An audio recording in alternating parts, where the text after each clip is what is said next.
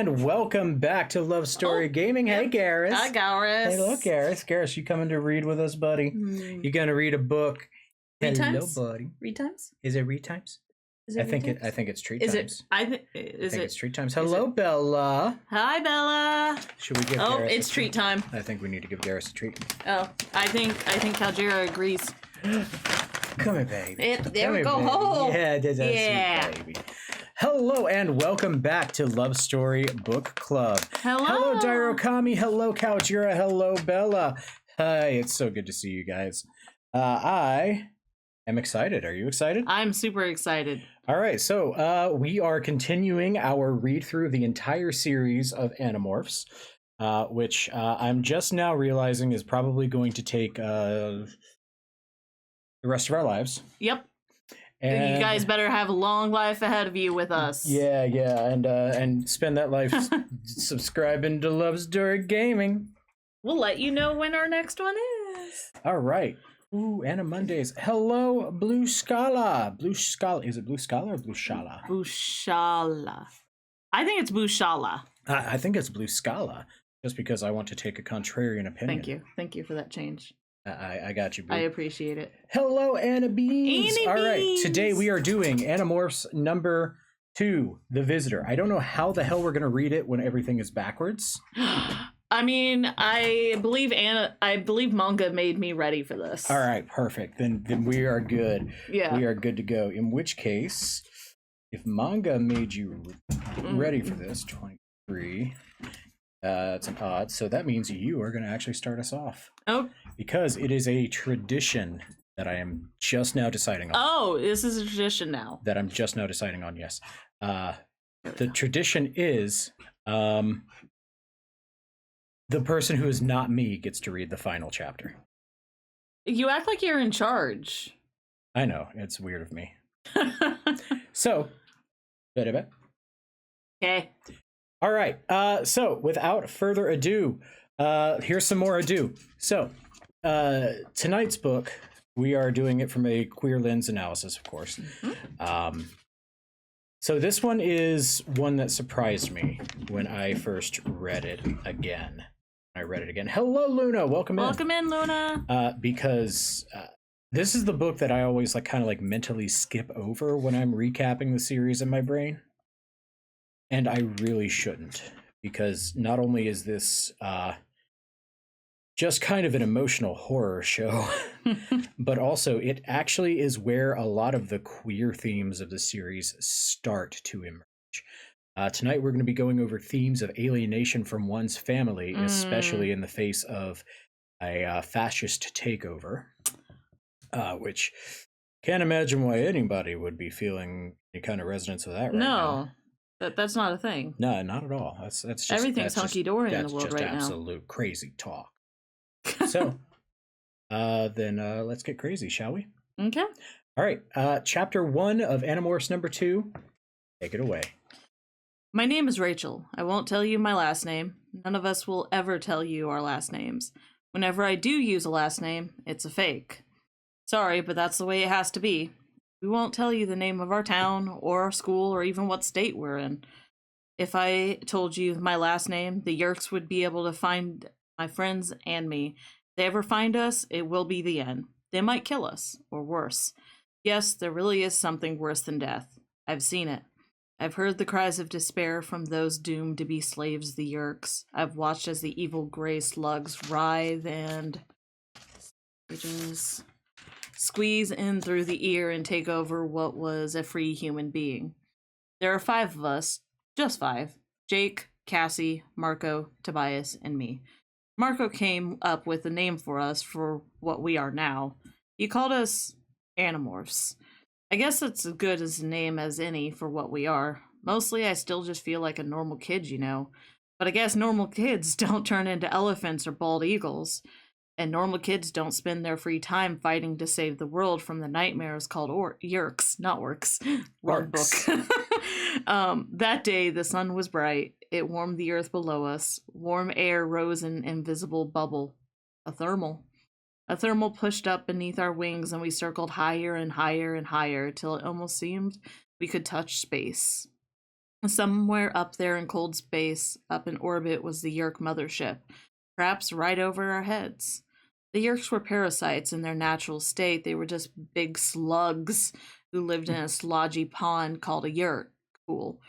But the Yerks have the power to take over other bodies. They have enslaved many races throughout the galaxy, the Taxons, the Hork-Bajir, the others, and now they have come to Earth looking for more bodies to control. Who was there to try and stop them? Well, off in space, there were the Andalites, but the Andalites were far away, and it would take them a long time to come to rescue the people of Earth. On Earth, no one knew of the Yerks. No one but 5 kids who were having fun being birds and riding the thermals. I looked over at my friends. Some were a little way below, some were higher up. Jake was flapping his wings a little more than the rest of us. He had adopted a falcon morph. Falcons don't soar quite as well as hawks or eagles. Tobias was the smoothest flyer. That was probably because red-tailed hawks were natural acrobats. Partly it was because Tobias had much more practice flying than the rest of us. Too much practice. Okay, Tobias, you were right. This is the coolest thing in the world, I said. Want to try a dive? It's amazing, he said. I wasn't exactly sure that I wanted to dive, but what could I say? I don't usually turn down a challenge, so I said, sure. Follow me. Tobias bent his wings back and plummeted towards the ground like a bullet. I tucked my wings back and went after him. The ground came rushing up at me. I was falling with nothing at all to stop me from splatting right into the ground. It was like a nightmare. We were going like 60 miles an hour as fast as a speeding car, 60 miles an hour aiming right for the ground. But even though it was scary, it was also way cool. Forget surfing, forget skateboarding, forget snowboarding. You haven't had a thrill till you've ridden the thermals a mile into the air and then gone hurtling straight down at maximum speed. Air streamed past just like when you were open the car window and you're going really fast. It was like being in the middle of a hurricane. The leading edge of my wings was battered and vibrating. I felt my tail making dozens of tiny adjustments, moving a single feather one way or the other to keep me pointed straight. But one wrong move and I could have tumbled end over end. At this speed, if I suddenly tumbled, I feared I could break a wing. A broken wing this high up was a death sentence. Tobias, I just realized something. What? It isn't like being an elephant. If I got in trouble as an elephant, I could morph back to my human body. But I'm a long way up. If I morph back into my human body... I didn't finish the sentence, but I suddenly had this vision of me. The real me. Rachel dropping like a stone toward the hard ground below. I guess Tobias could sense the fear that was building in me. Let the eagle do the flying, Tobias advised. Relax and let the eagle's mind do the thinking. She knows what she's doing. I'm glad one of us does, I said nervously. It's strange when you're an Animorph. You have the animal's brain in with your own. Usually you control that animal's intelligence, but not always. And sometimes you have to learn to let go, to let the animal take charge. I relaxed. Instantly the vibration lessened. I felt more stable. The eagle was in charge and Tobias was right. The eagle knew how to fly. Then, to my amazement, I saw something go zipping past us, faster than either me or Tobias. It was Jake. His peregrine falcon's smaller wings made it harder for him to float on the thermals, but those same wings made him unbelievable fast in diving. It was almost like Tobias and I were standing still. Yeah! Jake yelled in our heads. I would have smiled if I had a mouth. Jake is like me. He loves excitement and adventure and being a little crazy. Maybe we're so alike because we're cousins. Also, we're both a little competitive, I guess. It bothered me that he was a faster diver than I was, just like it bothered him that I could soar better. I guess that sounds ridiculous, huh? Zing! Something went right by my head. You hear that? Tobias asked. Yeah, I sure did. I asked, what was it? I don't know. Instinctively, I pulled out of the dive, straightening every muscle in my wings as I opened them, and felt the shock of wind resistance. It was like opening a parachute. The rest followed my lead. We were still a few thousand feet up, but much closer to the ground than we had been. Zing! I felt something go right through my tail feathers. Hey, someone down there is shooting at us, I said. I can see them, Cassie said. She and Marco had joined up with us. They had both morsed the same osprey. It was hard to tell them apart because you can't really tell where thought speech comes from. Two guys over in the woods. They have a rifle. I can't believe this. I was really mad. I'm an endangered species. I'm a bald eagle. What's the matter with these creeps? He's getting ready to shoot again, Marco reported. I can see him taking aim. As soon as you see the flash of the rifle, dodge hard right, I yelled. A normal eagle or a hawk or a falcon would not have been able to figure that out. We weren't just raptors. We still have our human intelligence. There are times to let the animal take over, and there are times when that superior human intelligence comes in handy. There, they fired. Instantly, I turned a sharp right. The bullet went whizzing by harmlessly. You know what? I don't think I like those guys, Tobias said. Tobias had special reasons for disliking anyone who would shoot at a bird. Me neither, I agreed. I have an idea. I explained what I wanted to do, and the five of us flew off out of range of the shooters. When we were far enough away, we went into a steep dive, down, down, down, faster and faster towards the trees. I thought I was scared, diving from high up. Now I was diving at lower altitude, aiming directly at the trees. This was a whole new level of terror. With my eagle's eyes, I could see the bark on the trees. I could see ants on the bark of the trees. It was like those trees were right in front of us. I hoped the eagle knew when to pull out of the dive. If I slammed into one of those trees at 60 miles an hour, I was spam. Then at just the right split second, like a perfectly trained squadron of fighter jets, we opened our wings and swooshed into the trees. Unbelievable. I heard Marco yell. I don't know if that was fun or just insane. It was like some video game nightmare. We kept most of the speed from the dive, and now we were zooming through the trees so fast that tree trunks were just round blur around us. Tree, bank left. Tree, bank right. Tree. Dozens of feathers made the slightest individual adjustments. Muscles in my wings trimmed the angle of attack a millimeter one way, a millimeter back. Tree, tree, tree, tree, tree, tree. Yeah, I yelled, half from terror and half from the total out of control thrill of it. In and out, around and through, zoom, zoom, zoom. Suddenly, there they were, just ahead of us in the clearing. Two teenage creeps sitting in the back of a pickup truck. One guy had a blonde ponytail, the other wore a baseball cap. They were 1,000 yards away, like being all the way down a football field, but my eagle eyes were so good I could count their eyelashes. The guy with the ponytail had a rifle. The other guy was drinking a beer. They were still scanning the skies looking for us. Guess what, morons? I thought as we raced towards them. We were not up there anymore. We're right here in your face. Boom. And you know, if we end right there, everything will be fine. Yeah. We're just birds having fun. Yeah. Birds. Hey, you want to have some more fun? What? They didn't even have enough time to look surprised before we struck. As bald eagle, I was the biggest of the five of us. I could carry the heaviest load. I raked my talons forward. I opened them wide. You get to do the sound effects. See? Tobias's hawk let loose an intimidating shriek. My talons hit the gun barrel and closed on it. Tobias slashed the ponytail guy's head with his own talons. Ponytail shouted in pain and surprise and loosened his grip on the rifle. Hey! The second guy yelled. Zoom! I was out of there with the rifle in my talons. With the additional weight of the rifle, it was a struggle getting any altitude. That bird has your gun, Chester! And that other one stole my beer! I glanced over and saw Marco. At least I think it was Marco. He had the beer can in his talons, half crumpled. They are way too young to be drinking, Marco said in his most parent-like voice. I heard Ponytail Guy complaining down below. That ain't right. It ain't right that no bird should take my rifle like that. I caught a little breeze and gained just enough altitude to get above the trees, but I was having a hard time. My wings were beating in the still dead air of the woods, and not getting very much lift. I scraped the top of a tall pine tree and emerged from the woods.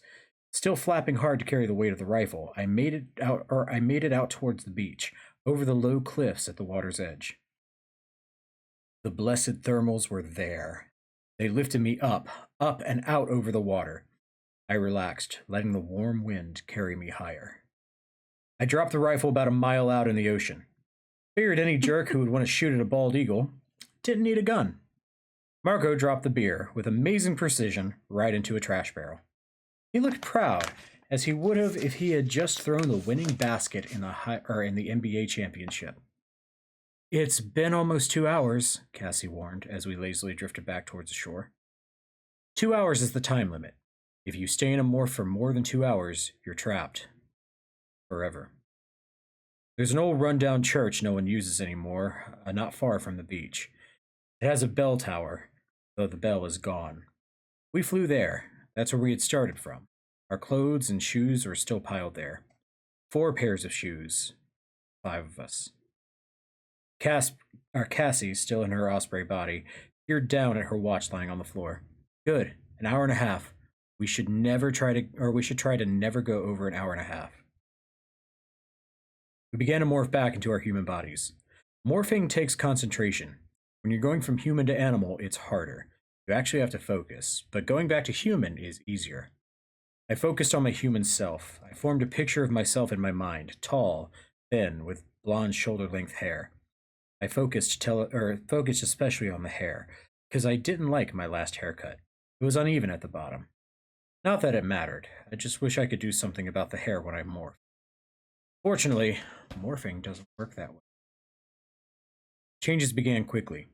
Feathers that covered me began to melt. They ran together like hot wax. In some places, when my skin reappeared, it would have this beautiful feather pattern for a few seconds.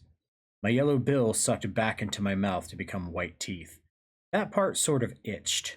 It made me want to grind my teeth a few times. My lips grew around my teeth. My eyes went from pale gold to my normal blue. My legs grew quite a bit, from about 3 inches to normal size.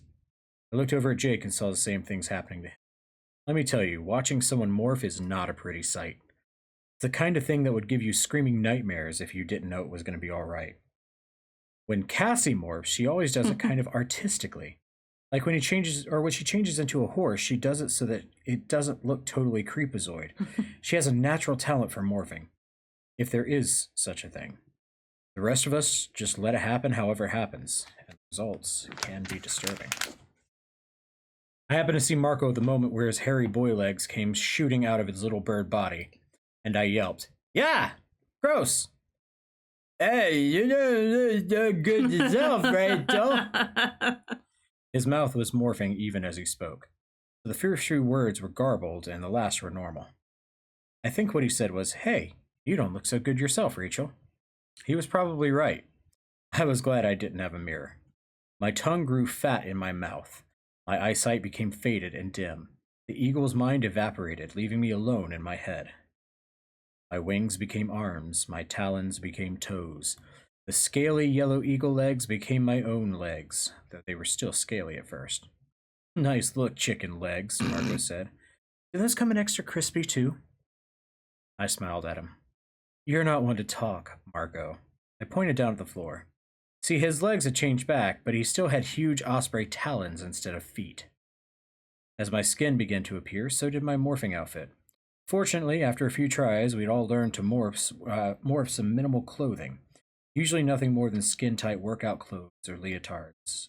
Not enough to go walking around in, but enough to keep us all from dying of embarrassment when we morphed in front of each other. I checked out my friends. They were mostly normal again, with just a few remaining hints that they had been birds a minute earlier. Jake is kind of a big guy, strong-looking, with brown hair and serious dark eyes. Though at that moment, his eyes were shining with excitement. Sometimes being in a morph was just totally breaks you out. Jake was a lizard once, and he still hasn't gotten over the fact that he ate a live spider. But I guess he enjoyed being a falcon, because he was babbling on and on about how great it was. "That was so absolute," he said, the most 90s way possible. Mm-hmm. It's like now, Radical. being back in a human body, I feel like I'm handicapped or something. I feel like I'm glued to the ground. And blind, Cassie agreed. Human eyes are so lame for seeing things far away. She grinned and spread her wings. She had managed to keep her wings until the very end. Now she looked like some kind of strange angel. Oddly, the look worked for her.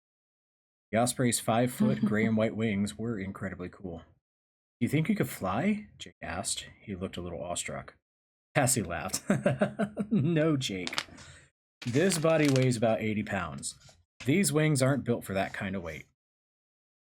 They're like 13, 14. They're teenagers. She morphed her wings into arms about 3 seconds and laughed gaily. Marco shook his head. Great. When we morph, we look like some mad scientist's genetic experiment gone crazy. And Cassie gets to look like an angel. Cassie and I have been friends for a long time. Though to us, you wouldn't think that we'd hang out or though to look at us, you wouldn't think we'd hang out together. Words. Biblically accurate angels. Biblically accurate Cassie. Biblically accurate Animorphs. Cassie is casual to the extreme. The girl just doesn't care about clothing or style. I swear she would wear overalls to a wedding if someone didn't stop her. Cassie lives on a farm, and her whole family is massively into animals. Her dad used the barn to run the Wildlife Rehabilitation Clinic, which is a kind of hospital for injured animals. It's always full of birds and skunks and possums and coyotes and every other animal you can think of. Cassie's mom is a vet, too. She works at the Gardens, this huge zoo and amusement park. So maybe Cassie was just born with an instinct for understanding animals. All I know is she's always finished morphing when the rest of us are still looking like creepy half-human, half-monsters. As for me, well, it's not that I miss fashion or whatever, but I do like nice clothes. I guess that, plus the way I look, makes a lot of people think I'm stuck up or something. People do think I'm pretty, but to me that's just an accident, you know? Looks are not the important thing. It's what's in your head that counts, and that's what I concentrate on. Of course, that's another area where Cassie and I are a little different. I guess she would say, no, it's what's in your heart that counts. She's a natural peacemaker. If there's ever a hassle within the group, it's usually me and Marco that caused it. And Cassie is the one who gets us all calmed down. Personally, I'm glad to be back in my regular body, Marco said. Flying's great, but it's not a good idea to be able to see that well. Why? Jake asked. Look, Jake, how many times have you been walking around the mall or whatever?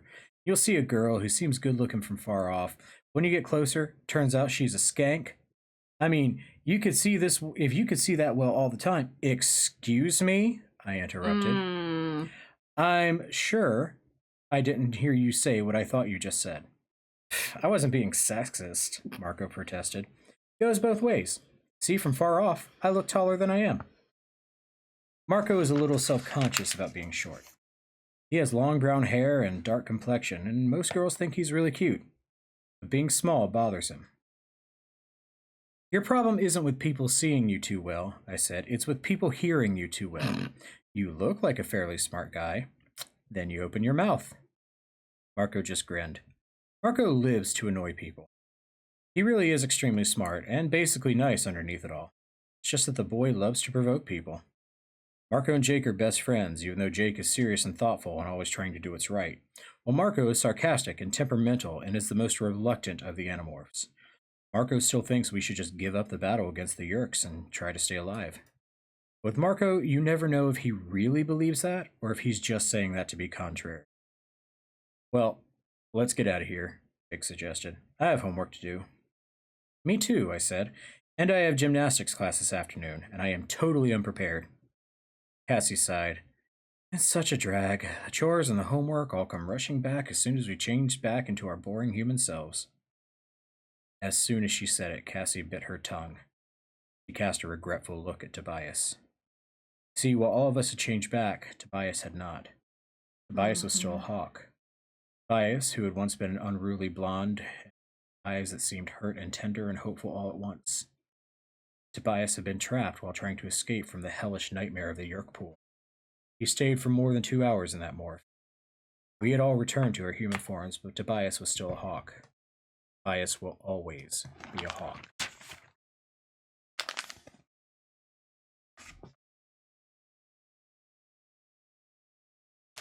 Chapter 3. Also, there is something about the bit about just letting sometimes you just gotta let the animal brain take over. Sometimes you just gotta let the animal brain take over.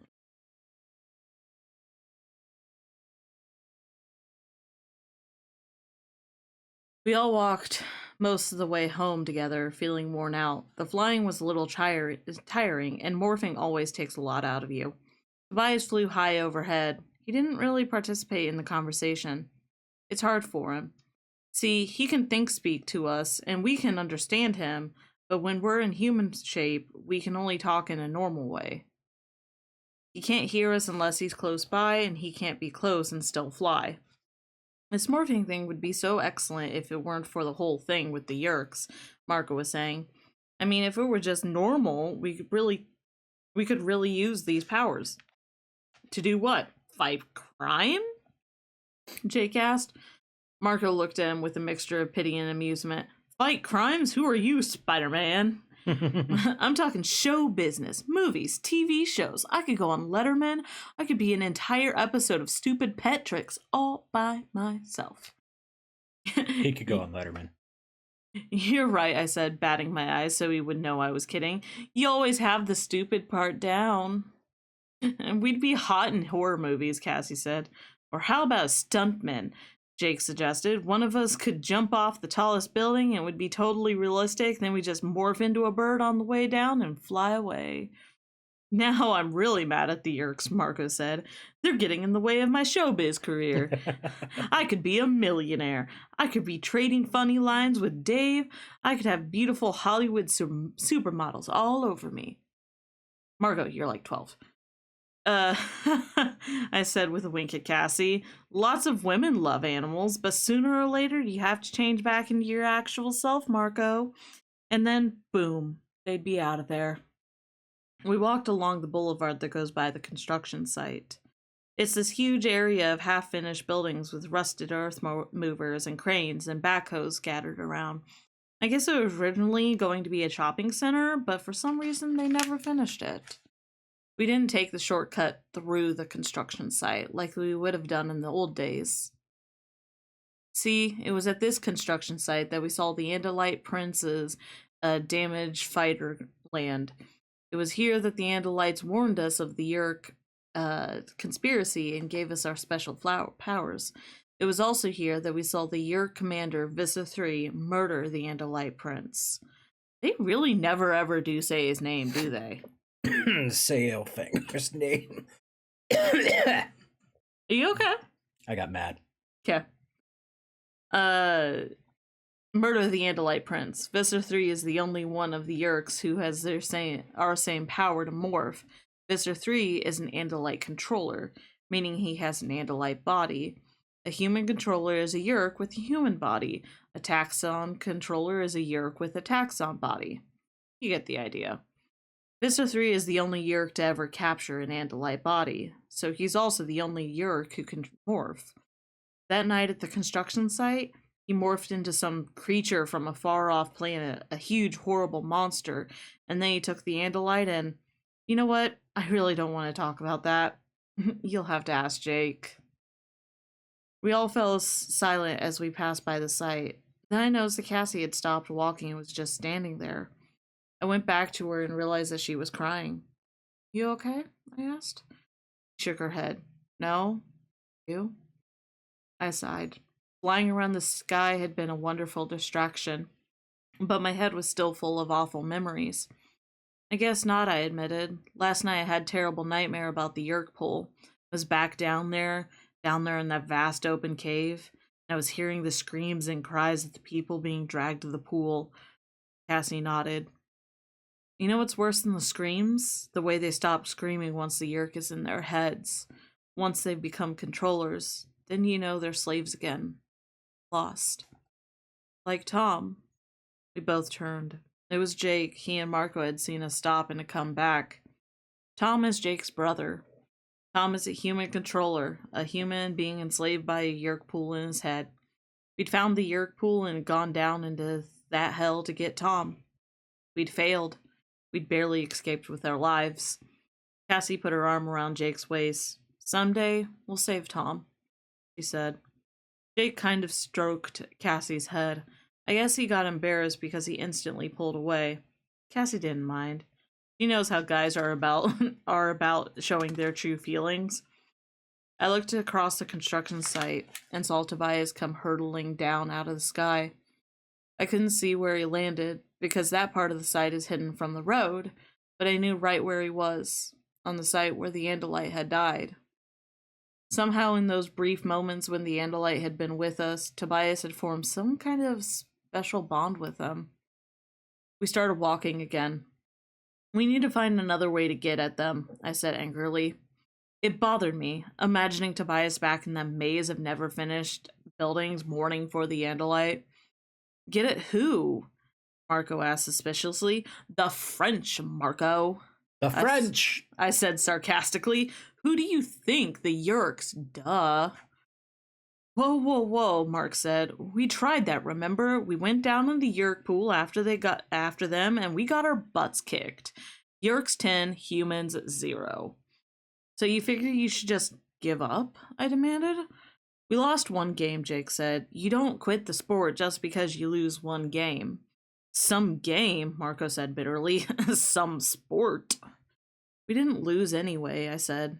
The others looked at me like I was crazy. Look, I exclaimed. I know we didn't save Tom, and we sure didn't stop the Yerks, but we gave them a reason to be afraid at least. Yeah, they're terrified of us. Visser 3 probably can't sleep at night. He's so worried about 5 kids, Marco said sarcastically. Look, Visser 3 didn't think we were a threat. He thinks we're lunch. He doesn't know who or what we are, I pointed out. The Yerks are convinced that we're Andalite warriors because they know that we can morph, and they know that we found the Yerk pool and infiltrated it, and took out a few of their taxons and Hork-Bajirs while we were at it. I think they're probably a little nervous. At least. Jake nodded. Rachel's right. But just the same, I don't think we want to try to get back to the Yerk pool. Besides, the door is gone. We all stopped and stared at him. He shrugged. Well, I just wanted to see if the door still worked, okay? Just in case. But it's not there anymore. The door leading down to the Yerk pool had been hidden in a janitor's closet at our school. There were dozens of doors to the underground Yerk pool, spread all over the city, but this was the only one we knew about. So we find another way to get at them, I said. We can follow Tom again when it's time for his Yerk to return to the Yerk pool. Yerks have to go to the pool every 3 days. They drain out of their hosts' heads and soak up Candrona? Candrona rays. Remember, it's Candrona, not Cantdrona. That was bad. I accept full responsibility. No, no, we leave Tom out of it, Jake said firmly. If we call attention to him in any way, the Yerks may decide he's trouble for them. They may decide to kill him. Marco gave me a sour look. This is what you want to keep doing? Risking our lives, the lives of everyone we know? For what? For freedom, Cassie said simply. Marco didn't have a smart answer to that. There's still Chaplin, Jake said. Chaplin is her assistant principal. He's also one of the most important human controllers. He runs the Sharing, the club that helps recruit unsuspecting kids into being hosts for the Yerks. If there was some way for us to get close to Chapman. Jake let the words hang in the air. He carefully didn't look at me, but I knew what he meant. He obviously been thinking about this for a while. Melissa? He nodded. It's a possibility. See, Melissa Chapman, assistant principal Chapman's daughter, is one of my closest friends. Or at least she used to be. The last few months she'd been acting very strange towards me. Like she didn't care anymore. We took gymnastics together. Actually, we got into it at the same time. You know, something to do together. I don't like using a friend that way, I said. Oh, suddenly the mighty Rachel is weaseling. Marco growled. You don't like using your friends? You're pretty willing to risk my life. Sure, Marco, but who said you were my friend? Haha, very funny, Marco said. But at the same time, he looked a little hurt. Oh, Marco. Oh, kidding, Marco, I said. Just kidding. Of course you're my friend, but you're an Animorph. Melissa is just an innocent bystander. I wish I never came up with that word, Marco said. Animorph, give me a break. Rachel, Melissa's father is one of the main controllers. Jake said, gently ignoring Marco. She's in this whether or not she likes it. I felt a bitter taste in my mouth. Jake was right, of course. Chapman was the logical lead to follow, and Melissa was the way to get close. It made sense. It made sense for me to betray an old friend. It also made me feel like hurt. Chapter 4. Chapter 4. What are we thinking so far? Ooh. Yeah. Yes, I agree, Calgira. That was an awful joke. Hello, puppy. So Garrus likes to hang out under the desk, right? Yeah. So I'll occasionally look down and just see two eyes looking up at me, kind of like with the reflected light. And I'm not gonna lie, for a brief second I think, the demons have come. Then I realize that it's Garrus, and I'm like, oh yes.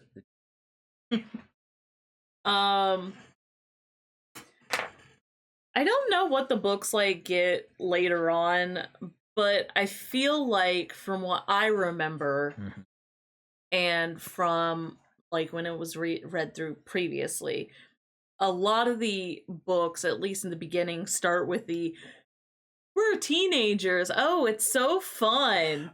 They keep that up until the very last book. It's in the very last book too. The very last book is like, we were 5 teenagers going through a construction site. No. And here are yerks and all that.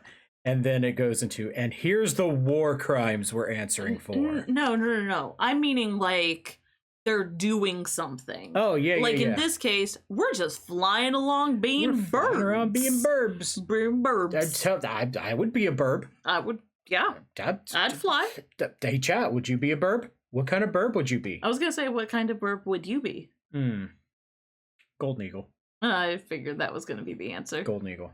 Because it's big and powerful. But also, I think an owl. Ooh, yes. Owl. That's what, yeah. I'd want to, owl.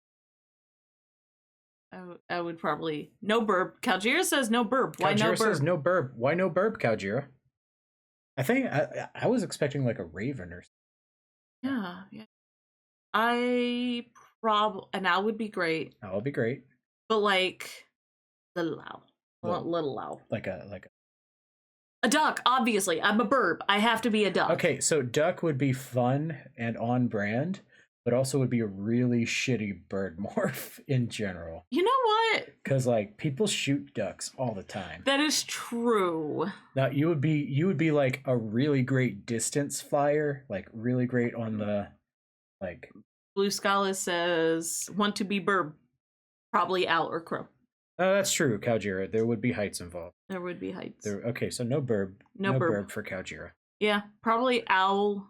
If I was going like a predator, I would honestly go with a red-tailed hawk. Like, I remember watching them, and they're from the area in which I grew up, and yeah. I attribute Animorphs to single-handedly making red-tailed hawks as popular.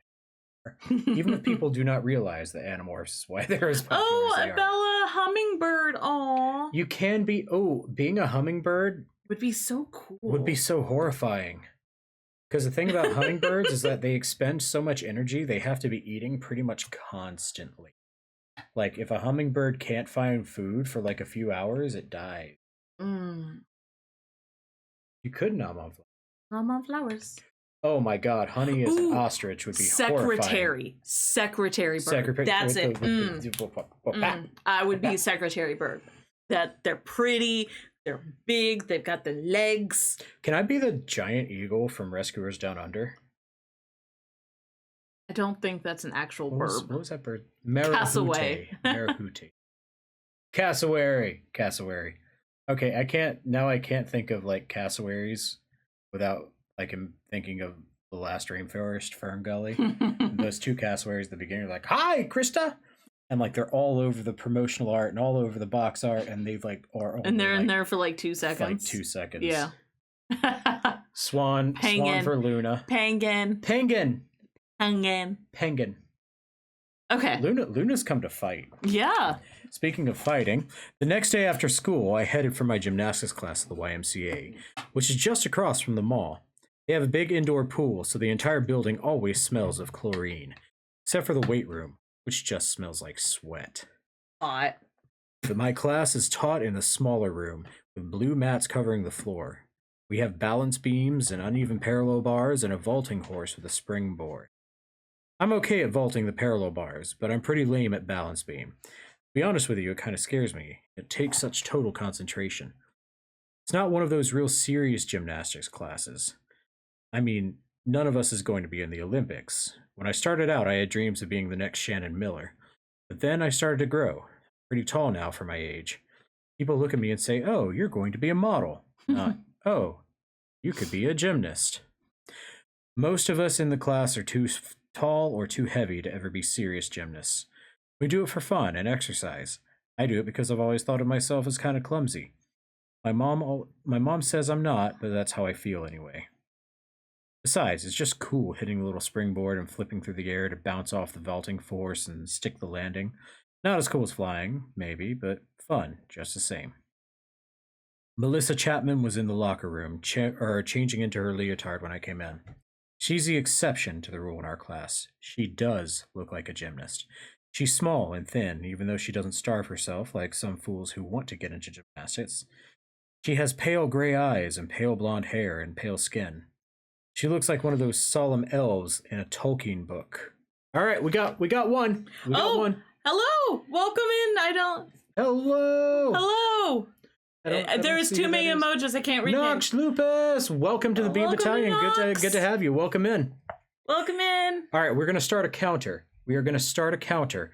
I need a volunteer in chat who is gonna be with us for the long haul. Can we get a volunteer in chat? Long haul, I mean the entire series. I mean, there's always just Calgira and I when we're in chats. All right, we got Bella. Bella. You are going to keep a tally of the Tolkien references in these books. We got one. Was there not one in the first book? Nope, not one in the first book. I'm going to help you in that one, Bella. In case we run into some time. They are our resident Tolkien nerd. Animorphs was an early 2000s classic. Welcome in, Nox. It's great to have you. Yeah. We are on book 2. Chapter 4, if you want to read along with us, we are doing a queer lens analysis. Anyway, as I was saying, at first glance, she looks delicate, but when you look a little closer, you see strength there, too. Melissa gave me the kind of not very warm smile she always gives me lately, like she was distracted or thinking about something more important. "Hey, Melissa," I said. "How's it going?" "Fine. How about you?" "Oh, pretty much the same old thing." That was a lie, of course. What was I going to say? Yeah, Melissa, same old, same old. Been turning into animals and fighting aliens. You know, the usual.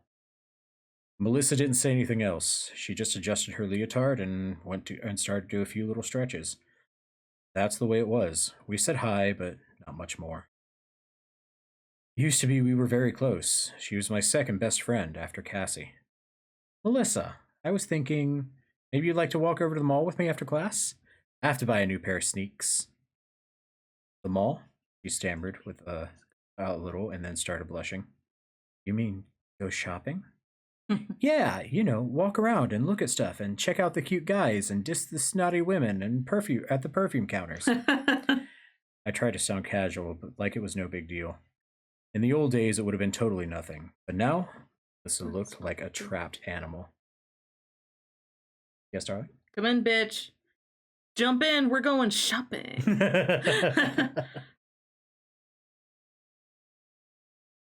When had Melissa and I gotten to be such strangers?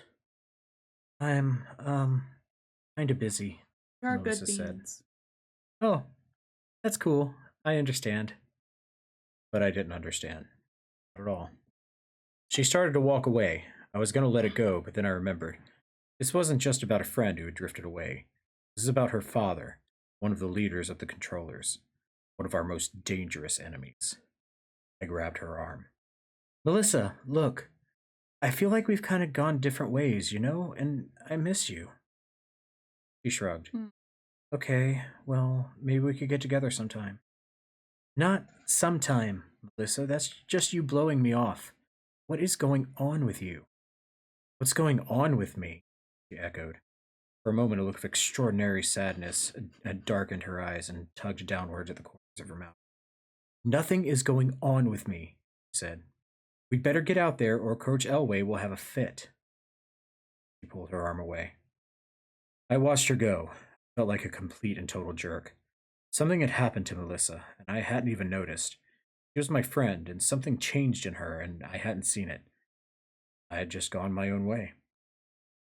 And now I was only acting like a concerned friend. The truth was, I was only paying attention for my own reasons.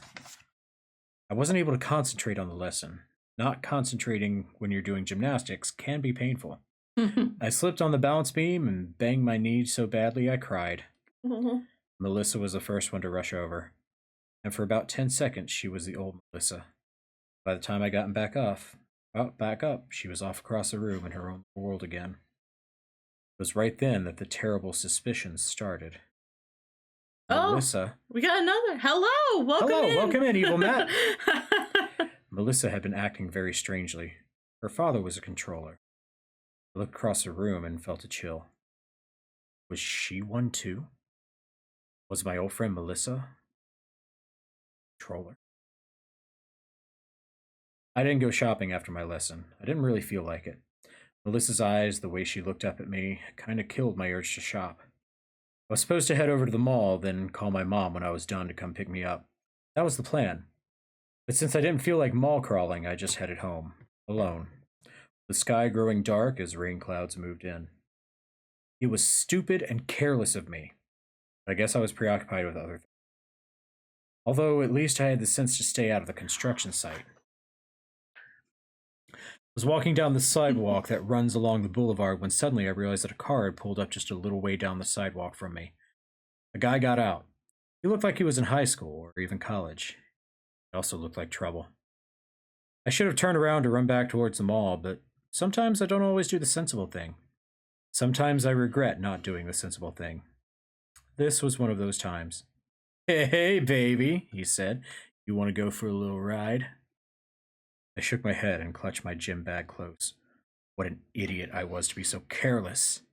Now, don't be stuck up, sweet thing, he said. I think you better get in the car. The way he said it didn't sound like an invitation. It sounded like an order. Now, I was really afraid. I clutched my gym bag close as I passed him. Don't ignore me, he hissed. He reached for me and missed. I walked faster. He was behind me. I broke into a run. He ran after me. Hey there, come back here! I had been stupid going out alone. Fortunately, unlike most people, I wasn't helpless. As I ran, I focused on something completely different. I concentrated on an image in my mind, and I felt the change begin. My legs grew thick, my arms grew bigger. I could feel myself growing large and solid. I felt the squirmy sensation of my ears becoming thin. It wasn't enough to just look. This guy made me. I wanted to scare him half to death. My nose suddenly began to sprout. Then from my mouth, two huge spears. The tusks began to appear. I figured that was about enough. I broke my concentration, stopped them. I stopped suddenly. The creep barreled right into me. He was not going to like what he was about to see.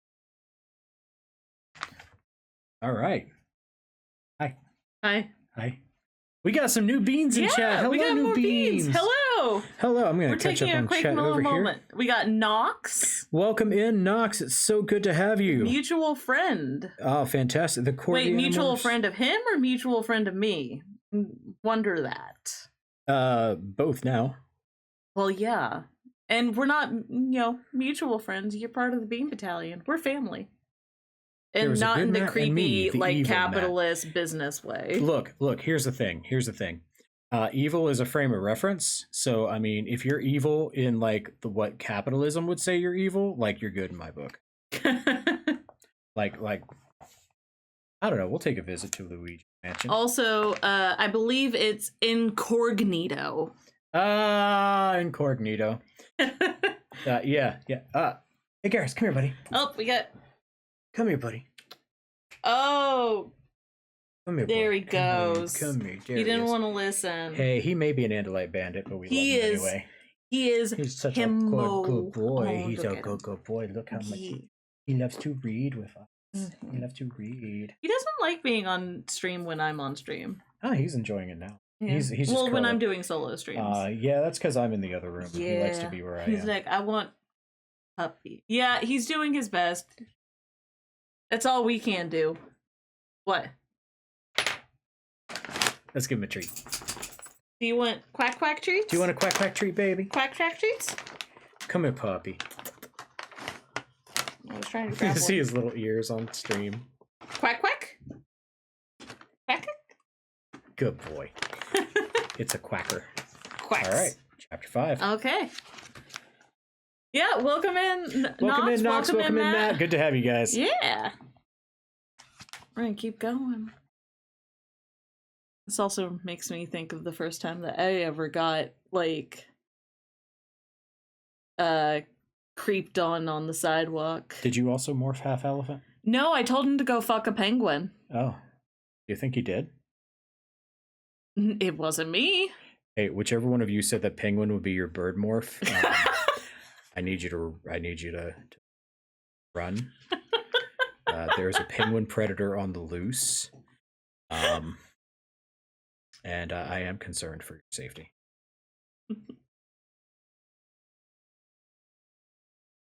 I think I broke the duck. The duck broke. Duck broke. Okay. Serious.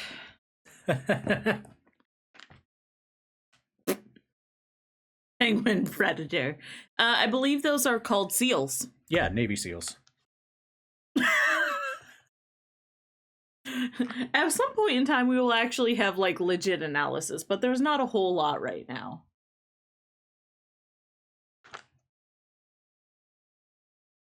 I wanted to tell the jerk to step off. What I wanted to say to him was, so you still want to go for that ride? What I really said was,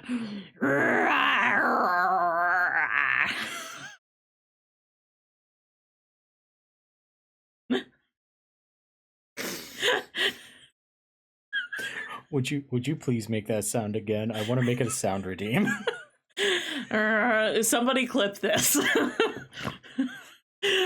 What I really wanted, what I really said was,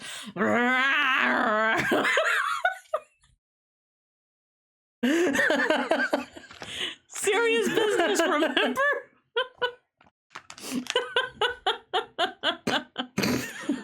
I am so hot right now. Oh my god.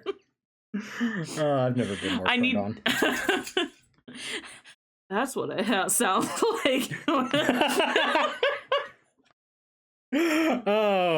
Love story after dark. The guy just stopped. Chat demands it once more. What I really said was, oh, perfect. Moving on. Okay. Hey. What he saw was me halfway through morphing into what was an African elephant. I had about a third of a trunk and most of my huge fan-like elephant ears. My legs were like stumps. My arms looked like Arnold Schwarzenegger's, only gray. I want arms that look like Arnold Schwarzenegger's. Hot. And my tusk stuck out about a foot out of my mouth. Just to make things extra weird, I still had my normal hair and my normal ears. Suddenly, the guy wasn't... or normal eyes. I should watch Zootopia. I was thinking, furries. Suddenly, the guy wasn't interested in hassling me. Ah! He turned, he ran. For a minute, he forgot he even had a car. Then he turned around and jumped in through an open window. He started the car and took off. Is this like a random action movie? He just like jumped in through his window in the car. Yeah, how do you get into your car? That's how I do mine. Hot. He started in the car and took off. He was definitely breaking the speed limit as he tore out of there. I concentrated again and began to reverse the morphing process, going back to a human shape. I had been wearing a loose sweater and leggings, which was good. They had both stretched, but my shoes had been split open by the sudden growth of my elephant feet. It had started raining, so the trip home was going to be very unpleasant. No like rain.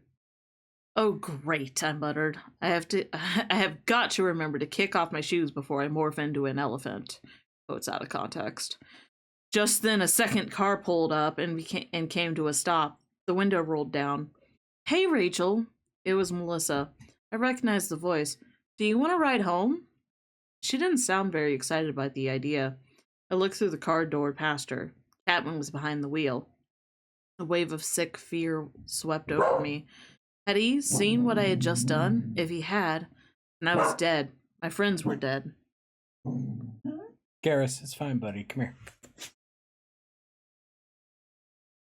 I got you, boo. I'm fine, I said. I could use the exercise. Garrus is trying to read. Nonsense, young lady, Chapman said, sounding like his usual assistant principal self. It's beginning to rain. Get in. What else was I supposed to do? I forced a smile. It wasn't easy. Thanks, I said. Melissa was in front with her father. I sat in the back. I tried not to shiver. I tried not to stare at the back of Chapman's head. That's how it is when you're around a controller. You know, that evil slug is right there in the controller's head, attached to all his nerve endings, controlling the human brain, dominating it. It's hard not to stare when you think of what is squeezed inside that skull. When we were stuck back at the red light, it looked like some guy was bothering you. Melissa said. Then he ran off. Was he bothering you? No, I lied. He was just picking up something he dropped by the side of the road. Pathetic. I'm such a lame-ass liar.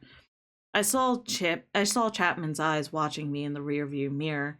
He looked like normal old Chapman. That's the problem with controllers. There is no outward clue. They look so normal. He went running off like hundreds of hounds of Hades were after him, Chapman said. Did he? I said in a squeaky voice. I wasn't looking. I guess it was the rain. That's probably why he was running. There. You can turn left there. I know where you live, Chapman said. I almost swallowed my tongue. Was that a threat? Did he suspect? Did he guess? Was he looking at me strangely? Or was I just paranoid? He pulled up in front of my house. My heart was hammering. Then I was determined to act casual. Thanks for the ride, Mr. Chapman, I said. Hey, Melissa, I was totally serious about us getting together. Okay? She nodded. Sure, Rachel. Absolutely. I closed the car door behind me. I had escaped. I was alive. I'd probably just been imagining things. Then I heard Melissa call out to me, Hey! What happened to your shoes?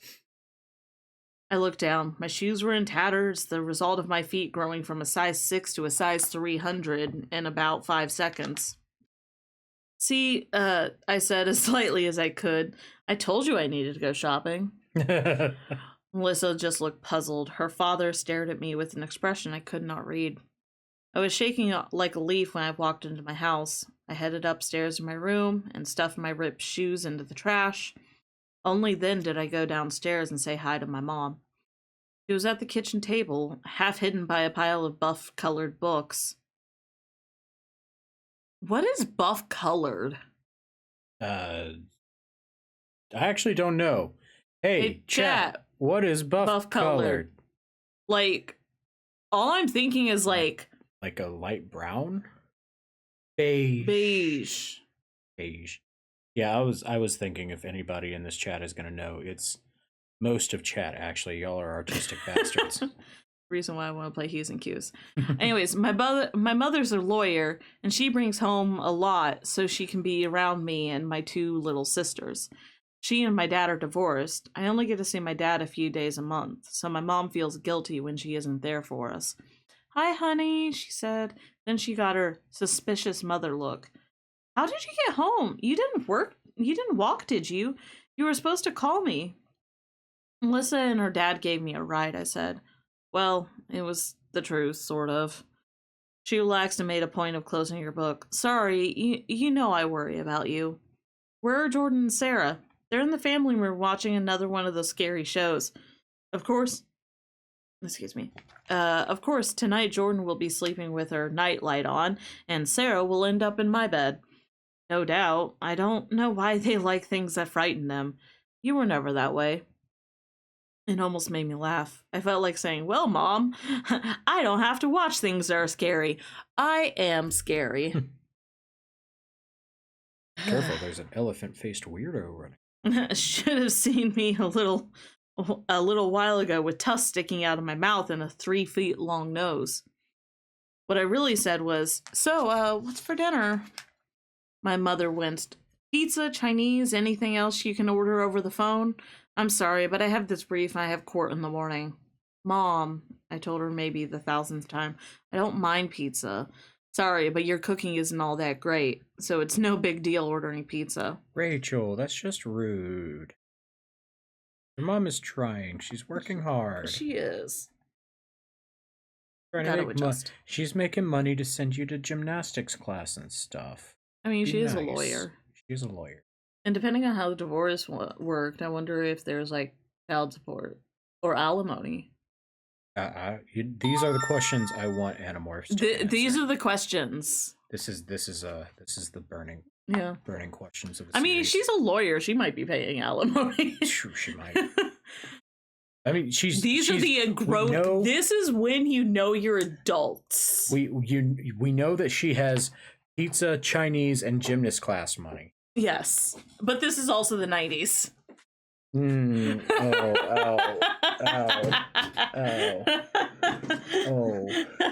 Is that that got real fast? I'm in pain.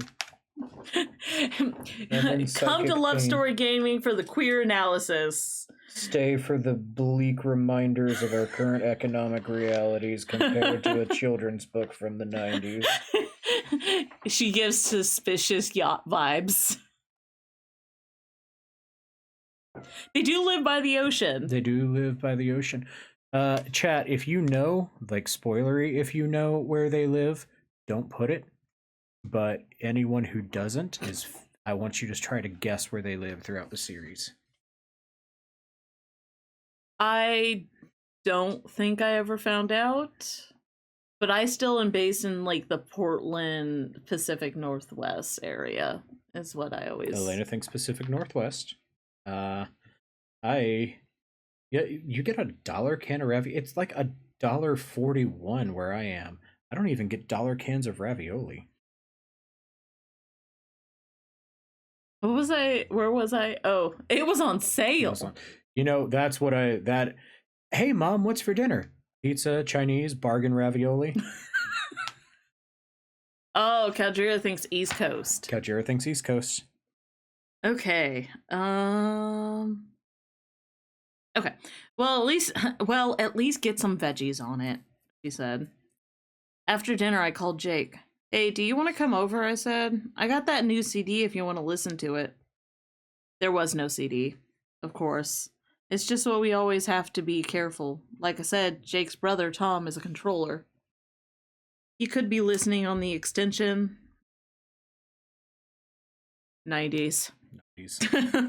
Then I called Cassie and Marco and told them the same cover story. When they arrived, I told them about Melissa, and then I told about my little run-in with Creep.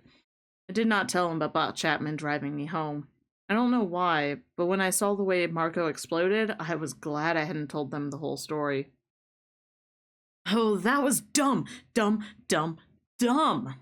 Marco said. What if that guy is a controller? He wasn't a controller. I had scornfully. Why would the Yeerks want to make a controller out of a punk? I resent that statement. Also, because it's a good strategic thing to just take everything you possibly can to infiltrate as many subcultures as possible.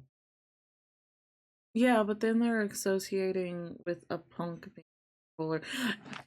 Yeah, I want an anti-Yeerk patch now.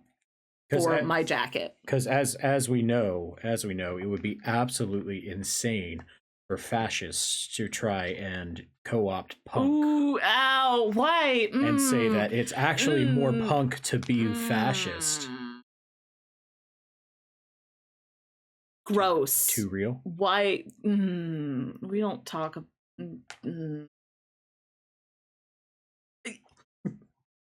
I'm with Calgier on this. Yeah, I'm just Remember, red laces get punched. I love you so.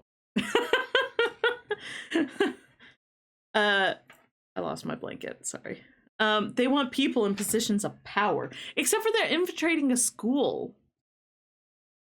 We don't know that for sure, Jake said. Tom isn't in a position of power. Hajira, right? And how about people driving by in their cars or looking out the windows of their homes, Marco asked. And what if he runs and tells someone about this girl who suddenly sprouted a trunk and tusks? I can talk. No one is going to believe a lowlife like that. His friends won't believe him, Marco said poisonously, but a controller would believe him. A controller would know what that meant. Yes, a controller would know what it meant. A controller like Chapman, or even Melissa. She was one of them. I felt sick. It was like my whole life was nothing but lies. Lies to Melissa, lies to my mom. Now I was lying by not telling the others the whole truth. Okay, I screwed up, I muttered. Sure did, Marco crowed. He crows a lot. You screwed up, so Marco let it drop, Jake said. Rachel knows he made a mistake. Rachel knows she made a mistake. We all make mistakes. Marco rolled his eyes. Cassie gave an encouraging smile. It was dumb putting yourself in that position, Rachel. You need to be more careful. But still, I'd have paid my next 10 allowances to see the look on that guy's face. The important thing is that we don't sound like Rachel. It doesn't sound like Rachel can use Melissa to get close to Chapman, Jake said. Not if she's a controller herself, and not if she's going to continue being weird to Rachel. I guess we'll have to find another way, I said quickly. I mean, we know where Chapman's office is. We know where his house is. Maybe you could just morph into small animals and hide out. Small animals like what? Marco asked. When Jake turned into a lizard, he got stepped on. He lost his tail. Besides, what are you going to morph into? A cockroach? We all shuddered at the thought. The smallest, strangest thing anyone had morphed so far was when Jake had done the lizard. It creeped him out big time. A roach would be even worse. That's what we call foreshadowing. That's what we call foreshadowing. I do not want to read that book. Freddy foreshadowing. I'm not going to read that book. We'll take a look at which one it is, but I'm pretty sure it happens a lot. Gross.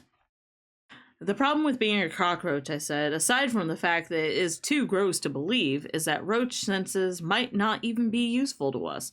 Can a roach hear in a way that would make it impossible for us to understand what we're hearing? We all looked at Cassie. She's sort of our expert on animals. Cassie held up her hands. Oh, come on. Like, I know how a cockroach sees and hears. We don't take care of roaches at the rehab clinic. We all sat there feeling glum for a few minutes, but I wasn't going to let it drop.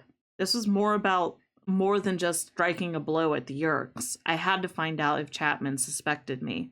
If he did, we were all in terrible danger. I happened to glance over at my desk. There was my math homework, still not done. That didn't make me feel any better, but then I looked at the photos I had mounted in one of those big frames with 6 different holes. One was of me with my mom and dad on a white water rafting trip we took. One was me visiting my dad at his job. He's a weatherman on TV. Ooh, he's a weatherman on TV. He's a weatherman on TV. Also, they only see him once a month. A couple days a month. I think her father fucked up. That would make sense. Weatherman on TV. Had an assistant. In the 90s, making good money. Mm-hmm. Had an assistant, you know? Yeah, and if the mom had fucked up, I don't think the mom would have the kids. Yeah, exactly. I think the dad fucked up. We're like, wait, does it actually go into This that? is the analysis you come to Animorphs for. Does it actually go into the background on why they're divorced? I don't think so. We learn more about the circumstances of like Marco's parents. Yeah, I know and, that. Like, Jake's parents a little bit, and we get into like Tobias's fucked up family life. I'm sure we meet Cassie's parents at some point. Yeah. But I don't think a lot of time is spent on Rachel's family. They're just so normal. Except, you know what? Currently, unless we prove otherwise, that is my canon, is that Rachel's father messed around with the assistant, whether with his assistant. Yeah. Also, they're a Disney family. One of the parents has to be missing. Always according to missing. Matt. According to Evil Matt. Evil Matt. We can trust him. He's evil. He's evil. Maybe he's a controller. That'd be silly. Controllers aren't real.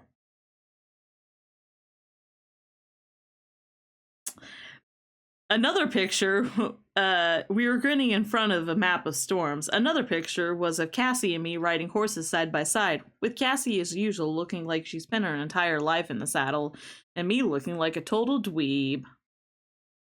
But the picture that got my attention was one taken a couple years ago of Melissa and me. I got up and went over to take the frame down. I stared hard at the picture. It's me and Melissa. It was like her 12th birthday or some birthday anyway. We were out on our lawn playing with the present her dad gave her. So what? Marco asked. So I passed him the photograph. Showed me and Melissa in shorts. And between us, a small white and black kitten. So her present was a cat. Kitty. What is the theme with Ducky as cats lately?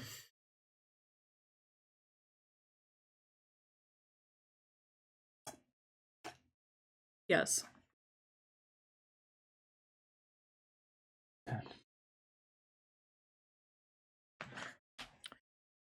Look, a kitty door, Jake pointed. Where? Marco asked.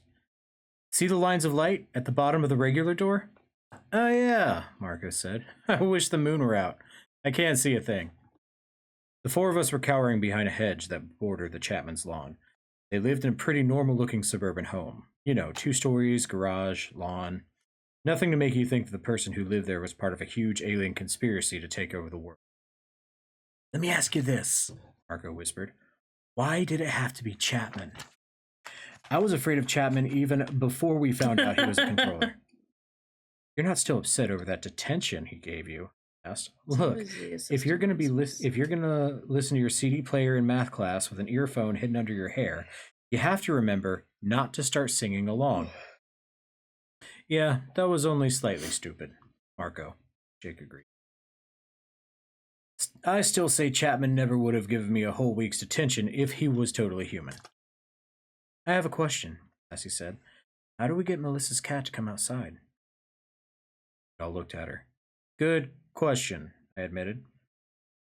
I mean, we could hide here in the bushes for a long time, but sooner or later the neighbors are going to notice. What does the cat look like?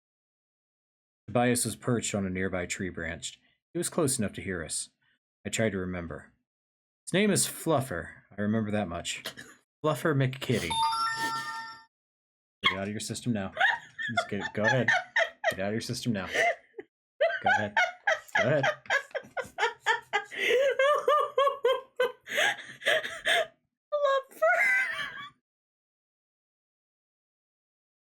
Why is it Fluffer? McKitty? Fluffer McKitty. Look at me.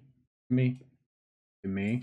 Why is it a porn star name? No laughing. Fluffer McKitty. Why is it float star? Chat, look at me. I'm gonna cry. Why is it a porn star name? Look at me. Fluffer McKitty. Why is it a porn star name? I'm sorry. I'm an adult. Oh, I'm an adult. You know, came for like serious analysis and get duck. You come for serious analysis. Stay for Fluffer McKitty.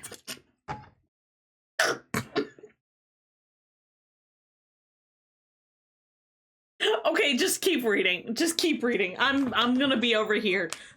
All right. Where did I leave off? Yeah. Oh, there it is, right there. Fluffer McKitty. I can't keep that. You've got to be kidding, Marco. Of course. I try to remember back to when I used to hang out with Melissa. It's black and white, you know, in patches. I'll look around. Tobias thought. Maybe it's already outside. Tobias spread his wings, swooped silently down over our heads, and flapped away into the night. You know what we need? I said. We need another kitty. We should have thought of that. Then we could have had the second cat call out to Fluffer McKitty. Marco turned to stare at me. Meow, Fluffer, come out, meow. Meow, meow, come and play, meow. Please come out. Tobias morphed This a was a cat bad very book for early me. on, didn't he? I asked. Yeah, Jake said, his first morph. The first morph any of us did. Rachel, you need to remember that if you go in there tonight, you have to stay in cat character, Cassie said. Most people just think that it was weird if a cat acted strangely. But Chapman may be able to guess what's going on if Fluffer McKitty suddenly starts acting so uncat-like.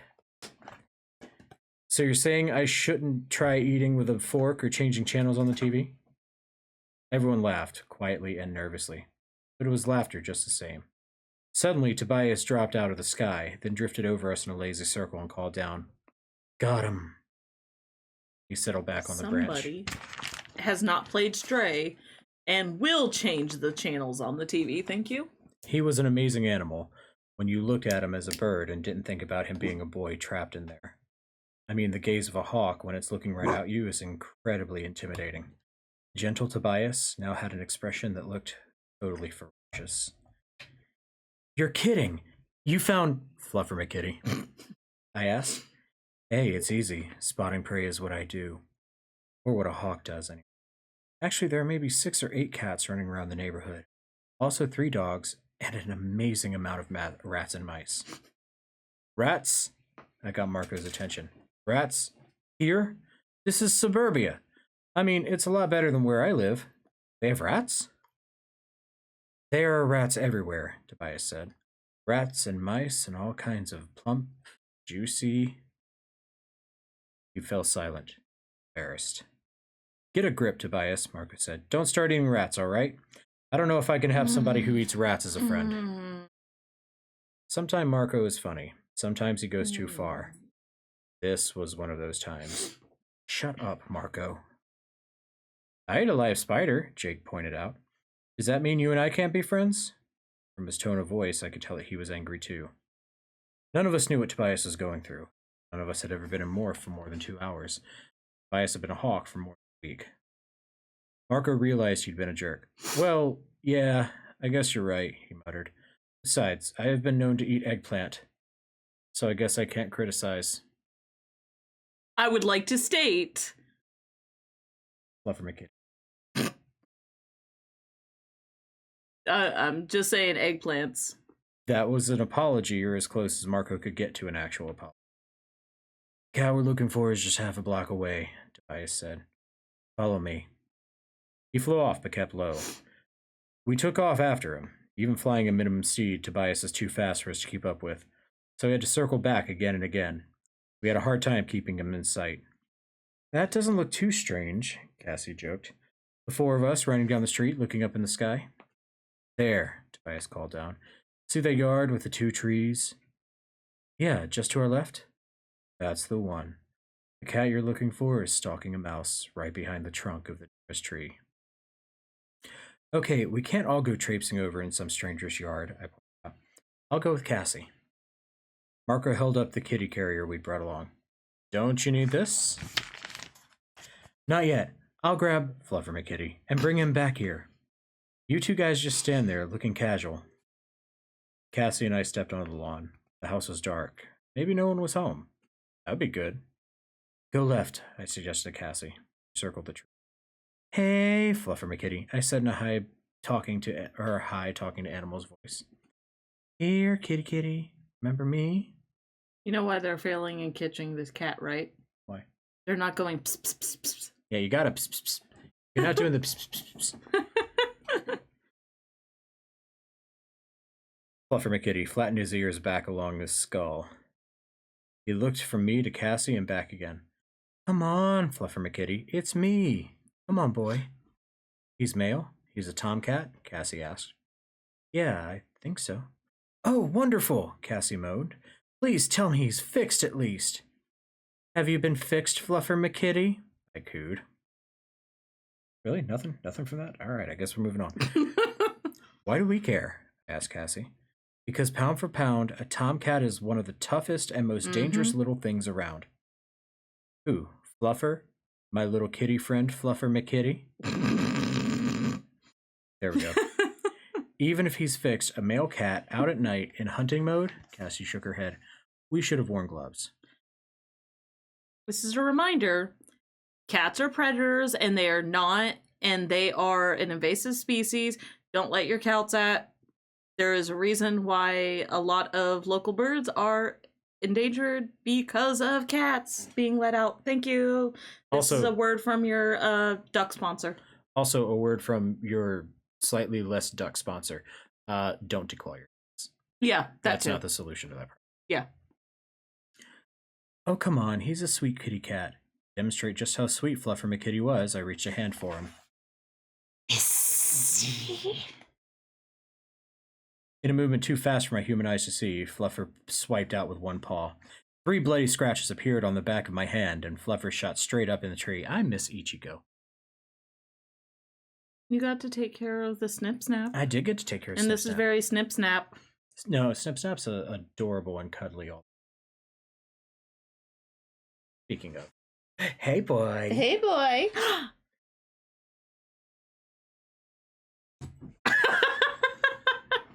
Ow! I stuck my injured hand in my mouth. Gloves would have definitely been a good idea, Cassie said. How are you guys doing? Jake whispered, just loudly enough for me to hear him. Wonderful, I said through grit teeth. I'm bleeding and Fluffer's in a tree. I heard Marco giggle. I expected that. Then I heard Jake giggling too. I looked up and saw 2 glittering yellow-green eyes glaring down from the dark tree. This was supposed to be the easy part, I said. I figured, okay, we go out and fly our Fluffer McKitty's DNA. Then the hard stuff begins. We have a cat up a tree, or Cassie said dolefully. You know how hard it is to get a cat down from a tree? I have a plan, I said. Tobias, are you up there? Right above you, but I am not going to try and snatch an angry tomcat out of a tree. That's not what I was going to ask, I said. Took a deep breath. This night was turning weird real fast. What I need is a mouse. Chapter 7. Ooh, okay.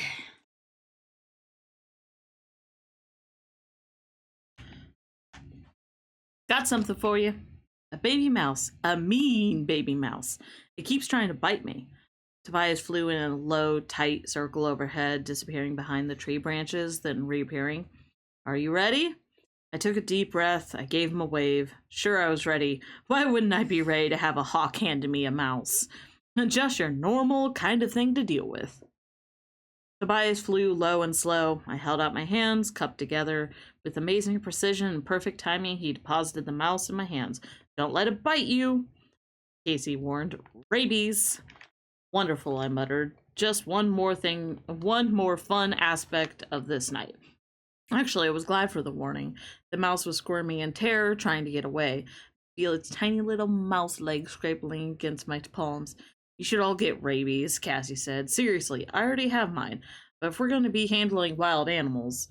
In the meantime, be careful to keep his teeth away from Did she say rabies or rabies shots? Yeah, rabies shots. Okay, good. Because I was about to say, if Cassie's telling people to get rabies, that's. I can read. You're doing a good job. Thanks. My cat Snip Snap has determined, no, he doesn't want to be outside. Yeah, he doesn't want to be outside. Okay. I wasn't planning on feeding him my finger, I said. Hey, wait. Cassie pried to open my hands to get a better look. That's not a mouse, that's a shrew. See the eyes? They're too small. And the tail is wrong. That's not a baby mouse. Tobias, it's a full-grown shrew. Sorry, is that bad? Cassie shrugged. I don't know. I just know it isn't a mouth. Wait a minute, Marco said, beginning to grin. Rachel's going to become a shrew? How will we know when she's changed? How do you become what you already are?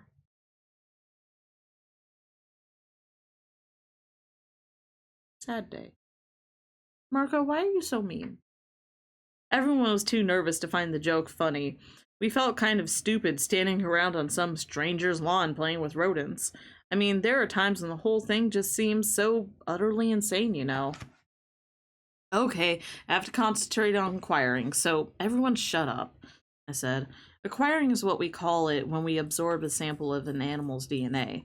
DNA is the stuff inside the cells that sort of serves as like a how-to manual for making the animal. When you acquire it, you have to think hard about the animal, focusing on it and blocking everything else out. Then the animal kind of goes limp, like it's in a trance. It takes just about a minute. It was easy to focus on the shrew, what with this squealing in terror and squirming to get out of my hand, but it was gross, definitely gross. I know there's nothing really wrong with shrews, but still, they freak me out a little bit. When I was done, I opened my eyes. Okay, little shrew, thank you for your help. You can go now. I'm not sure this is a good idea, Jake said doubtfully.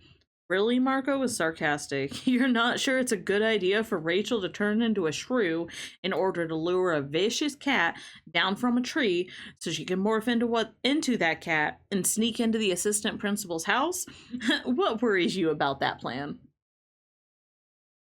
Cassie looked worried too. You know, Rachel, usually a cat will play with a mouse a little bit.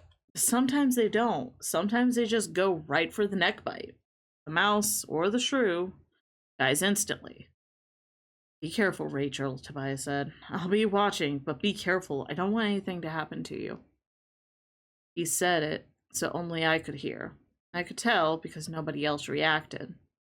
I looked up at Tobias and winked. I knew he would see it. I rubbed my hands together. Okay, let's do this. I concentrated once more on the shrew. The shrew is now a part of me. I don't know how it works, but it does. Somehow, thanks to the Andalite technology, the DNA of that shrew was stored away inside me. It was like having a map to guide as I was transformed. Yep, the way this works is they touch an animal and they can absorb its DNA and then morph into that animal. Have you, Matt, have you never read this book or the books in general? Because if so, the VOD for the book 1 is on Twitch. I highly recommend you check that one out too. It was like having a map. I wonder if does they ever explain whether or not they like have like knowing what all morphs they have? I don't think they like have an instinctive knowledge of all the morphs they've acquired. They have to like remember it. Okay. Because like there's like 50 plus books, so Well, yeah, if you ever if you ever have any downtime, check out the first book so you get caught up. Matt, you are in for a wonderful ride. This is my favorite book series. And this series, along with Legacy of Kain, is why I seriously got into writing. Your buttons. Oh no. Oh no. It wouldn't bother me if it wasn't the other ones weren't done. Okay, let me okay. The first sensation was of shrinking. It's a long, long trip down from being 5 feet tall to being less than an inch tall. It's like falling, except that you can feel the ground under your feet the whole time. One minute I was looking Jake and Marco and Cassie in the face. Sorry. Um, the next minute their faces seemed to be looming high up above me.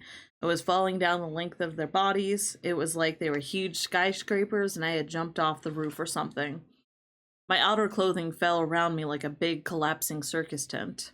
It made a slight grinding noise as my backbone collapsed into a size smaller than my little finger. There was a disturbing, not quite pain sensation that goes along with some morphs. Like, you knew it should hurt, but doesn't quite. I could feel the tail sprout from my tailbone, a long, hairless tail. Not at all attractive. My legs practically disappeared. They were so small. I was a chubby little ball of fur, no more than 2 inches long with 4 tiny feet. Then the fear kicked in, the shrew's fear. It hit me so hard I began to shake. I rattled with fear, I quaked with terror. I was surrounded, predators everywhere. I could smell them, I could see them, huge, gleaming, slow-moving creatures standing over me. Rachel, you okay down there? It was Cassie. She lifted the folds of my clothing off of me. I heard the voice and sort of understood it, but it was more like distant thunder. It didn't really mean anything, at least not to the shrew. It was looking for a way out. Its brain might have been terrified, but it was also amazingly smart. It was evaluating every possible escape route. It was measuring the distance between three sets of legs. One set of legs moved slightly. I was off like a shot. Running, running, running. Blades of grass seemed 6 feet tall. Twigs were like fallen trees that I had to scramble over. My little feet moved with incredible speed. I scooted past a beetle that seemed to me as big as a dog. Rachel, you have to get control. I knew they were right. I even sort of understood what they meant.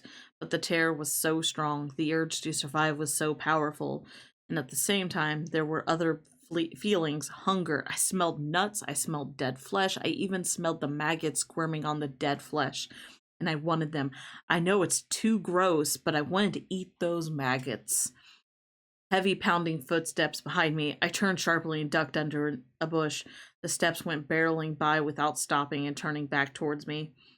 They were faster than I was, but not as agile. I could get away. I could get away and find that dead smelling gorge. Rachel, it's Tobias. The shrew is in control. You have to assert yourself. Tell it to stop running. Fear, hunger. Rachel, listen to me. You're getting away from us. You have to take charge. Fear, hunger, run. Fear, grass and twigs and dirt, low, scratching branches over my head, the smell of food, the smell of a dog that urinated on this bush, more loud footsteps and far-off rumbling voices yelling. They were trying to catch me, but I was fast. I was clever, but not clever enough. I ran out from under the bush. Like a shadow inside of a shadow, I felt it descend on me. Terror like nothing I'd felt before swept over me. Something deep, deep inside my shrew brain cried out. It was the ultimate fear, the ultimate horror. It was the enemy I could not defeat, and it was coming for me. I'm gonna go grab some Tums real quick. Okay. Oh. I miss you. I miss you. Yeah. All right, chat. How are we liking it so far? What are we thinking?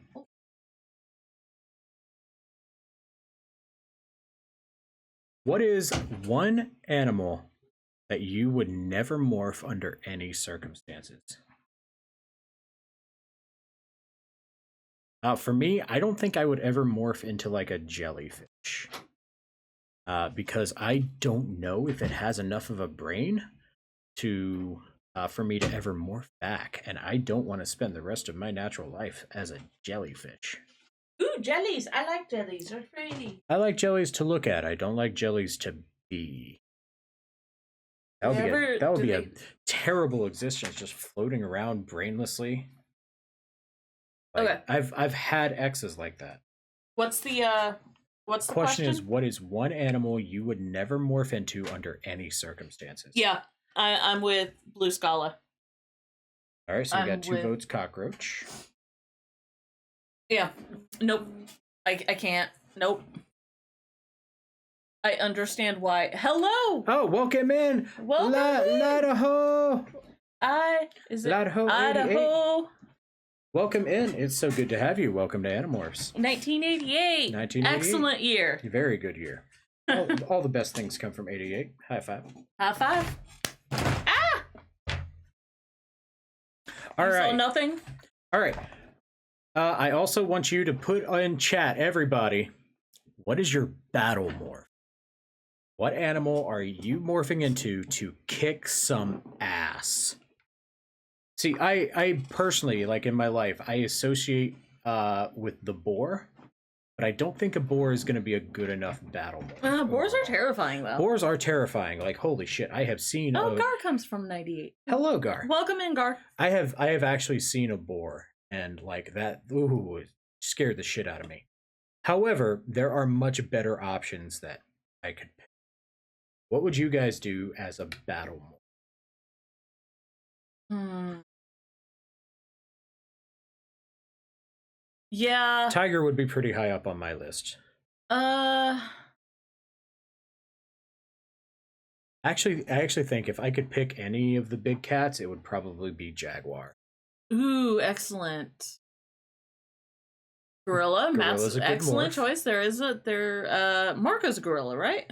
Grizzly bear would be good. Yeah. Yeah. Marco, his battle morph is...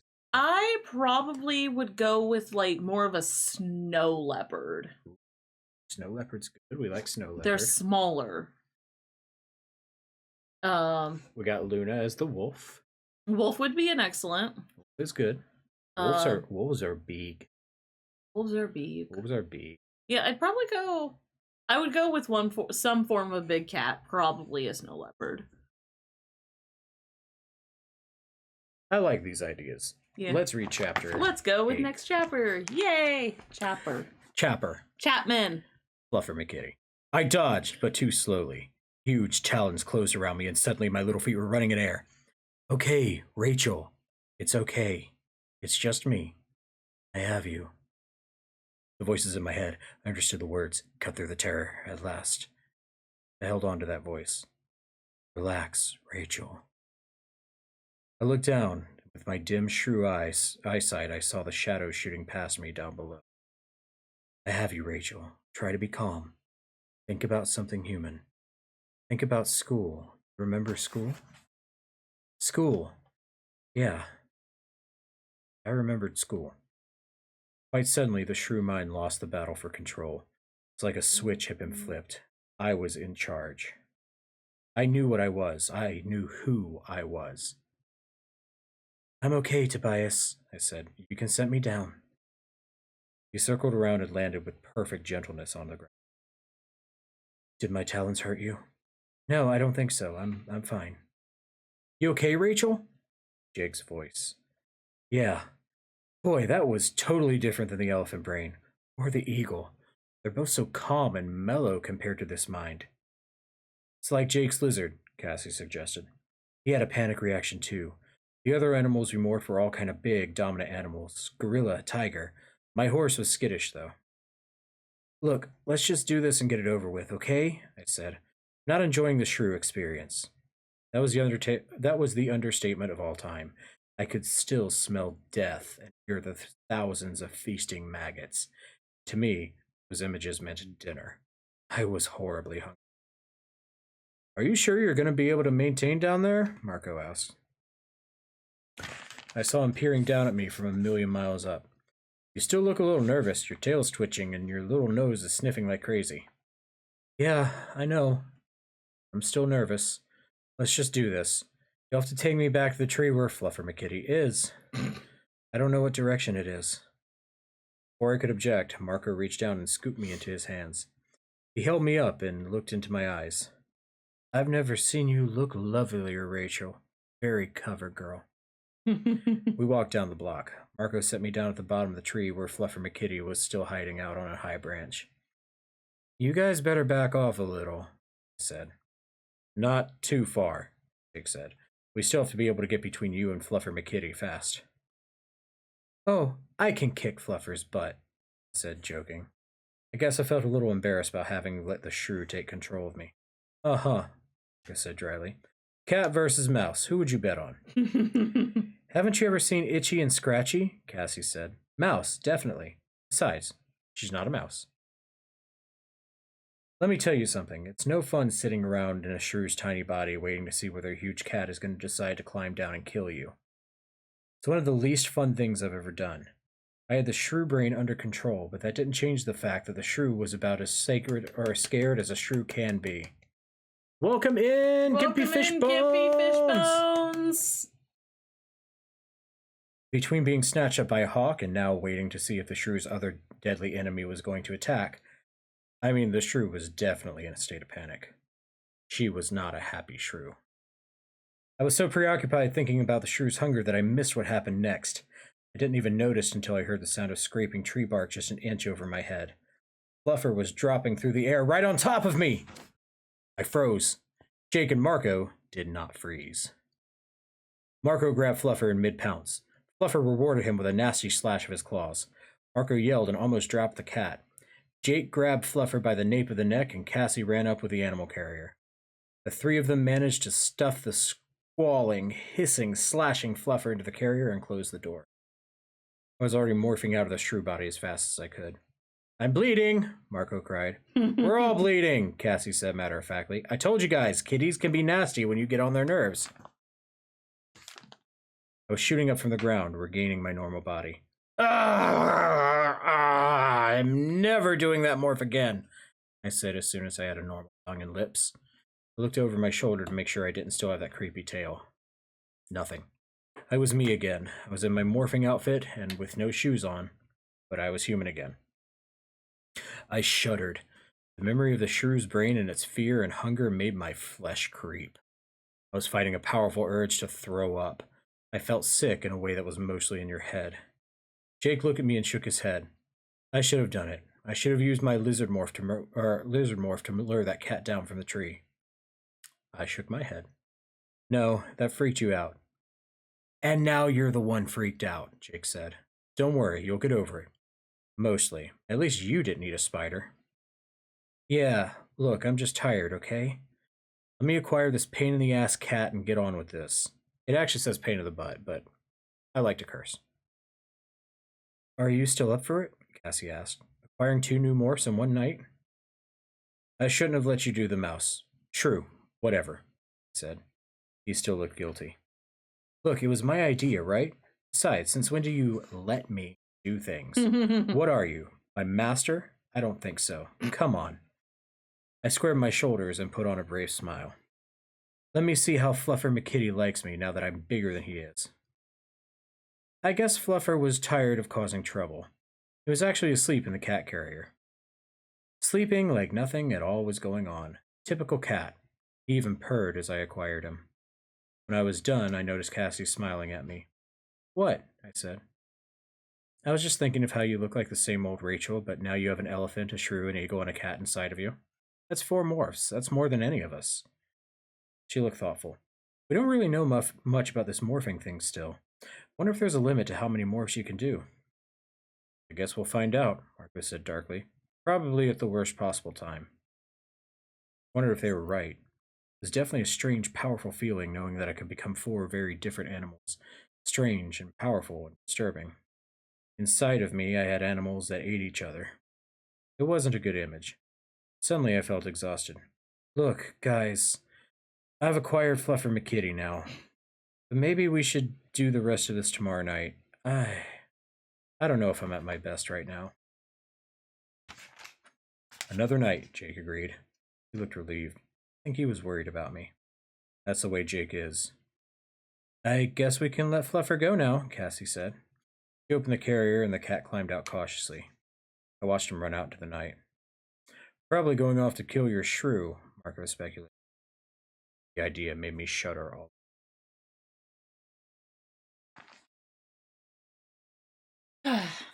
Welcome in, Gimpy. Welcome in, Gimpy Fishbones.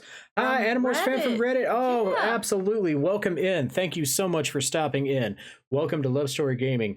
You are all all of our new people, Mm-hmm. Evil Matt and Knox and Gimpy Fishbones.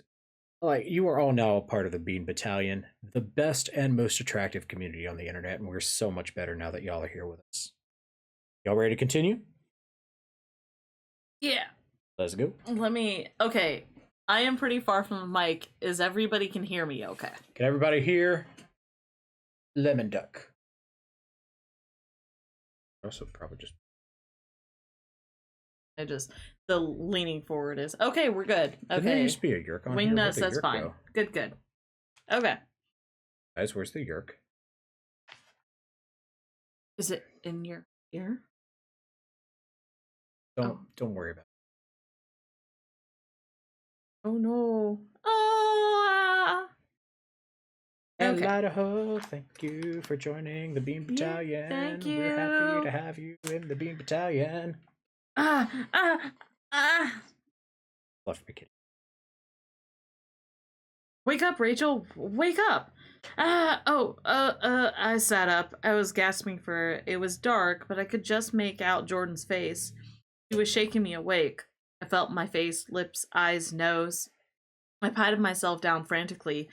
Human. I was human. No fur, no tail. Human. The details of the dream came rushing up to my consciousness. Oh no. I moaned. I threw back the covers and stumbled to my feet. I staggered towards the bathroom door. The bathroom connects my room and the room Jordan and Sarah share.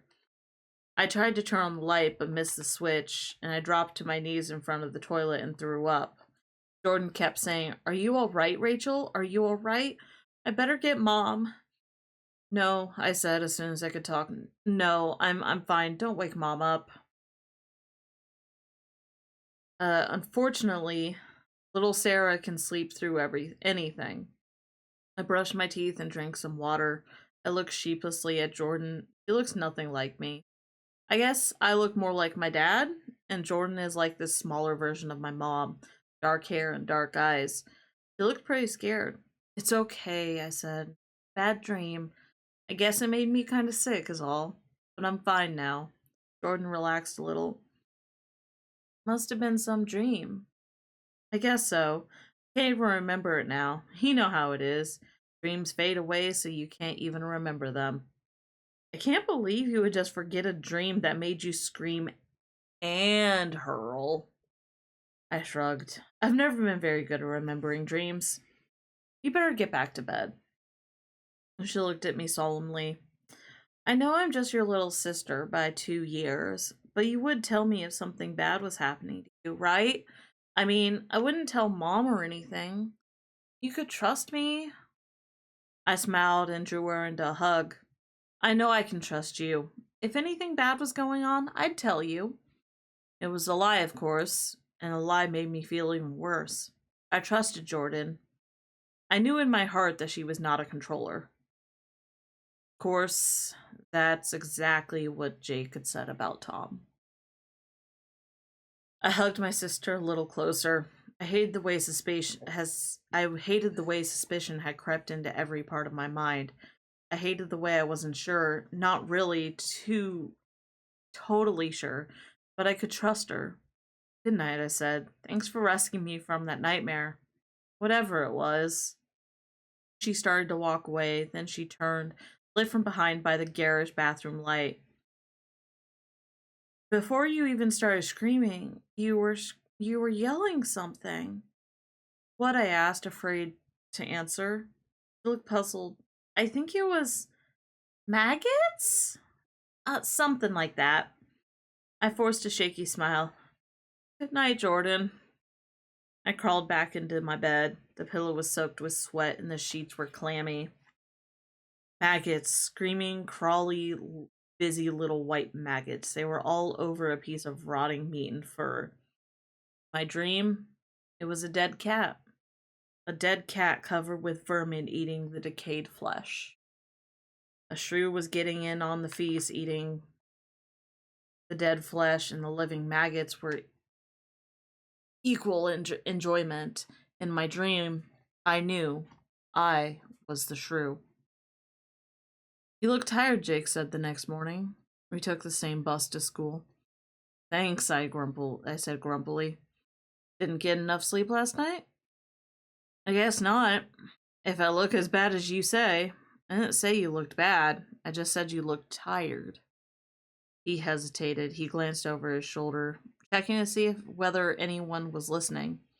Fortunately, the noise level was high in the bus. Jake lowered his voice and leaned close to my ear. You didn't get creeped out by the shrew, did you? Why? Just because I'm a girl, you think the shrew bothered me more than it would have bothered you or Marco?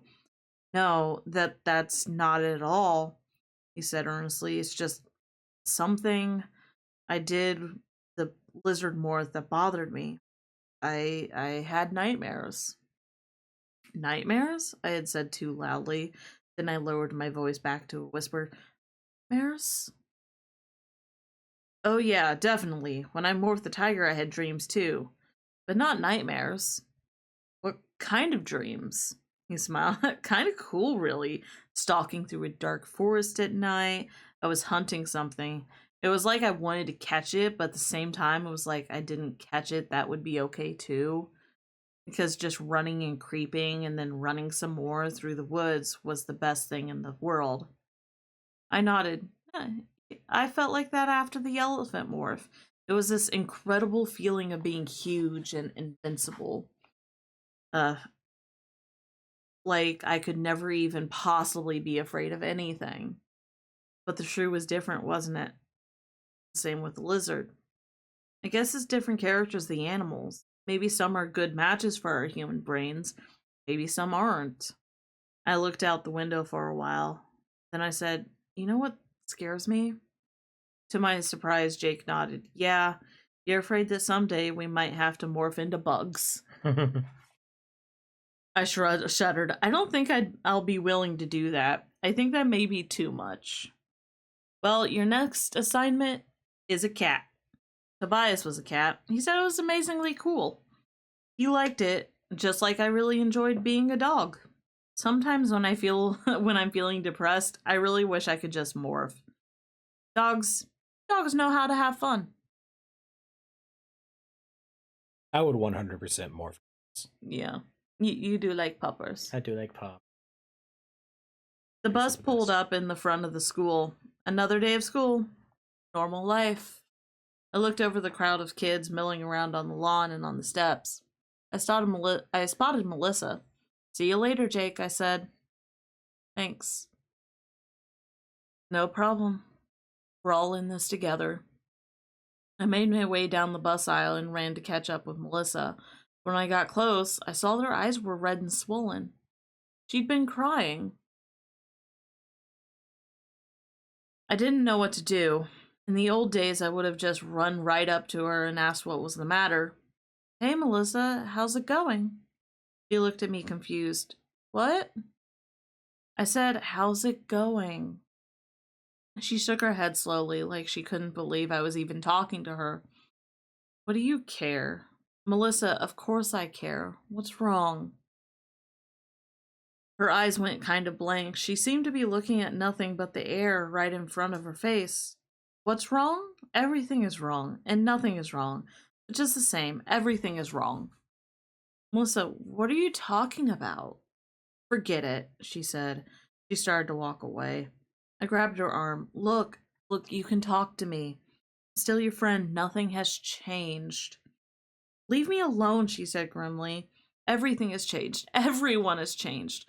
You stopped being my friend and my mom and my dad. What?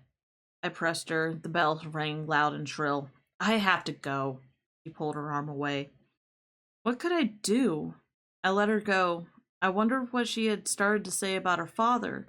Had she discovered what her father was her father had become? I walked up the steps of the school with my head lowered in thought. As I opened the school door, I ran right into someone. Hey, watch where you're going, young lady. Mr. Chapman, I recoiled in fear. See, you have to realize that this was the man who had once directed a Hork-Bajir soldier to kill us if he ever caught us. Kill us and only save our heads for identification.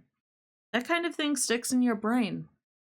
He peered at me. What's the matter with you, Rachel? A little jumpy this morning? I nodded. Yes, sir. I guess I didn't sleep too well. Bad dreams? He asked. My mouth was dry. I guess so, Mr. Chapman. He smiled. A normal human smile. His eyes even crinkled up a little as he grinned down at me. Well, shake it off. Nightmares aren't real, you know.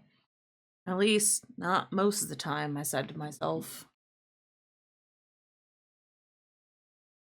Ooh, things are heating up in the Animorphs fandom.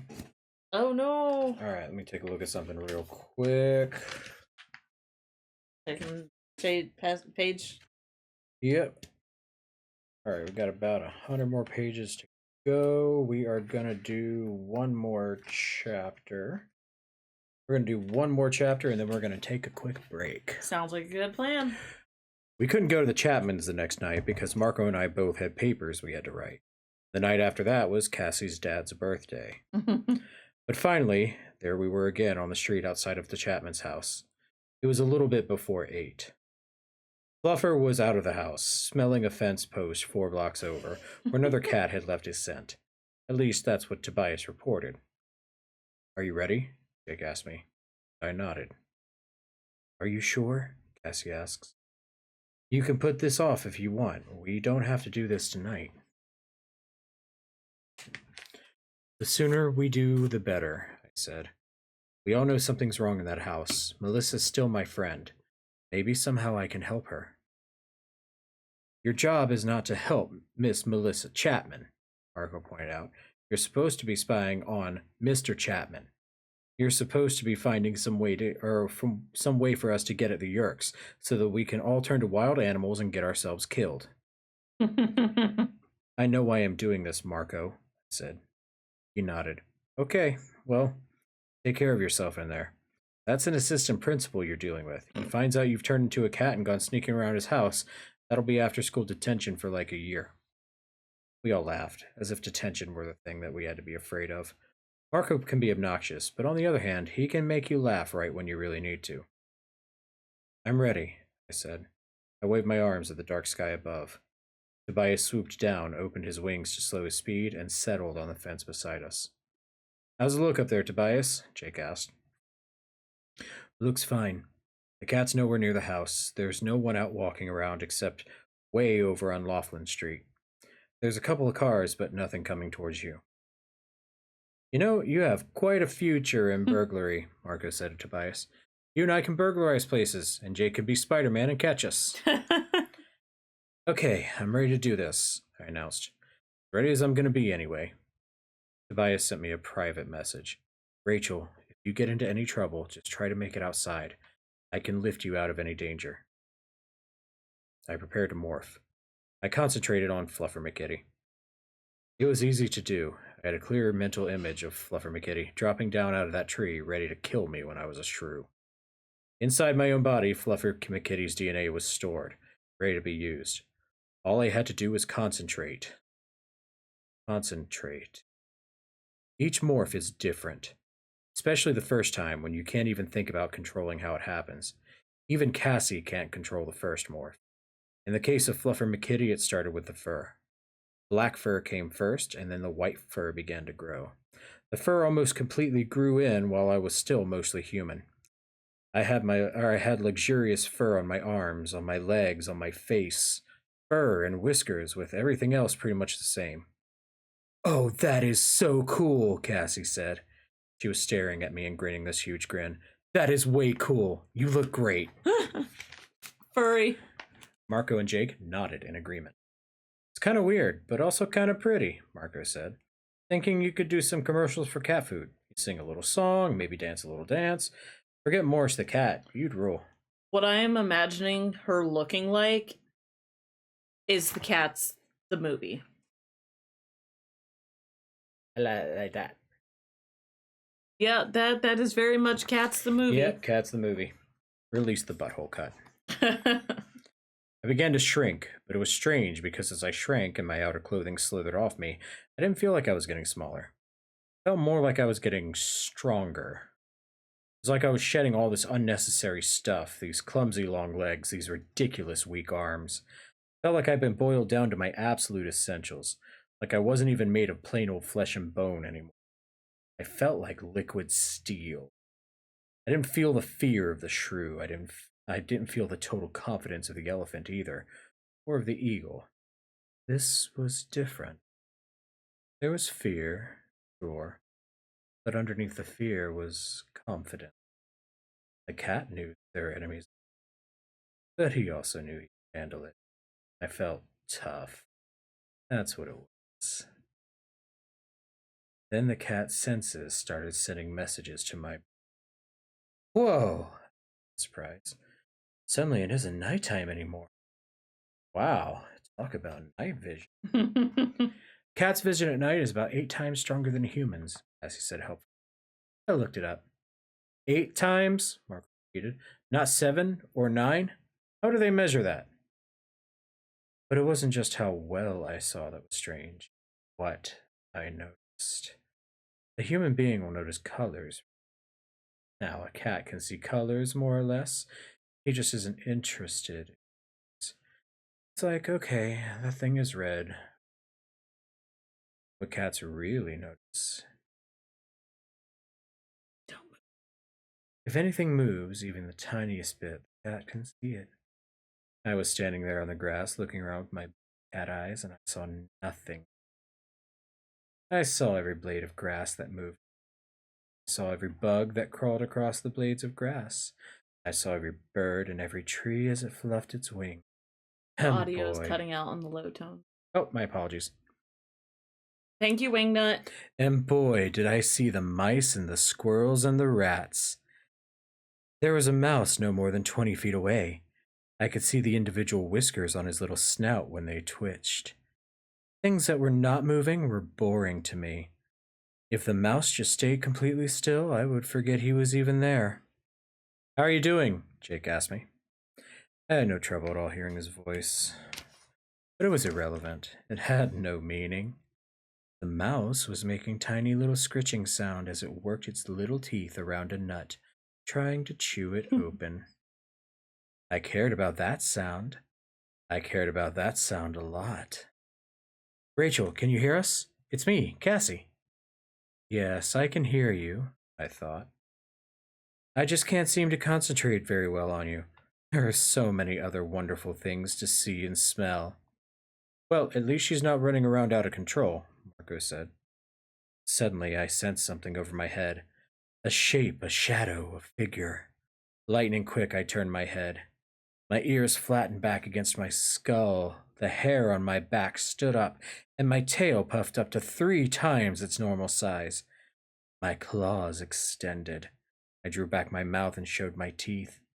It all happened in a split second, and I was ready for battle.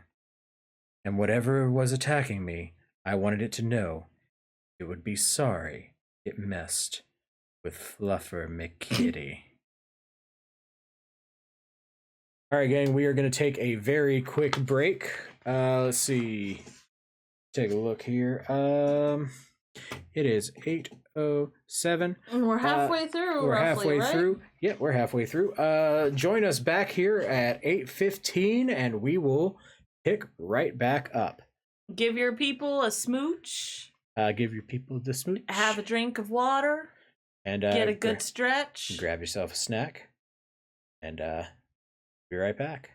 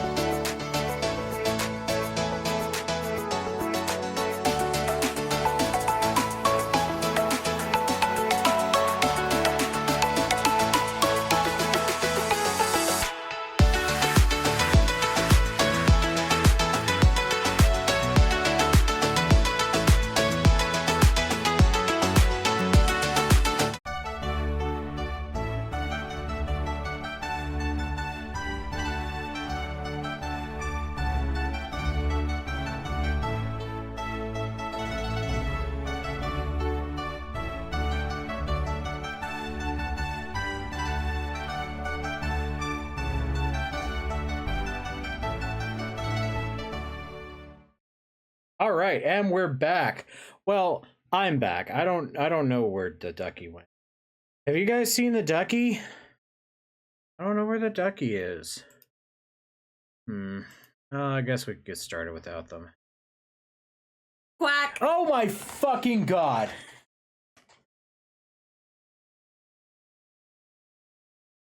Quack. All right, so I morphed into a blanket. Yeah. All right, let's see. Swap, lurk, move, different, come back.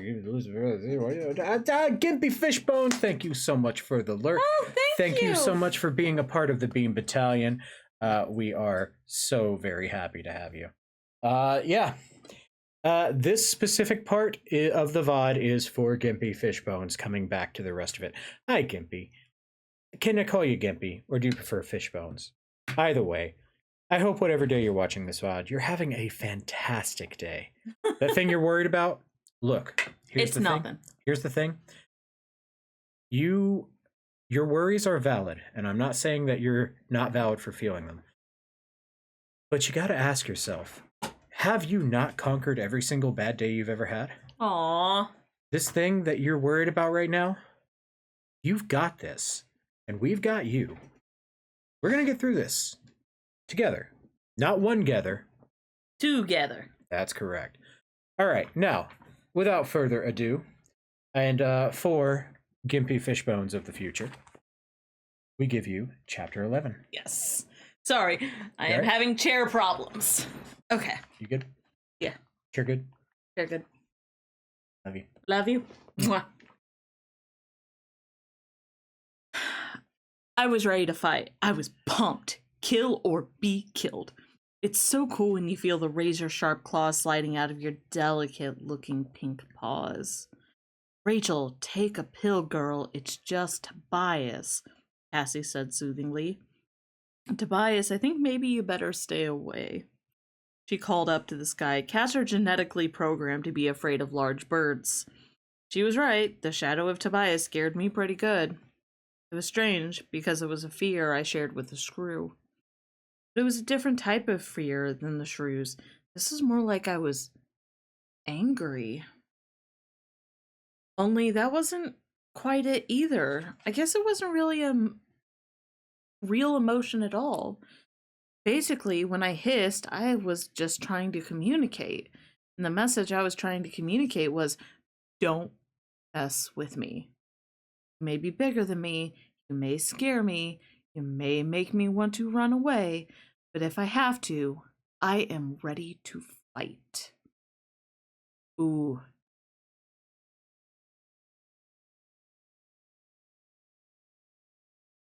Ooh.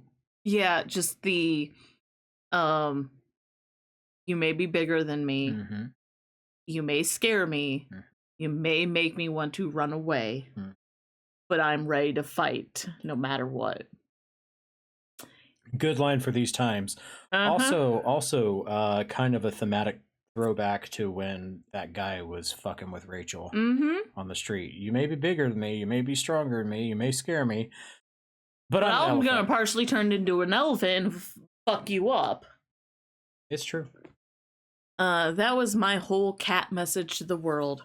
Don't mess with me. Don't get in my way. Don't try to touch me if I don't want to be touched. Don't try to keep me from getting what I want. I was self-contained. I was complete. I didn't need anything but myself. It seemed lonely to my human self, but at the same time, it was all very calm somehow. I'm okay, I said. I think I'm pretty much in control. What's it like? Cassie asked. It's like, you know those old cowboy movies with Clint Eastwood? He's a gunslinger and he walks in the saloon and everyone kind of gets out of his way. And how he's not really looking for trouble. But you'd better not make him mad. That's what it's like. It's like Clint Eastwood. Can you do this, you think? Jake asked. Oh yeah, I can do anything. Don't let the cat's arrogance get you in trouble, Marco advised. Keep a little of your good old human fear. He paused. Oh, I forgot. Mighty Rachel doesn't have any good old human fear. So here's what you do. Borrow some of my good old human fear. I've got plenty to spare. He's right, Rachel, Cassie agreed. Keep focused, because your own natural attitude and the cat's tude, you could get cocky.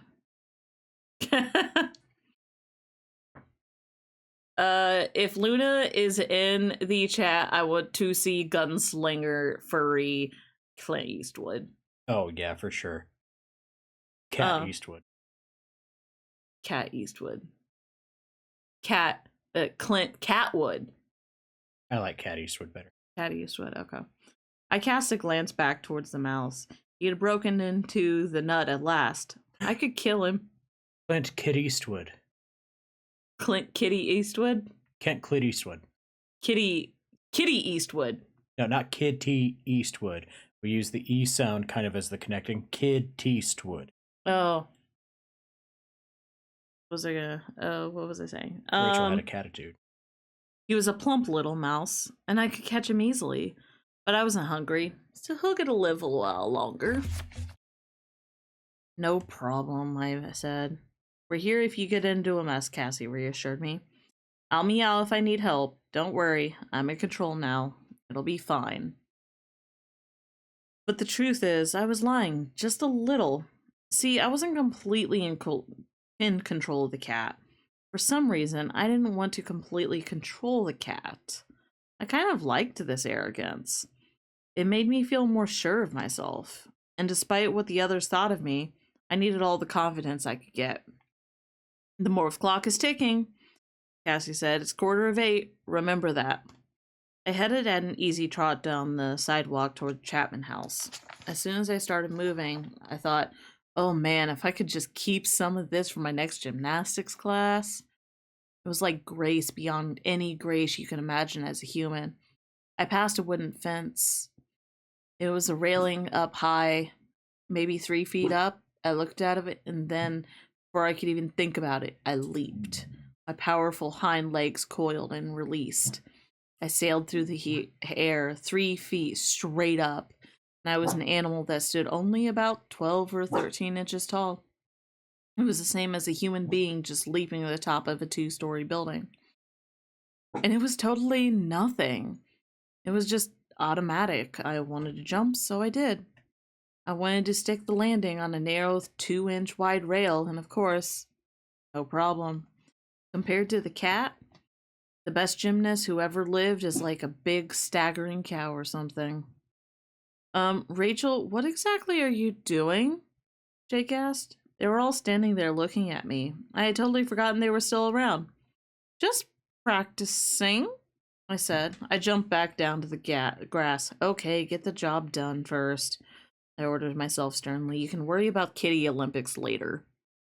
I started again toward the house, but this time something forced me to stop. It was a telephone pole. The smell then emanated, thank you, from it was overpowering. I went over to it. I sniffed it again and again, and short snorts of air. The air was trapped in a series of chambers above my palate. It would be held there even while I went on breathing. That way I could get every possible bit of information from that scent. It was definitely a tom scent. A tomcat had marked this pool by peeing on it. He was a dominant cat. Very dominant. His smell made me nervous. Not afraid, just a little less arrogant than I had been. If this cat appeared, I would have to submit. I would have to make myself smaller and less threatening and accept his dominance, or I could fight him and get my butt kicked. It was just the way things were. It was all there in the smell of his urine, where any cat could read it. I resumed, trotting toward the Chapman house. Rachel, are you sure you're in control? Tobias's voice was in my head. Why did you stop to sniff that pole? I figured I should look like a real cat. I said. I was just playing the part. If you say so, he said thoughtfully. Just remember, it's fun being an animal for a while, not so fun when it's permanent. Hi, Moon Mad. Hi, Moon Mad. Remorse number 2. Rachel's a cat now. Meow. I'm a cat again. Meow. Been cat lot. You know what? I'm not a duck anymore. I'm a cat now. You're a kitty. Meow meow meow. No more quack quack quacks. Um. I've got to return a present. Now, where were you? Um. Not so for minutes when it's permanent. The 2-hour clock is ticking. Tick tock. That got my attention. It was like a dash of cold water to my face. I focused my human mind, and it took greater control over the cat's mind. It wasn't easy. The cat's mind did not even understand the notion of obeying. So I used something the cat would respond to. I conjured up the memory of the Big Tom smell. That triggered the cat's submissiveness. I felt my part of the collective mind grow larger. You're almost there. Tobias said, "This is the right yard." Yes, I know. My scent is everywhere. This whole area smells of me. This is home. This is all mine. Rachel, this is all Chapman's. Chapman belongs to Visser 3. Don't forget that. I trotted to the cat door. Chapman, Visser 3. Big deal. I was a combination of Rachel and Fluffer McKitty. Fluffer McKitty. What did I care about Chapman and Visser 3? The light inside the house was bright. My eyes adjusted instantly, and my nose picked up the smell of cat food. Too dry and old to interest me. I also smelled the humans, Melissa, Mr. Chapman, and Miss Chapman. Don't ask me how I knew what I smelled were those 3 people. I just knew. I spotted a cockroach in the dust balls in the dark behind the refrigerator. No interest to me. Roaches made interesting scritchy noises sometimes, and they were fun to watch run, but they smelled wrong. They were not prey. Swift movements, feet, human feet. I didn't bother looking up. It was Miss Chapman, cat duck. Cat duck. The high-pitched sounds coming from the motor of the fridge. They were annoying. There was also sounds of birds outside. I had a nest up under the eaves. Then the sound of Melissa's voice. Where was she? I didn't see her anywhere. The sound was muffled. I tried to focus. My ears moved to point towards the sound. It came from above me. Above and far away. She was in her bedroom. That's where. I couldn't hear the words clearly, but I knew that she was muttering to herself. I trotted across the kitchen floor. I knew, as Rachel, I knew I should be afraid. But I couldn't be afraid. Everything here smelled like me. My scent glands had left their marks all over, on that door, on that cupboard, on that chair. It reassured me. The big dominant tomcat smell was not in here. No, there was no other cats in here at all. Only human smells, and those were not very important. I left the kitchen and paused between the hallway and the family room. Chapman was there in the living room. I could smell him. He was sitting on the couch. I glanced at him. Hi, Hexbun. Hi, Hexbun, and walked on. But then I stopped. My human brain sensed something wrong with the picture. Chapman was sitting on the couch. No TV, no music. He wasn't reading a book or newspaper, just sitting. I turned back to the kitchen. I looked up at Miss Chapman. She was doing something at the sink. Maybe washing dishes? No, she was cutting vegetables. But again, no TV, no music. She wasn't humming to herself. She wasn't talking to herself the way the mom does when she's working in the kitchen. Not right. Something was not right with either of the Chapmans. I went back to the hallway. There were stairs leading up to the bedrooms. From the hallway, I could hear Melissa more clearly. I concentrated, trying to ignore the fascinating sounds of the birds under the eaves. I focused on the human sounds of Melissa's voice. Divided by the square root. No, wait. No, square root times. Is that right? She was doing her homework. Her math homework, obviously. Like I should be doing, I thought.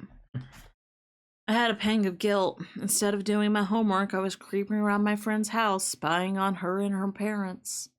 I tried to find a clock. I had to watch the time. At 9:45, my 2 hours would be up.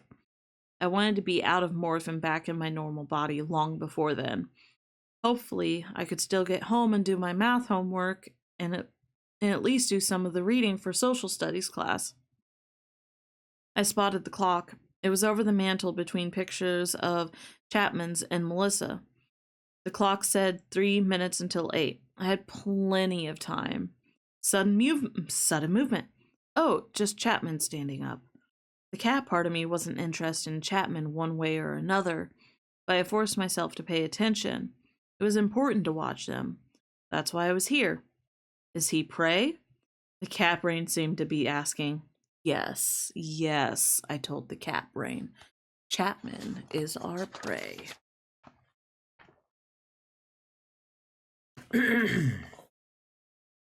I followed Chapman as he headed down the hallway. Either he didn't notice me or else he didn't care. He opened a door that let loose a flood of smells. Dampness, mildew, bugs.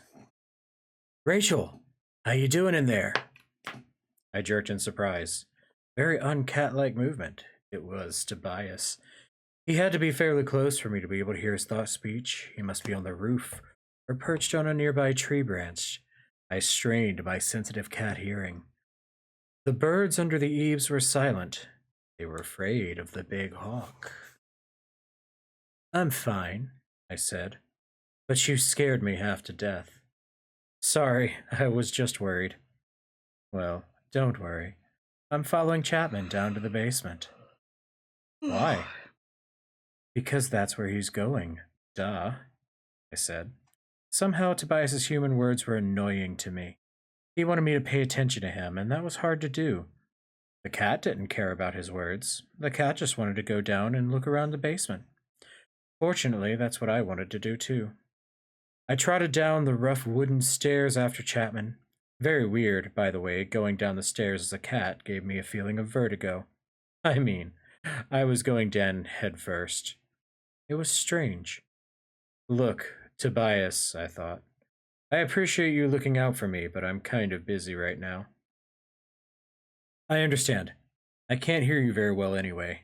You must be getting farther away. Yeah, I'm going down. I waited. He said nothing. Tobias? Called. There was no answer. We're still learning about thought speech. We know there are limits on how far it can be heard, but we aren't sure what those limits are yet.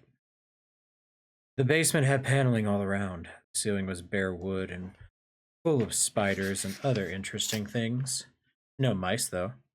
Nothing that could be considered actual prey. But many things that might be fun to chase. Chapman is the prey, I reminded myself.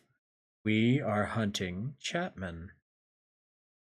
There was sort of a TV room with a pool table and some old chairs and a couch, but it was obvious that no one had used them in a long time.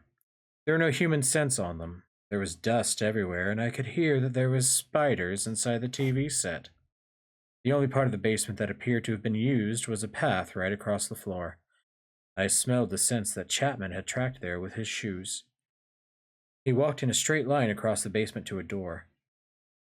It was a simple, white-painted door.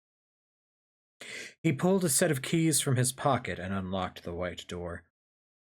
He opened it and stepped through.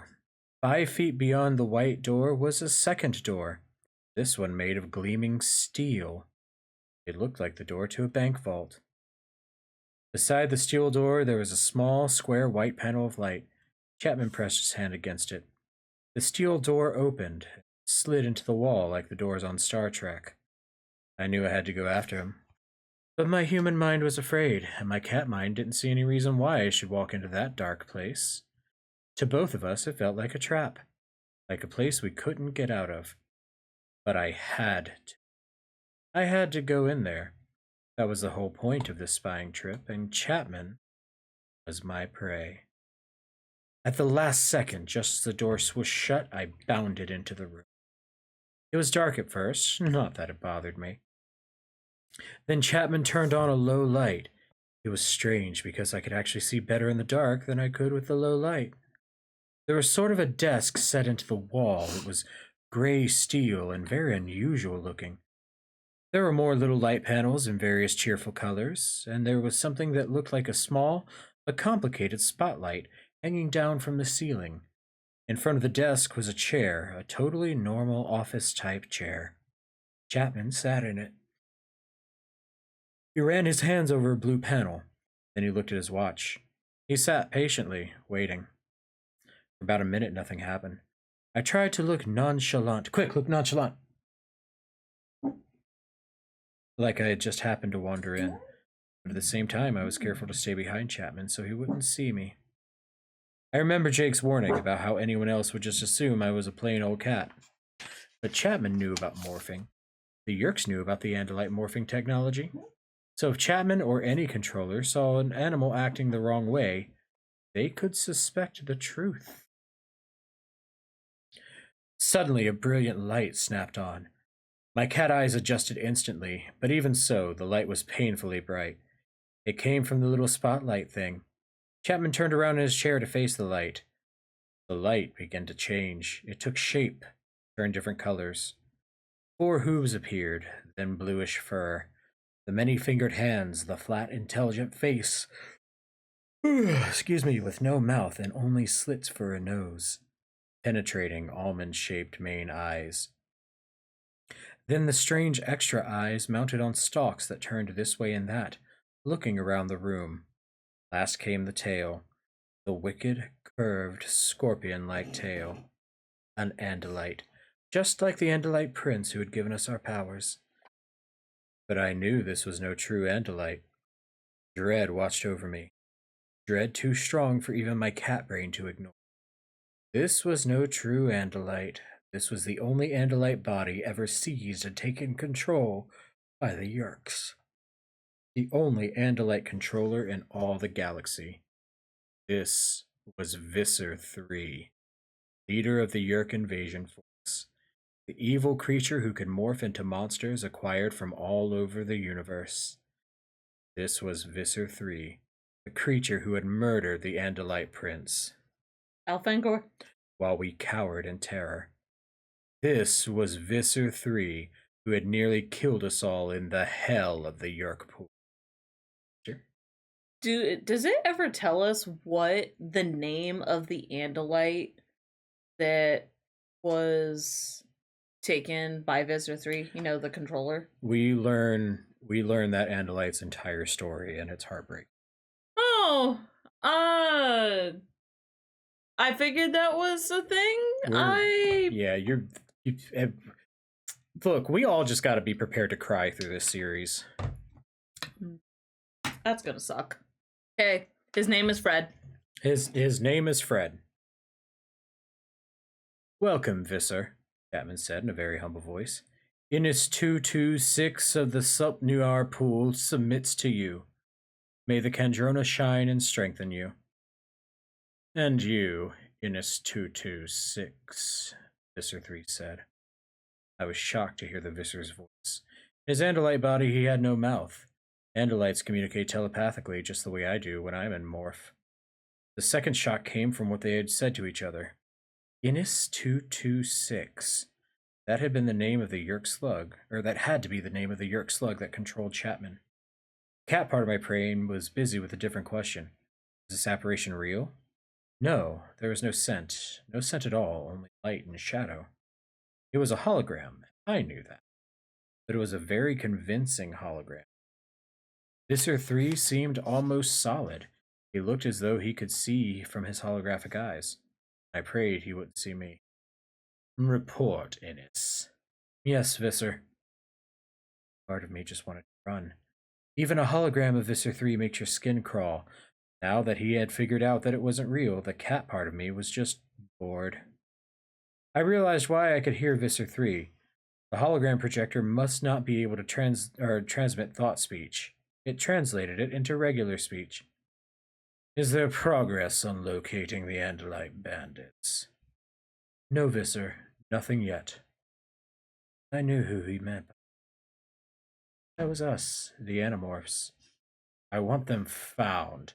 I want them found now. Chapman jumped back in surprise at the Visser's command. He could smell fear on him.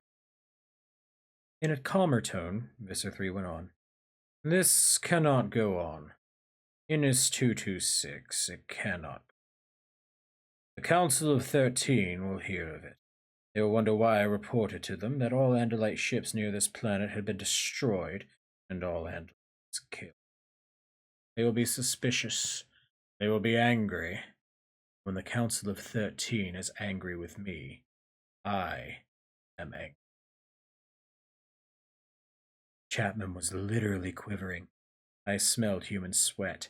I smelled something else, something totally not human. It was very faint. Was that the yerk itself I was smelling? Was I smelling the yerk slug in Chapman's head? It seemed impossible. There was some strange smell, something. I concentrated my cat mind on analyzing the smell. What is that? Chapman swiveled in his chair. I looked up and froze. Chapman was staring right at me. Much worse, Visser 3's stalk eyes were focused on me, too. It's called a cat, Chapman said nervously. An Earth species, used as a pet. The humans keep them close and find comfort in them. Why is it in here? It belongs to the girl. The host's daughter.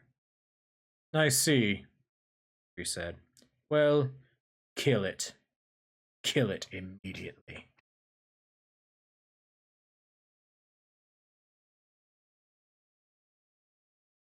Kill it. Kill it immediately. I wanted to run. I wanted to panic. Some strange combination of the cat's cunning and my own intelligence came together and saved me. I didn't so much as flick a whisker. If I would have been dead, I knew that for a fact. If I'd reacted like I understood, they would have known for sure that I was normal, that I was no normal cat. Visser 3's hologram watched me closely. All four of his Andalite's eyes were focused on me now, and behind that gentle Andalite expression, I could feel the razor-sharp focus of the powerful, evil Yerk. Hi, Welcome Fuzzy in, Bunny. Fuzzy! Chapman, too, was staring at me. He had the same look in his eyes that he had when he caught someone trying to skip out of school. I was terrified, or at least the Rachel part of me was terrified. Fluffer couldn't have cared less. He sensed my concern, but he had none of his own. There were no birds of prey here. There were no dogs. There was no smells of dominant cats. There was only a sort of three-dimensional picture that had no scent. And Chapman might be prey, or he might not, but he was certainly no threat. It could be an Andalite, Visser 3 said. Destroy it. In response, I said, meow. Visser 3 glared at me. What is that? It's the sound a cat makes, Visser. I believe it wishes to eat. Swap! Suddenly, without warning, Visser 3 whipped his tail at me. A dangerous, foot-long, scythe-shaped blade arched towards me at a speed no human could hope to evade. But I wasn't just a human. In the 10th of a second it took to blink, I had seen the sudden motion and was crouched down, ears back, teeth bared, my claws outstretched, wiped at the tail blade. My paw went straight through the hologram, and the blade, nothing but a projection, swept through me. It took me a second to make sense of the sound.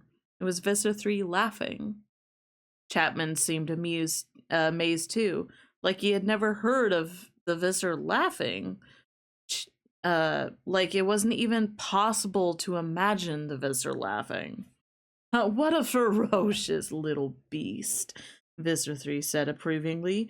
See how he did not back away or run? I am many times his size, and yet he struck at me. A pity that the species is too small to serve as a host.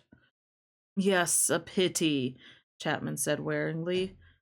Kill it, Visser 3 said. What better form for an Andalite to use? Better kill it, just to be sure. Wah, wah, wah. Yes, Visser, Chapman said. Oh, only what? The Visser snapped.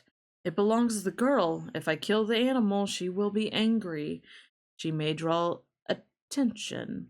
Killing a cat is seen as a bad deed. $5, Visser 3 got a cat after I'm just this. imagining him just I'm taking a vacation. And it's just him being a cat. He walks in and stands at attention and is like, Ah, yes, High Counselor General McMittens, fourth of his name, High Lord of the Blade Ship and all he surveys. And the little cat goes like, meow. Yes, I was thinking the same thing. Oh, no, he didn't acquire a cat like to morph a cat. He acquired a cat as a pet. Oh, yeah. That's what I'm talking to. Oh, okay. I thought I was imagining him like acquiring a cat as no, like he gets a cat as morph. a pet, but he treats it like a high-ranking military general. Okay. See, I was imagining him morphing a cat, and it's just this is my vacation. Yeah. I'm tracking. Visser is now Dr. Evil. Yes, I will take 1 million cat. Why am I putting this? I don't have a mouth. The feet. 1 million cats. Okay, for those who are new to Animorphs, I don't think that we haven't gone through this. We haven't gone through, and that it's yet. not like a huge spoiler. So Andalites don't have mouths, right? But so they taste through their feet. No, they don't taste. Oh, they don't taste at all. No, and that is actually a huge plot point. Literally, the entire series turns on the fact that they don't have taste. But I thought I remember reading what that they do. They crush grass with their hooves and absorb the crushed nutrients. They through eat the hooves. through their. Okay. They eat through the hooves, but they can't taste. Still, it's still mouth-esque. So it still applies. Million cats. I want you to know the way that you're doing that on camera, it doesn't look like you're going to your feet. Fluffer McKitty. Your dog has no nose? Okay. Give dog a pet for me. Give your pets a pet. In fact, Garrus. Garrus. Come here, buddy. Hi, baby. Hey, baby. Oh, Hi. you're such a ham. You're such a ham. Oh, he love you. He love you. Not enough to be on my streams. Not enough to be on my stream. All right, fine. Yeah. Yeah, I knew that was coming. Yep. We know. Stay. We know our peoples. Stay. Go get him. Good boy. Serious mode. Yep. Okay. It would violate my cover. Vista 3 did not look happy to be disobeyed, but he was not a creature who made impetuous decisions. Poor Pepperoni. Poor Calgera. Calgera's fine. Pepperoni. Maybe Pepperoni is the Andalite. Hey, Calgera, have you checked to see if Pepperoni is in fact an Andalite bandit? I mean, Pepper is a very smart cat.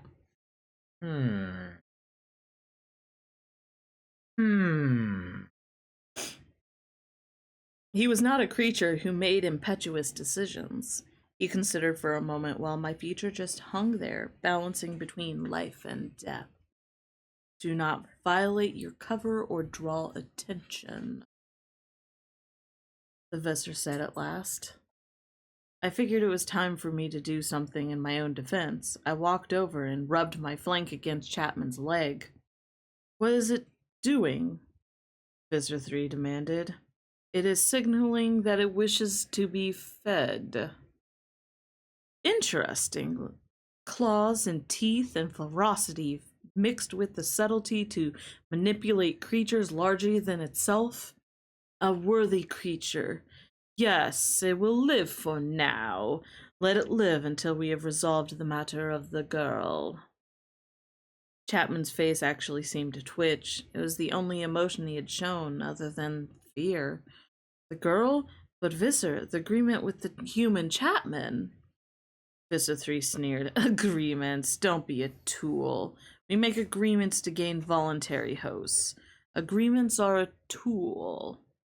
Just as you are my tool. If you had brought me the Andalite bandits, I would not have concerned myself with a cat or a girl. Chapman bowed his head. I will bring them to you. do that, Visitors 3 said coldly, and then the solid seeming image began to change. The gentle Andalite bandit melted away. In its place grew a monster like nothing ever seen on Earth. Where the Andalite head had been, there was now a long, thick tube. There was an opening like some horrible mouth at the end of the tube.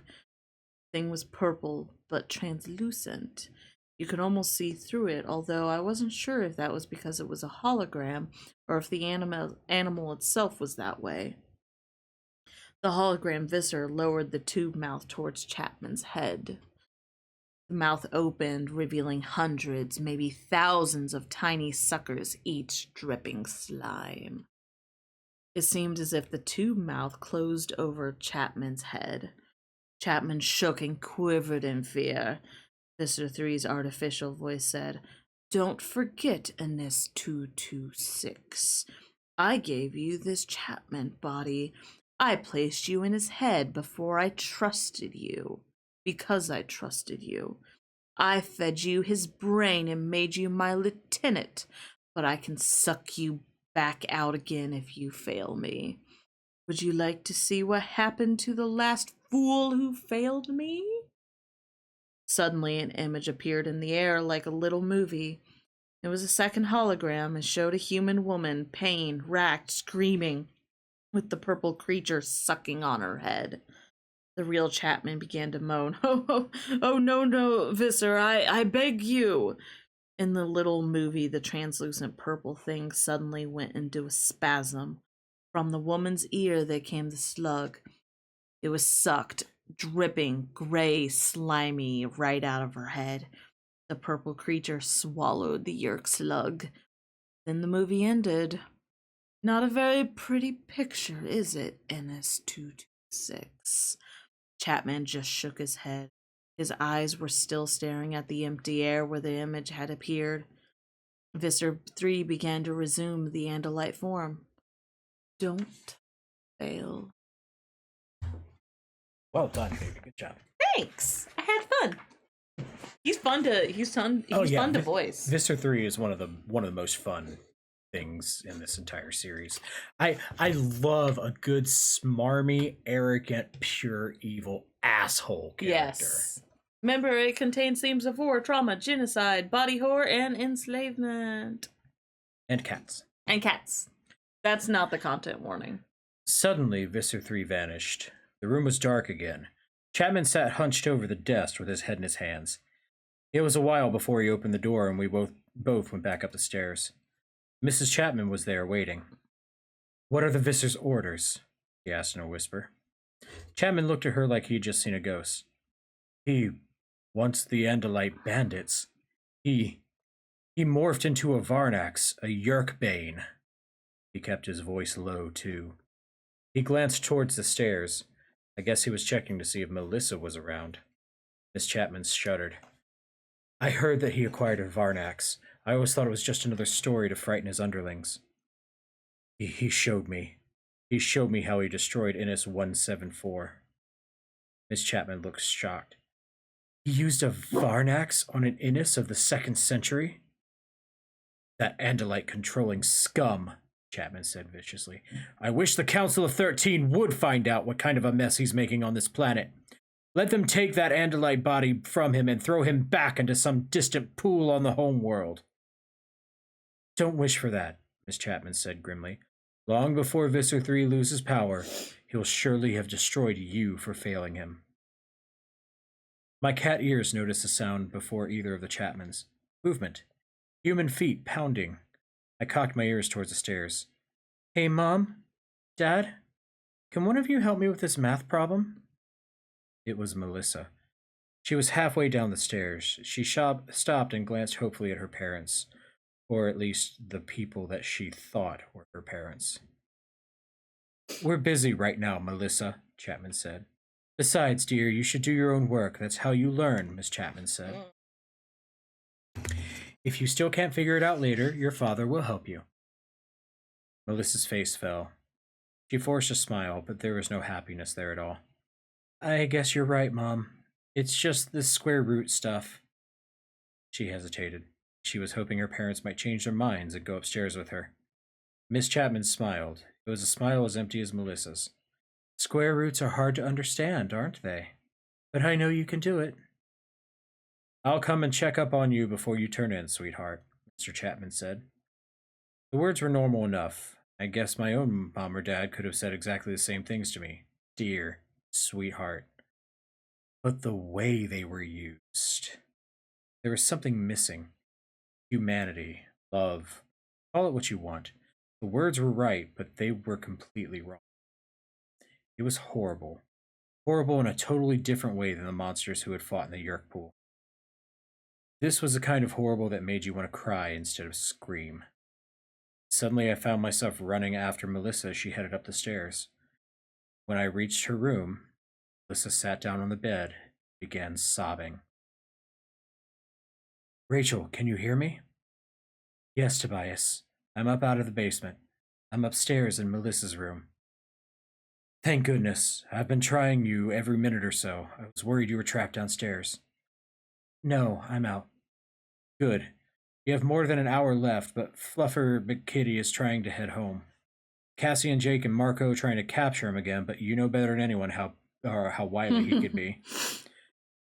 Melissa flopped her face on the bed. She pulled a pillow over the back of her head and just cried. I can't leave just yet, I said. Rachel, if the real Fluffer McKitty walks in while you're there... Yeah, I know.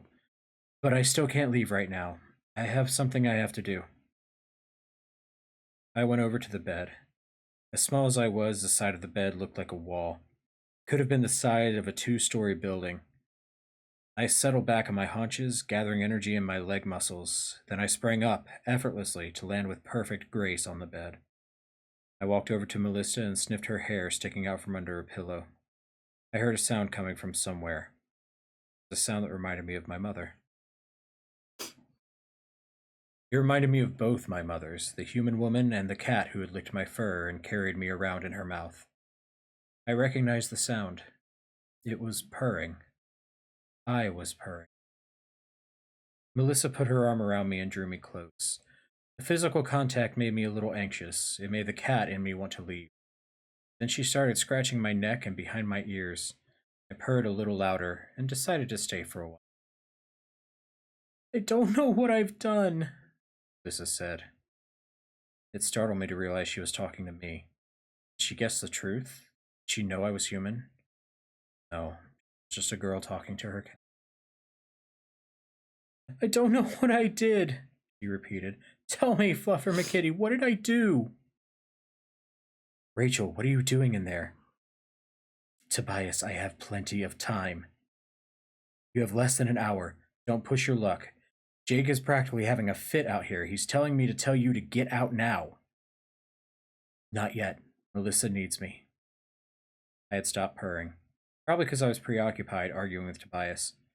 I started purring again. Felt like Melissa needed her. She was still crying, still scratching slowly behind my ears. What did I do, Fluffer? She asked again. Why don't they love me anymore? I felt like my own heart would break right then, because I knew now why Melissa had stopped hanging out with me. I knew why she had become withdrawn, and I knew how little there was for her. My stomach turned and twisted. Next time Marco asked why we were fighting the Yerks, I knew I would have a whole new answer. Because they destroy the love of parents for their daughter. Because they made Melissa Chapman cry in her bed, with no one to comfort her but a cat. It was a small answer, I guess. I mean, it wasn't some high-sounding answer about the entire human race. It was just about this one little girl, my friend, whose heart was broken because her parents were no longer really her parents. Look, Rachel, I told Jake what you said. He said to remind you that you have a job to do in there. You're not in there to... Tell Jake to shut up, Tobias, I said angrily. I'll come out. Just not yet. I purred as loud as I could. Melissa cried. And it came to me like a vision. All the children all over whose parents had been made into controllers. and the parents whose children had been taken from them and turned into controllers. It was a terrible image. I wondered how it must feel to see your parents stop loving you. After a while, Alyssa fell asleep. I got up and padded down the stairs to the pet door.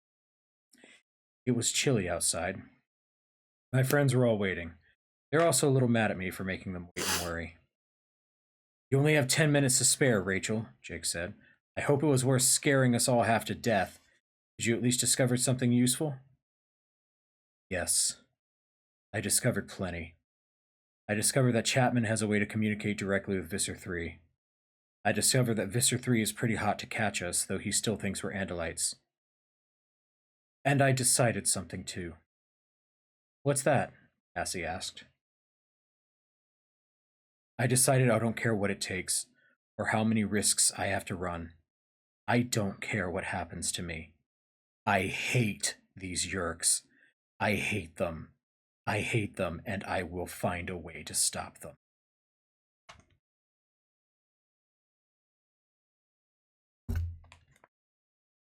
I got teary-eyed, okay? Ooh, we starting to get into the emotional meat of it. Look, okay, so this is a queer lens analysis, and honestly, I think that scene is the first time in the series that there is a lot of meat to get into there. Allegorically, what we're looking at is you have a kid whose parents has basically been taken from them by fascism. The Yeerks are fascist. There's like, duh, if I have to spell that out, then we are not doing that kind of analysis. Look, there are just some things we're going to have to skip over the explanation for and just take at face value, and the Yeerks are fascist is one of them. So here it is, we have a kid who has no idea why her parents stopped being her parents. And these parents are, for all intents and purposes, if you want to get a little allegorical with it, they're basically taken over by fascist ideology. The good and loving people that they were are now replaced by cold, motionless fascism. And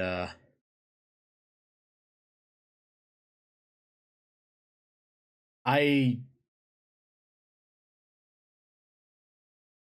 look, of the hundreds, maybe more queer people that I know, I can count on one hand the number of them that don't understand that. Like, even put aside what's happening in politics now.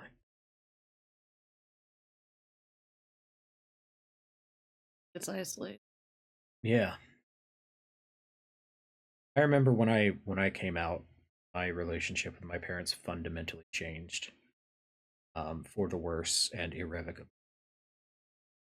I cut ties with them forever. Not over that, but not help.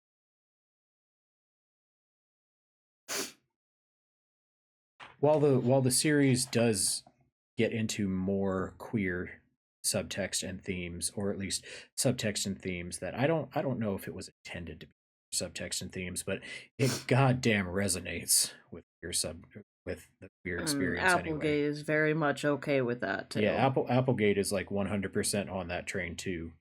Um, the series gets to some much meatier, much heavier, much more entertaining and robust queer topics that can be discussed, but this is probably the one that hits me most like a ton of brick, because I never expect the emotional weight of this book when I can read. Um,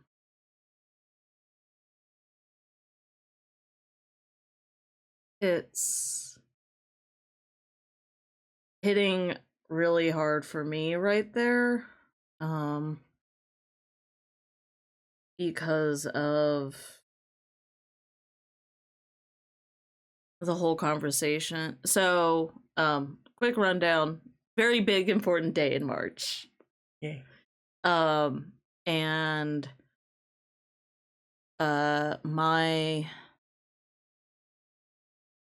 chosen family, outside of the polycule, before I ever met Nathan and everybody, um, uh, there are some questions unanswered and unquestioned, not questioned. We had originally talked about sharing some of that special time with my family, and we have not said anything about it. Partially because I don't want to have to deal with getting those questions asked beforehand, and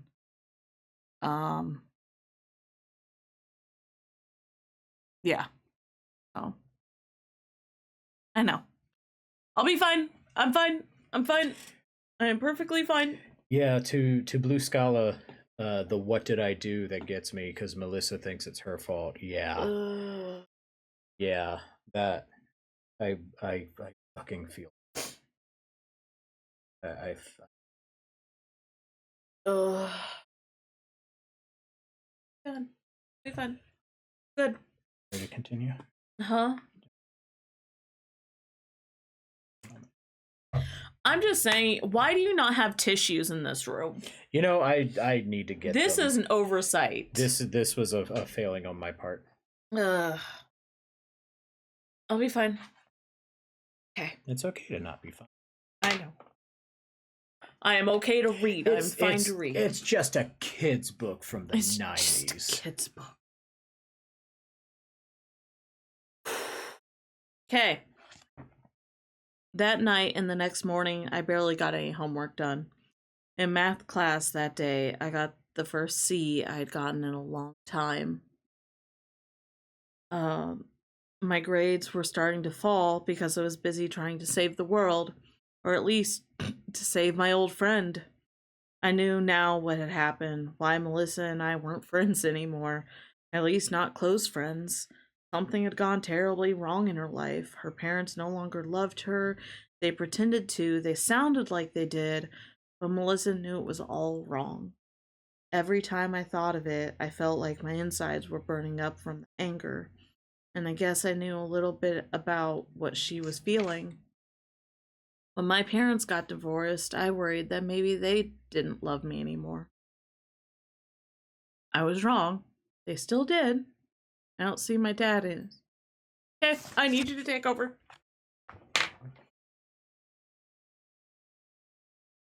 Got you. I'll be fine. I'll be fine. I'm fine. I need you to read for a moment.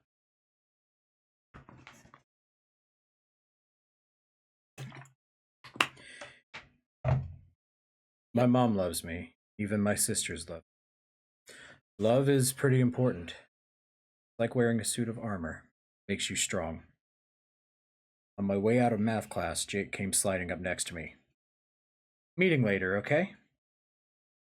Yeah, whatever. Where at? The church tower, where we were the other day. Okay, but it's a long walk. He turned around to face me, walking backwards and grinning. So don't walk, I said. Waved and headed down the hall.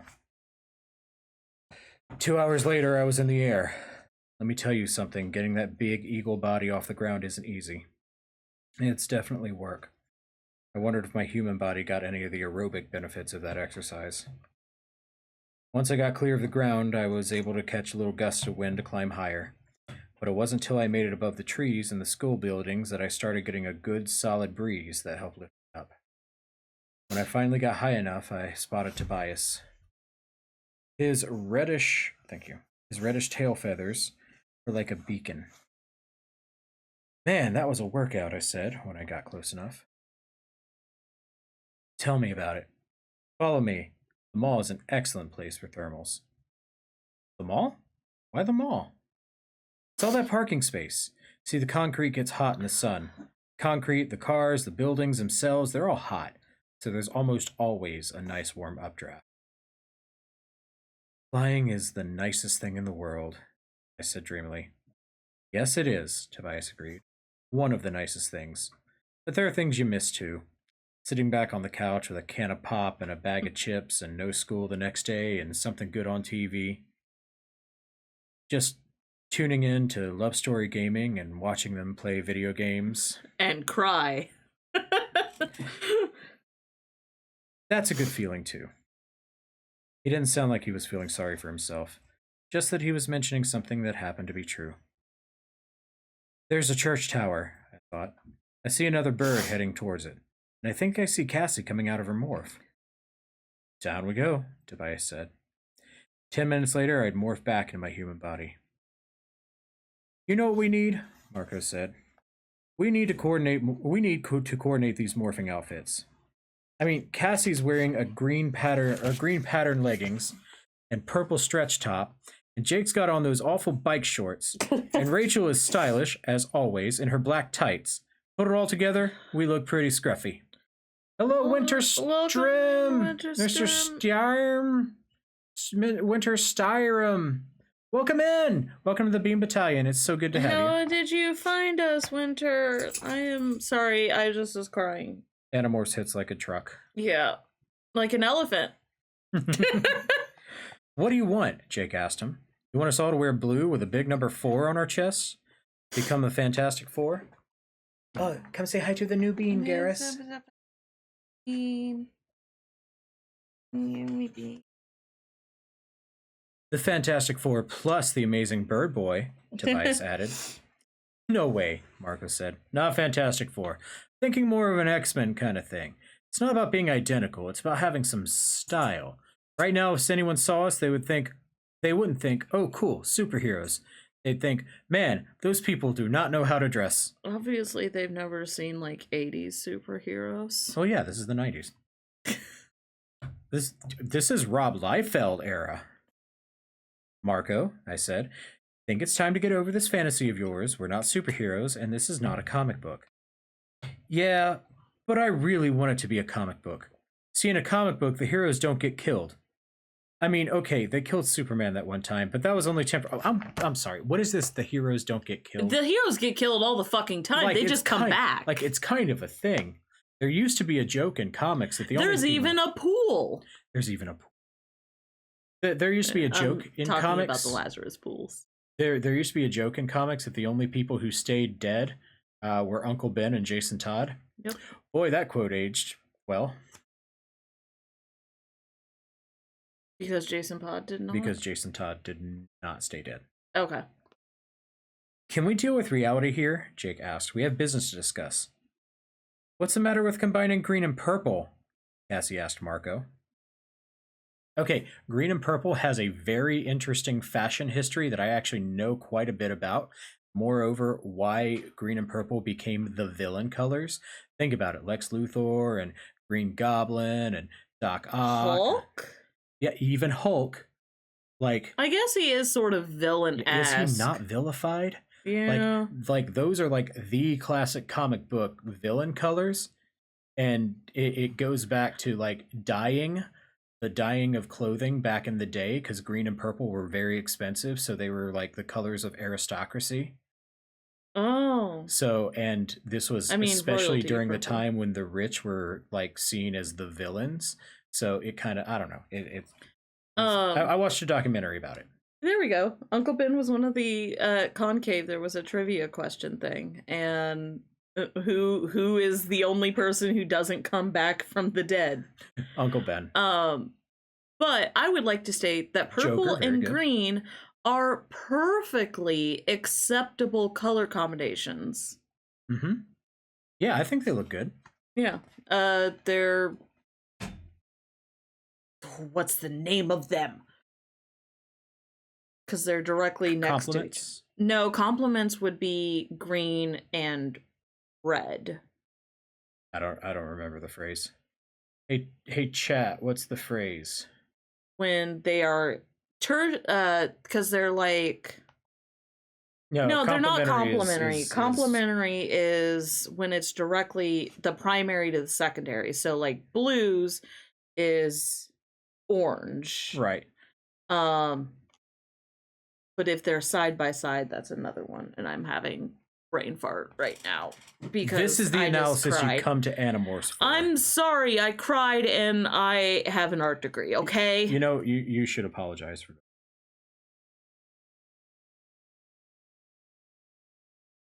I'm gonna leave now. No, don't. No, don't. I love you. Been reading Vogue again, Marco? I teased. I do, though. No, I do. Jake put his hand over Marco's mouth. People, and I use that term loosely, we need to decide what we're doing next. Marco pried Jake's hand away. I want to decide what we're not doing next. I should be spending more time with my dad. You know, he's still messed up over my mom. Marco's voice always cracked whenever he mentioned his mom. He'd start out sounding tough and all, but the voice would end up with that little break, that little wobble. It had been 2 years since his mother disappeared. They said she drowned, though they never found her body. His father had fallen apart. It was the main reason Marco was so reluctant to be an Animorph. He was worried that if anything ever happened to him, his dad would just give up completely. I could see that Jake was about to say something impatient. I was feeling the same way, like Marco just needed to deal with reality. But Cassie put her hand on Marco's arm. Don't ever let any of this get in the way of spending time with your dad, he said earnestly. He needs you. We need you too, Marco, but your dad comes first. She looked at Jake, at me. There isn't much point of doing any of this if we forget why we're doing this. Good to have you in, Winter. They found us just browsing Twitch. Oh, fantastic. Welcome in. Welcome to the Beam Battalion. You're now part of the best and most attractive community on the internet, and we're better now that you're here. I thought about Melissa. I thought about my mom and dad and how great it was to have them, even when they got on my nerves. Cassie's right. When you get home, tell your dad you love him, Marco. I blurted out without thinking. It wasn't the kind of thing I normally say. Thank you, Dr. Rachel, he said. He said it snidely, but I could see he knew what I was talking about. Then he was suddenly all business. He rubbed his hands together. Okay, let's get serious here. How are we going to go about getting ourselves killed next? Turn into a fly at a frog convention? Ooh, we can morph turkeys at Thanksgiving. I want to go back in, I said. Back into Chapman's. Why? Jake asked. We learned a lot already. We didn't learn the location of the Kandrona, I pointed out. That's what we need to do sooner or later. The Andalite made it pretty clear to Prince Elfangor. Elfangor. Yeah, that's my biggest complaint about these early books is that they don't say Elfangor's name. Put respect on Elfangor's name. Made it pretty clear to Tobias that the Kandrona was the weak point for the Yeerks. Kandrona sends out the rays that are concentrated in the Yeerk pools. If we destroy the Kandrona, we hurt them bad. Marco raised a skeptical eyebrow. Is the Kandrona the mothership? No, the Kandrona is basically an artificial sun that its rays are what the Yeerks absorb nutrients. Every 3 days, they have to leave their host and go to the Yeerk pool to absorb Kandrona. Yeah, but it's an artificial sun that's Kandrona. So where is the artificial sun thing? That's what they're trying to find out. Where's the Kandrona? Okay. Is it an actual, like, sun thing? We'll find out. It's an artificial sun. Like, it simulates the nourishing rays of their home planet's sun. But is it small? We don't know. Bugs me now. It bugs them, too. All we know is that there is an artificial sun or a Kandrona somewhere in the city, and that Kandrona is providing the rays for the Yeerk pool. It's like a UV lamp. It's like a UV lamp for Yeerks. It's a Yeerk V lamp. Oh. In fact, Marco raised a skeptical eyebrow. Excuse me, Rachel, but what is a Kandrona? I mean, we know what it does, but what does it look like? Marco How big is it? For all we know, the Kandrona could be the size of a lighter and could be in Visser 3's pocket. Raffo. I am read Marco. And find out. I am Marco. That's not the impression I got from Elfangor, Tobias said. Whatever, Marco said impatiently. The point is, how do we destroy something when we don't even know what it is? That's why we have to follow the one lead we have, I said. Chapman. Chapman communicates with Visser 3. The two of them know where the Kendrona is. If I can spy on them, maybe I can figure it out. They're all staring at me. Marco looked at me like I was crazy. Jake looked thoughtful. Cassie looked worried, like she wasn't sure what I was saying. Or wasn't sure about what I was saying. Tobias turned his fierce, intimidating hawk stare at me. Are you sure you're just going back to spy on Chapman? He asked me privately. I don't think you should go back in there alone, Jake said. How is anyone else going to go in with me? I asked. We can't have two cats running around. I mean, as Fluffer, I can go anywhere without them being suspicious. See, I hadn't told anyone about Visser 3 telling Chapman to kill me. I knew it was wrong to keep secrets like that from the group, but if I told them, they would have never let me go back in. Unfortunately, although Jake may not be all that perceptive, Cassie is. Are you sure nothing went wrong while you were in there, Rachel? Cassie asked. She was looking at me with this kind of sideways look Cassie gets when she's trying to figure someone out. It was scary, I said, but nothing happened. It wasn't exactly a lie. Kind of a lie, but not exactly. Cassie thought for a moment. Her eyes went blank. Suddenly I knew what was going on. Tobias was talking to her privately. He was telling her something. She nodded like she was agreeing. Tobias didn't know what happened with Visser 3, but he did know that I was pretty freaky when I came out of that basement. I think we should find a way for someone to go along with Rachel, Cassie suggested.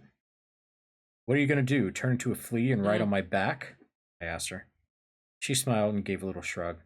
I'm just saying we should think about it. Okay then, Jake said. Rachel goes in one more time. Maybe we'll get lucky. We haven't gotten lucky since we walked through that construction site and met our first alien, Marco said. Maybe that's going to change, I said. I'm going in and I'm finding a way to hurt those creeps. That's not the only reason you're going back in there, Tobias said in my head. You're not just doing it to hurt the Yeerks. You're going back in there because you want to help Melissa. Same thing, I said. I guess the others wondered who I was talking to. You want to switch over to reading the odd evens, or I can go back. Yeah, I am fine again. I love you. Everybody put a heart for the ducky. Ducky's going through feelings about Animorphs.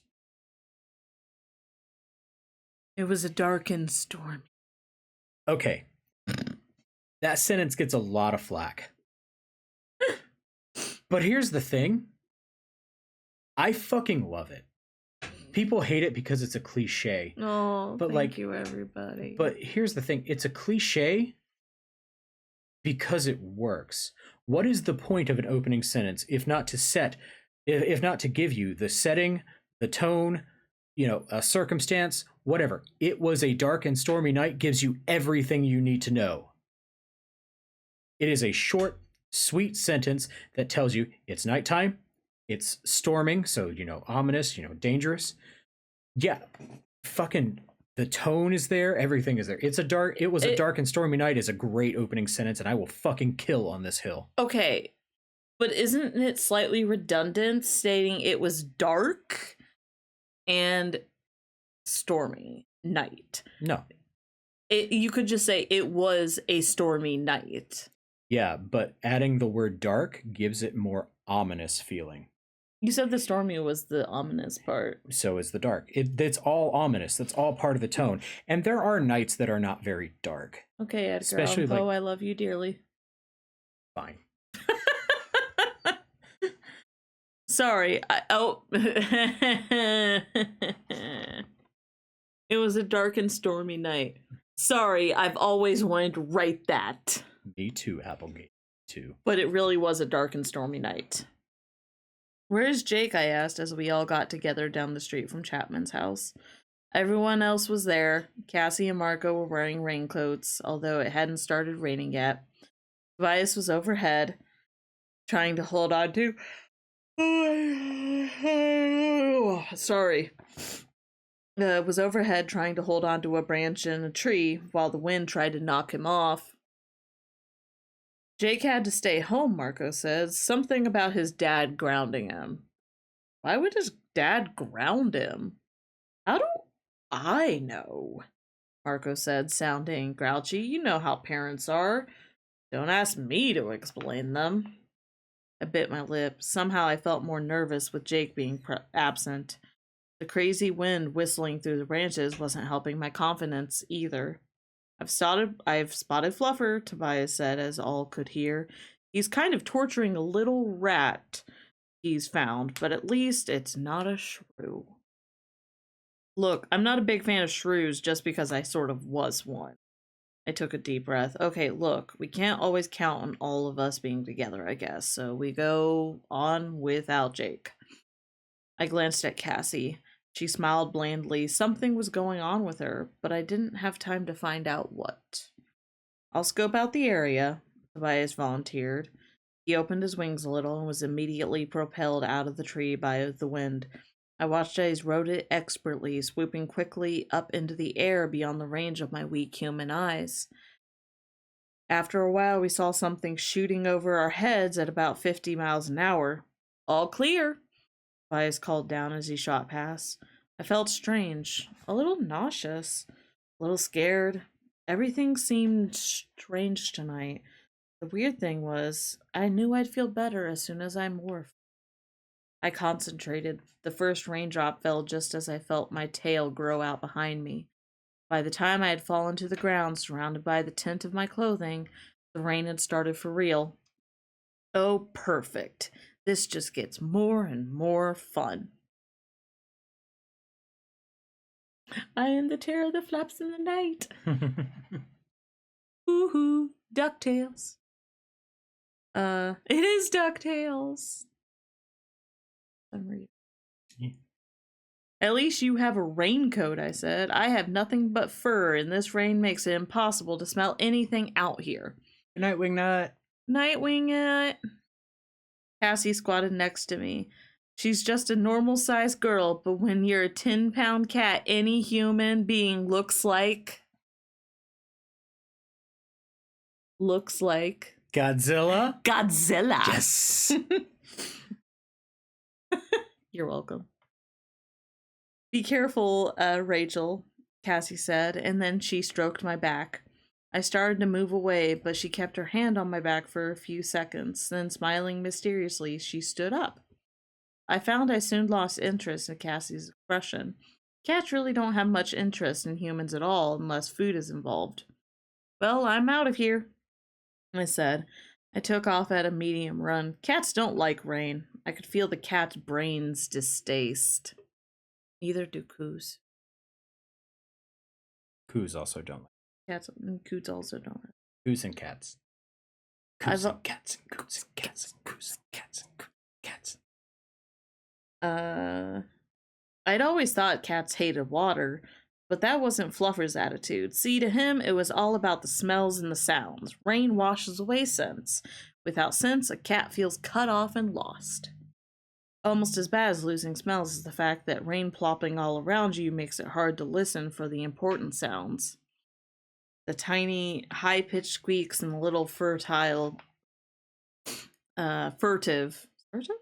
scritching noises. Rained cats is like being in the dark is to human beings. It just makes the whole world kind of boring. So I ran towards the kitty door, actually looking forward to the friendly smells and sounds of home. At least that's what Fluffer was thinking. I was still wondering why Jake hadn't come. I was wondering if it was some kind of bad omen. There was a bad feeling over this whole mission. I knew my way around the Chapman home, both as a cat and a human, and I was pretty sure I knew the routine. Last night, Visser had made contact right at 8 o'clock. If Visser 3 communicated with Chapman at the same time every night, then I had arrived right on schedule. Chapman was sitting at the couch, same as last time, and just as I had hoped, at 3 minutes till 8, he stood up and headed down toward the basement. My whole plan was to go down there with him. I remembered the layout of the little secret room. I remembered the desk. I knew that I could somehow follow him down without him seeing me in the gate under the desk. I would be invisible to him and to Visser 3. The problem was that the whole plan counted on Chapman not noticing me. He headed for the basement door. I fell into step right behind him. The trick was to stay just inches behind his feet. From there, he couldn't see me, but I had to watch his feet closely. If he hesitated, I would plow right into him. That would be a very uncat-like thing to do. He walked, I kept pace perfectly, just behind. He headed down the stairs. I figured this part would be easier. When people walk downstairs, they usually look where they're going. They don't turn around and look behind them. One sound, one clumsy move, and I was finished. We reached the bottom of the stairs, and suddenly Chapman stopped dead. I leaped behind the couch. He looked around like he heard a noise, or maybe he just sensed something. I froze and I didn't move a muscle. I started on towards the door, and I fell into step behind him again. So, what's happening?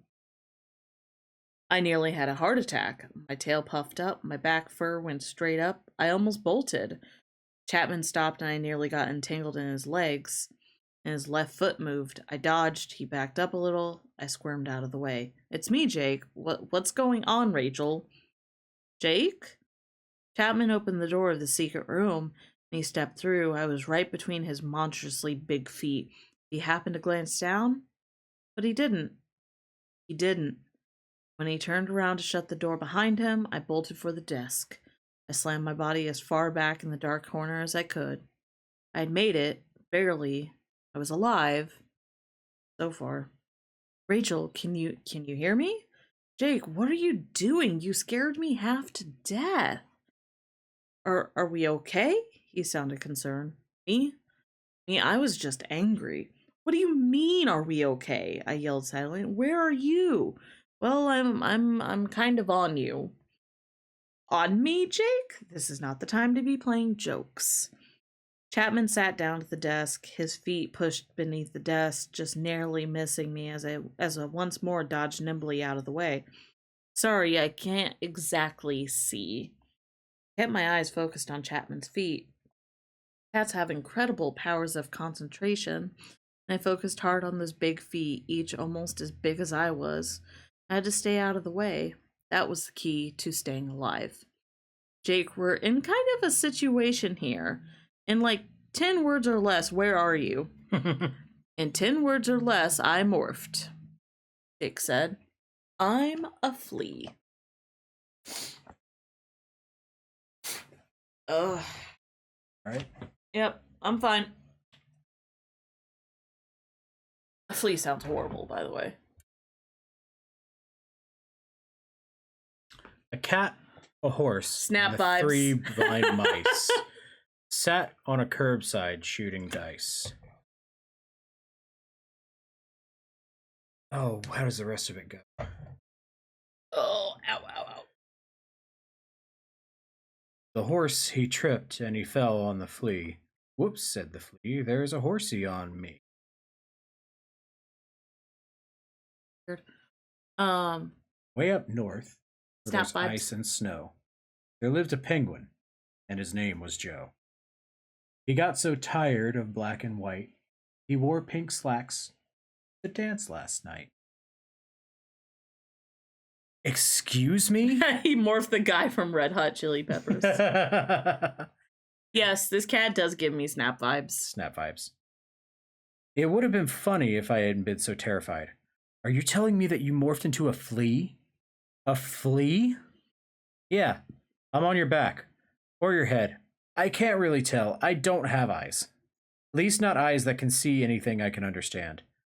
I mean, all I know is warm or not warm. I think I can sense blood. That's about it. And I can kind of sense motion. Like when your hair stood up, I knew there was something going on around me. Jake, this is sick. This is beyond sick. What's the matter with you? A flea? Are you insane? Just being a lizard made you sick. This is worse. Actually, it's kind of okay, he said. I mean, I don't know how to explain it, but the flea mind is so limited. It's not hard at all to control. All it knows is to move towards the sense of warm blood and eat. It's like, I don't know, like in a way I'm not even really in the flea because I can't see much or sense much. I expected it to be horrible, but when Cassie and Marco and I tested it out, They're in on this with you? Of course. That's why Cassie made such a point of patting my head. She was depositing Jake on me. Rachel, we were worried about you. Figured someone should go along with you. Tobias said, oh, so Tobias is in on this too. Tobias said you weren't telling us everything. He wasn't sure why or what it is you weren't telling. I sighed inwardly. I guess it's good to have a friend who cares about you. But on the other hand, Jake had practically made me run into Chapman. Besides, the idea of Jake morphing into a flea and crawling around my fur just gave me the worst creeps you could imagine. Suddenly, the brilliant light came on. Visser 3 appeared in the room. Jake, the Visser is here in hologram, so don't distract me, okay? We're hiding under the desk about half an inch away from Catman's foot. Oh, but it doesn't matter if he sees you, right? I mean, he'll just figure you're the cat. No biggie, so you shouldn't be acting suspicious. I hesitated. Oh, well, it would come out sooner or later. Jake, the thing I didn't tell you is that Visser 3 saw me in here last time. He told Chapman he should probably just, kill me. He was worried I might be an Andalite and morph. For a while, Jake didn't say anything. I had the feeling he was trying to keep himself from yelling at me. He failed. Rachel, are you crazy? You came back down here after that? Are you insane? But just then, Chapman began to speak. Welcome, Visser. Innis 226 of the Sulp Niar Pool submits to you. May the Kendrona shine and strengthen you. And you, Visser 3 said curtly. I have 4 new voluntary hosts, Visser, Chapman said. 2 are children recruited through the Sharing, the front organization. Of the 2 adults, 1 is an agent for the FBI, sort of policeman. He must be very fool. Visser 3's artificial voice was flat, but still carried a load of. Do I care about a handful of hosts? What have you learned of the Andalite bandits? Visser, what can I do unless they show themselves? They've used earth animals in the attack on the. Visser 3 said. They used powerful, dangerous earth animals. Find out how they obtain such morphs. My experts here tell me that such animals are rare on this part of the planet. Yes, Visser. I will do. Yes, you will. And we have another matter. We need 6 more human controllers suitable for work as guards. They will be used to increase the guard around the Kendrona. What's happening? Jake asked. Chapman is getting reamed by Visser 3. Too bad Marco isn't here. He'd enjoy seeing Chapman get chewed out. Oh, he wants us bad, I said. Or at least he wants the Andalites he thinks we are. He's putting extra guards around the Kendrona, human controllers. That's interesting. Maybe he'll. The foot moved too quickly. The point of the shoe hit me in the ribs. Wow! Chapman pushed back from the desk. He passed right through the Visser 3 hologram. For a second, I saw them united, as if they were one horrible creature. What's happening? Visser 3 demanded. Chapman stared at me, horror and fury in his eyes. I flattened my ears back against the skull. My claws came out, and my teeth were bared. It's the animal, Visser, the cat, Chapman said, his voice full of fear. Visser 3 seemed to make a seething, half-hissing noise. Should have killed it when I told you to, Miss 226. But Visser, Chapman said, or protested. And yet it all works out to my advantage, Visser 3 said. Now there can be no doubt that this cat is one of the Andalite bandits. Jake, we're busted, I said. We're busted real bad. We will no longer have to search for the Andalites, Visser 3 said. We have one right here with us. Shall I kill it? Chapman said. No, don't kill it. Seize it. Seize it now, before it can morph back into an Andalite shape. By the time I'm done with this one, we will have them all. It's been a long time since I tortured a proud Andalite warrior, but I know how to break them. Seize it, and bring it to me. Chapman knew better than to.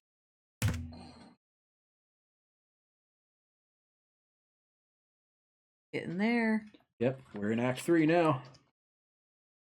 Chapman dived. His hands were open wide, grabbing for me. I was trapped. No way out. No way to open that door and escape. Trapped. No sensible choice but to surrender. but the cat and I were in agreement on this. You never surrender.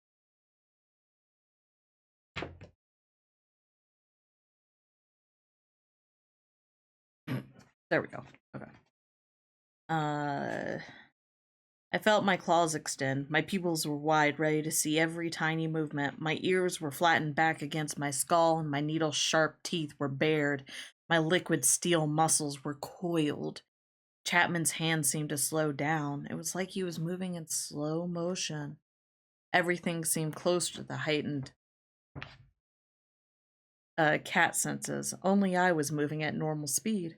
My paw lashed out and my claws bit flesh. I saw 3 bright red tracks on the back of Chapman's hand. I could smell the blood that flowed. Ah! Chapman howled. He backed away. Get it! Visser 3 shouted. What's going on? Jake wondered. I feel like we're bouncing around a lot. Chapman got a determined look on his face. And he came at me again. I was cornered. No way out. I slashed. Chapman cried out. My claws were lacerating him, tearing furrows in his arms and legs, or arms and hands. He grabbed me around the middle, and the cat and me hated being grabbed that way. Hated it a lot. Brought my teeth into it. I was a 10-pound bundle of lightning-fast claws and teeth. Chapman's hands looked like raw hamburger. Snap vibes. Snap vibes. Ichigo vibes, too.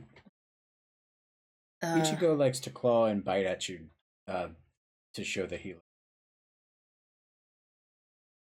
Snap does too. Both.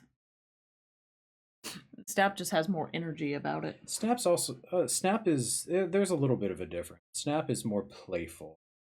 He's doing it to play. Ichigo is doing it because he thinks that bites equal.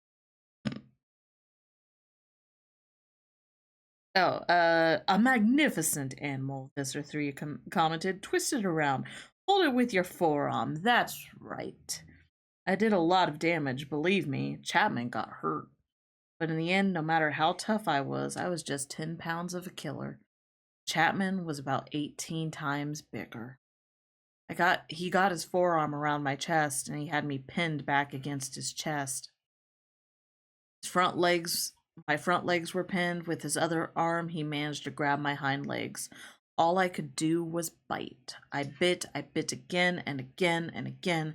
But although I couldn't hurt him, I couldn't kill him, I couldn't stop him. His fear of Visser 3 was greater than the pain I was causing. Bring it to me, Visser 3 said enthusiastically. Bring it to me. I will come to collect it at the nearest site. Visser, what if it resumes its Andalite shape? You have weapons. If it tries to remorph, kill it. We do like spicy love in this house. We do like spicy.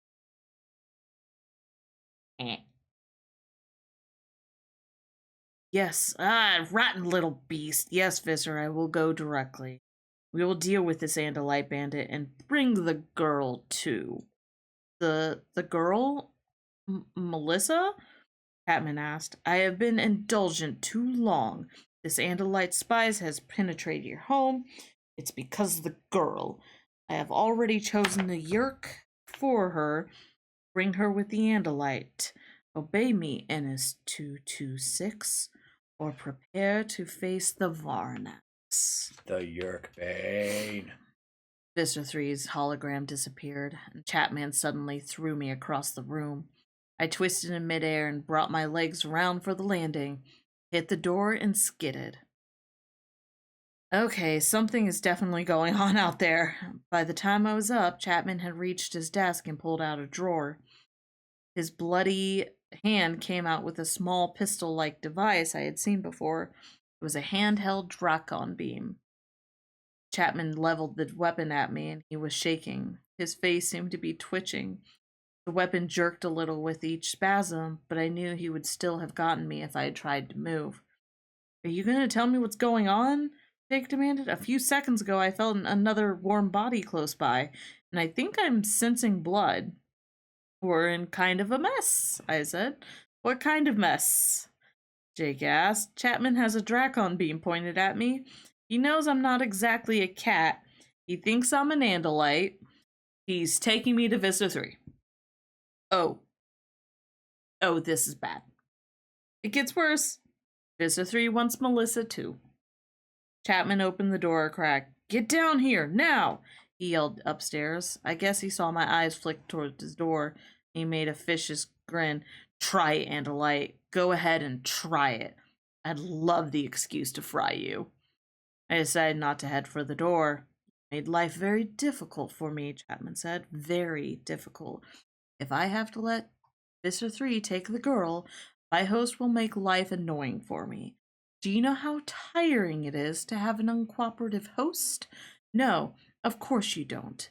Trust me, Andalite, I will gladly kill you. Miss Chapman appeared at the door. What is it? His cat is one of the Andalite bandits in a morph. Vista 3 wants him, get me the cage, and we use to take him to the vet. Miss Chapman nodded and disappeared. What's going on? Jake asked. Miss Chapman is getting me a cage, I said. I was feeling utterly defeated. Because of me, the Yerks were going to take Melissa. I had failed. I had made a mess of things.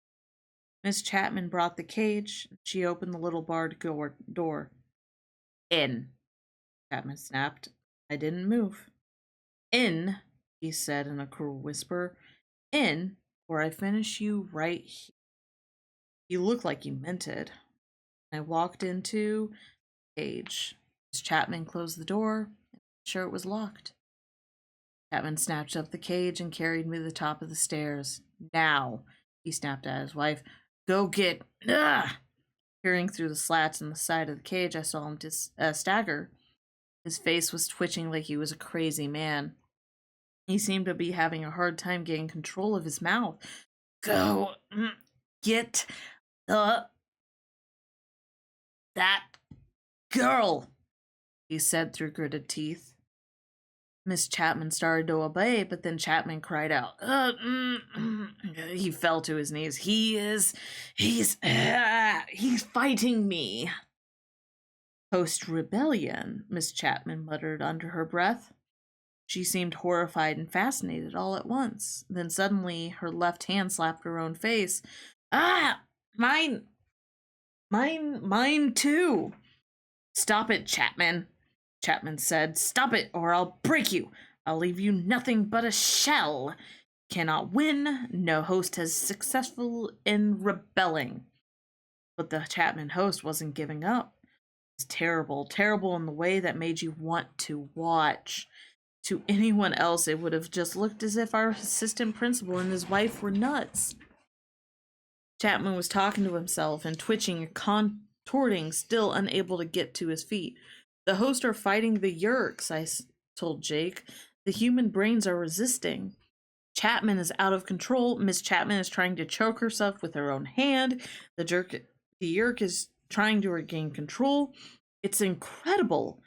I can't believe it. I can't believe the host can fight back this hard. It's because of Melissa. They're fighting for their daughter. Chapman cried. Suddenly, he lurched to his feet. I will win, Chapman. You cannot resist. It was true. The Chapman host was losing. Innis 226 was regaining control. The same was happening with Miss Chapman. The yerk in her head was forcing a rebellious hand away from her throat.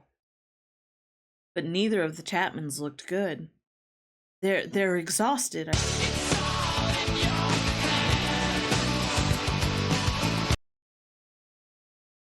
Back up. Back up. We are indeed back up. All right. Sorry about that, guys. Sometimes the OBS decides we're fucking done. Yep. If you're watching this on VOD, what just happened is the stream went down and I have edited the two streams back together. You can do that on Twitch VODs? No, I'm going to have to do that through video editing software. No, you can re-upload the VOD. Yes. Okay. That's how we do that. All right. Let's see. Let me try to figure this out here. We're back. Yeah, we're back. Sorry, guys. I hate this sometimes. It randomly does that, and I have no idea why it randomly does that. I've never been able to figure it out. All right, let's get back to reading. It might just be a Slight internet glitch. What? Yeah. No, actually, I don't. Oh, okay. So I can monitor that. Okay. Well, let me know because I have difficulties reading that, so just a heads up. Okay. Here. Oh, that helps. Thank you. I got you. You're so smart. Yay. You're wonderful. Aw, I shucks. love you. I love you. All right. Now, where were we?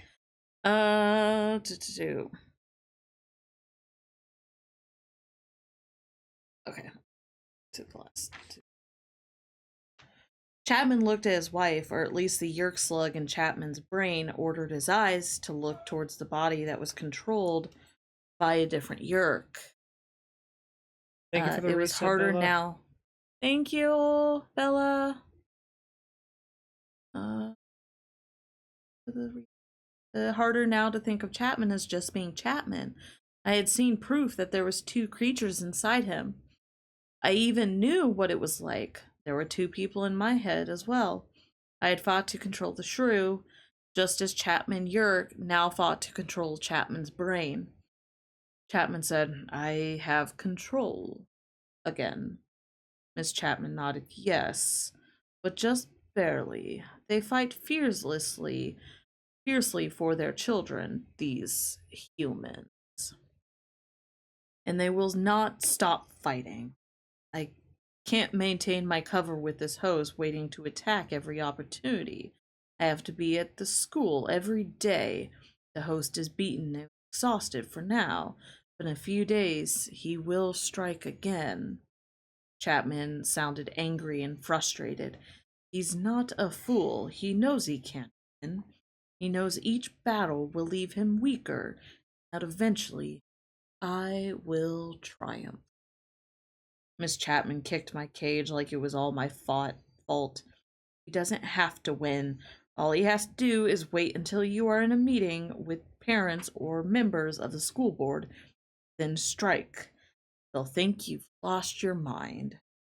Chapman looked haunted. He checked his watch. I'll take the Andalite to Visitor 3. Maybe I can make him understand. Go, quickly, Miss Chapman told her husband. Chapman snatched up the cage I was in. He barreled through the door, slammed me into the door jamb on the way. Daddy? Daddy? What are you doing? It was Melissa. She was across the living room, and I hadn't seen her arrive. Where had she been? I could only pray that she had not heard everything. If she heard it all, there was no hope for her. Chapman kept walking out into the wet night. Daddy? Daddy? Do you have Fluffer in there? It's Melissa, I told Jake. If she doesn't back off, they're going to force them to take her. Daddy? Melissa sounded frightened now. She came running. Chapman moved quicker. The real Chapman was helping. He knew his daughter would only make things worse if she tried to intervene. Fluffer? Melissa cried. There was only one hope. Tobias? I cried out, making my speech as loud as I could. Tobias, can you hear me? His answer was faint, but it was Tobias. Yes, Rachel? The real Fluffer. We need him. We need him right now. Rachel, what is going on out there? Jake demanded. Fluffer, why are you taking Fluffer? Daddy, please stop.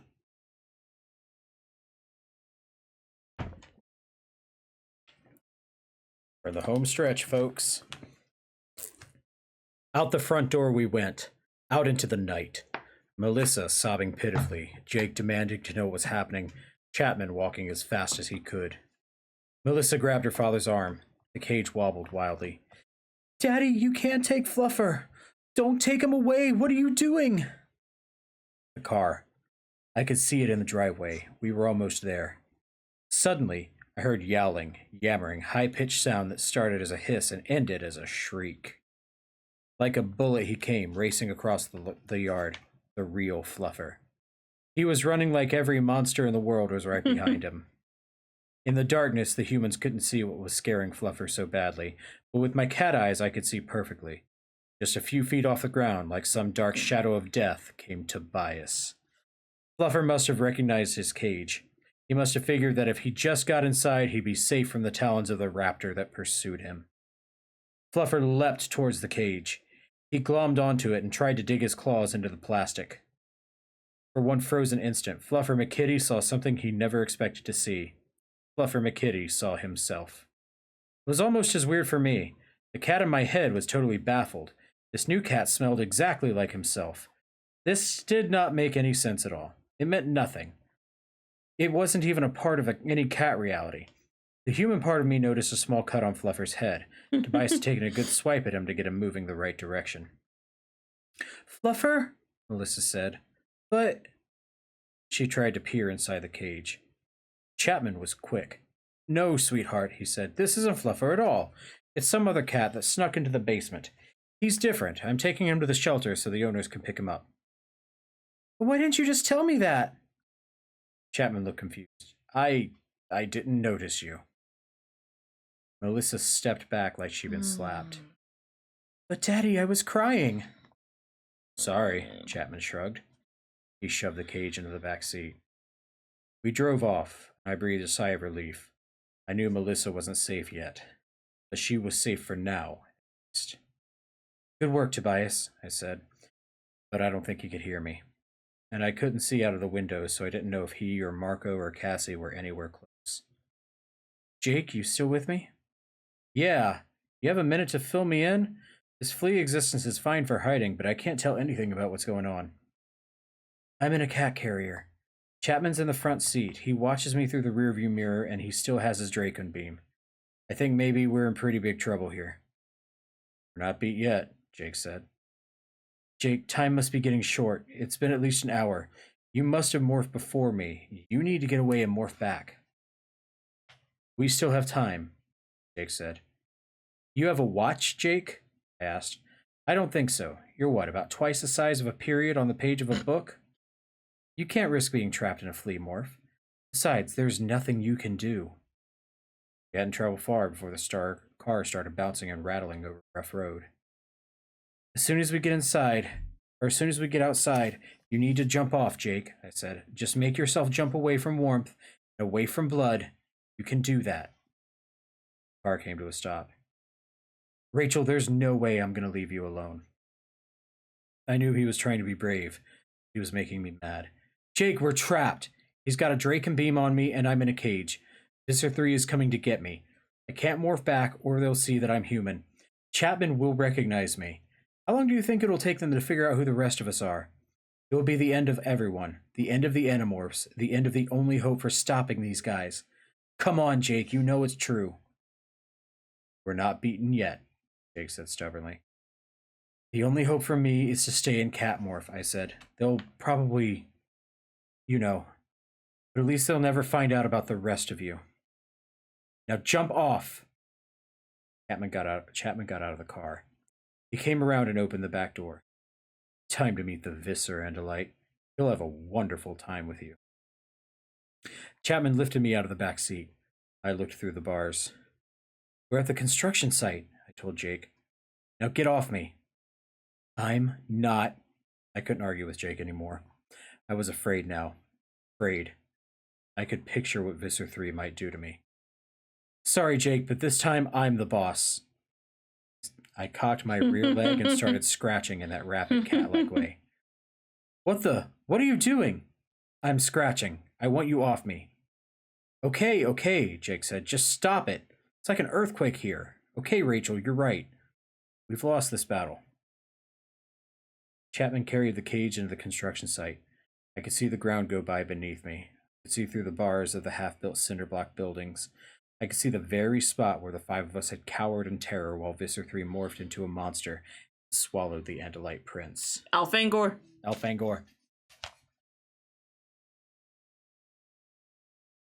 The Andalite's last despairing cry came back to me. He had lost his fight, and now I was losing mine. Maybe there was no hope. Maybe we were fools to even try to resist the Yerks.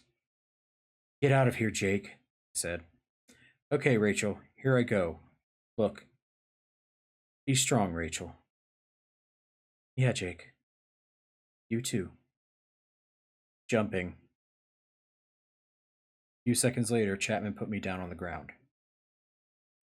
He waited beside the cage. The two of us stared off into the darkness. I decided to make sure Jake was gone. Jake? Jake? No answer. Jake, answer me. I changed my mind. I want you to stay with me. If he had lied to me, he would answer now. Come on, Jake. I've changed my mind. I need you. No answer. He was truly gone. That fact filled me with grim satisfaction. If Jake and the others survived, there would be some hope. But the feeling of loneliness was awful. Then I heard the sound of something large moving swiftly in the air. I pressed my head against the door and looked up. 3 craft were descending towards the construction site. 2 of them were smaller, about the size of one of those recreational vehicles, maybe a little larger. They had a cowled, insect-like look. They looked like beetles with twin, long serrated spears pointing forward on each side. The Andalite had called them the bug fighters. The 3rd craft was much larger, shaped like an angular battle axe. It was black on black, sharp and deadly looking. As it sank slowly towards us, I felt my fear grow. It wasn't the cat that was afraid, it was me, human. The cat didn't know what this ship was, but I did. I had seen it before. The Andalite called it a blade ship. It was the personal ship of Visser 3, and terror seemed to flow from it. I could smell fear sweat on Chapman. I guess I was glad he was scared too. Maybe Visser 3 would become the Varnax and suck the Chapman yerk out of his head. Maybe the true Chapman would experience a few seconds of freedom before he was killed. Maybe the Chapman yerk would suffer before Visser 3 finished him off. Maybe. Fear is like a worm inside you. It eats you, chews your guts, bores holes in your heart, makes you feel hollow, empty. Fear. The blade ship landed between 2 half-finished buildings. The bug fighters came to rest on either side. They looked so strange, parked between the yellow-painted earth movers and graders of the construction site. The earth movers looked like toys. The alien craft looked like a deadly weapon. I was afraid. I tried to borrow the cat's courage, his indifference, but then the door of the blade ship opened up. I had no courage. Only fear.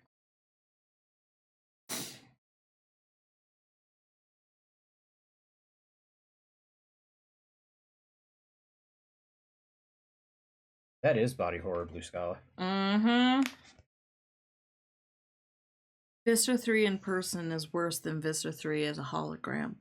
There's nothing horrible about him. That's not when he's in his normal Andalite body, at least.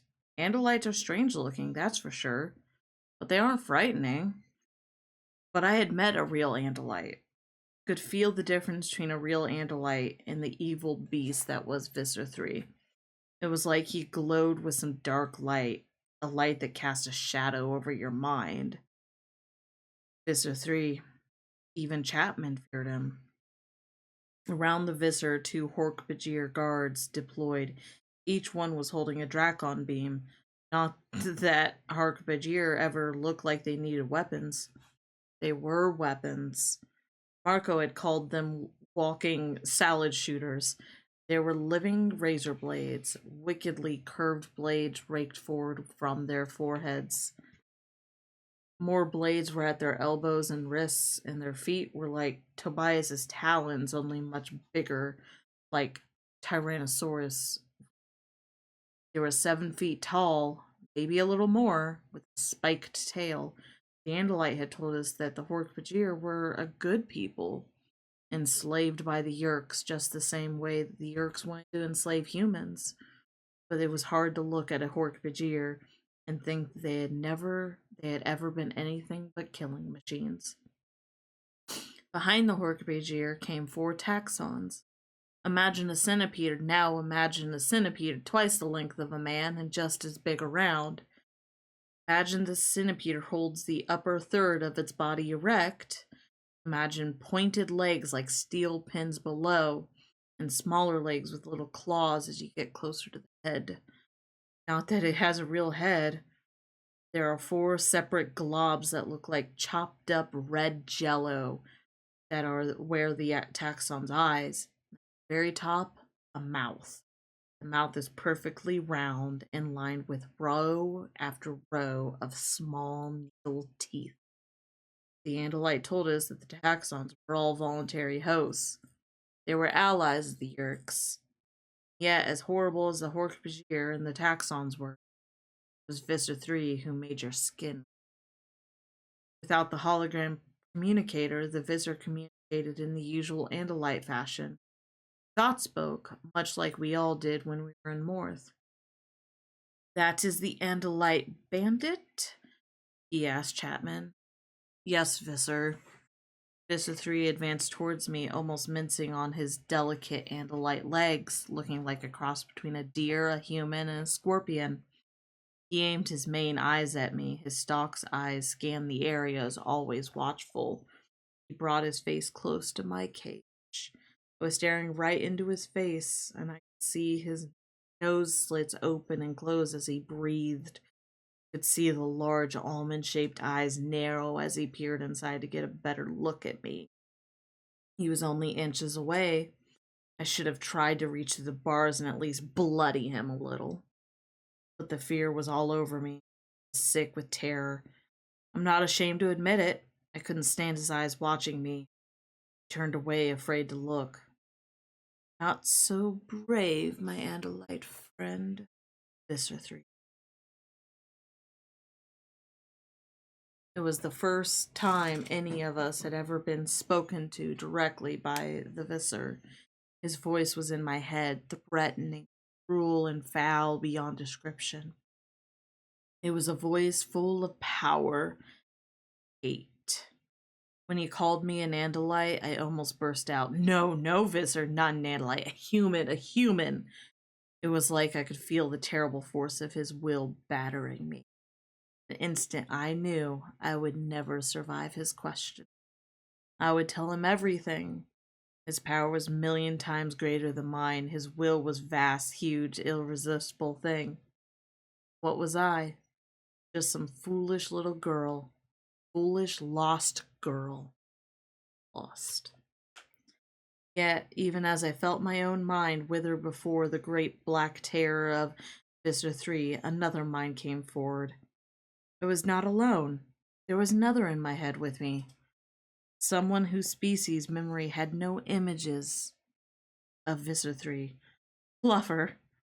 Fluffer's mind contained fears, but they were different from my fears. Fluffer feared big predator birds. Fluffer McKitty feared loud, aggressive dogs. Fluffer feared dominant male cats. But Fluffer was not at all impressed by Visser 3. On the edge of absolute panic, I let the cat in my mind take over. I sank back, hiding behind the calm cat brain.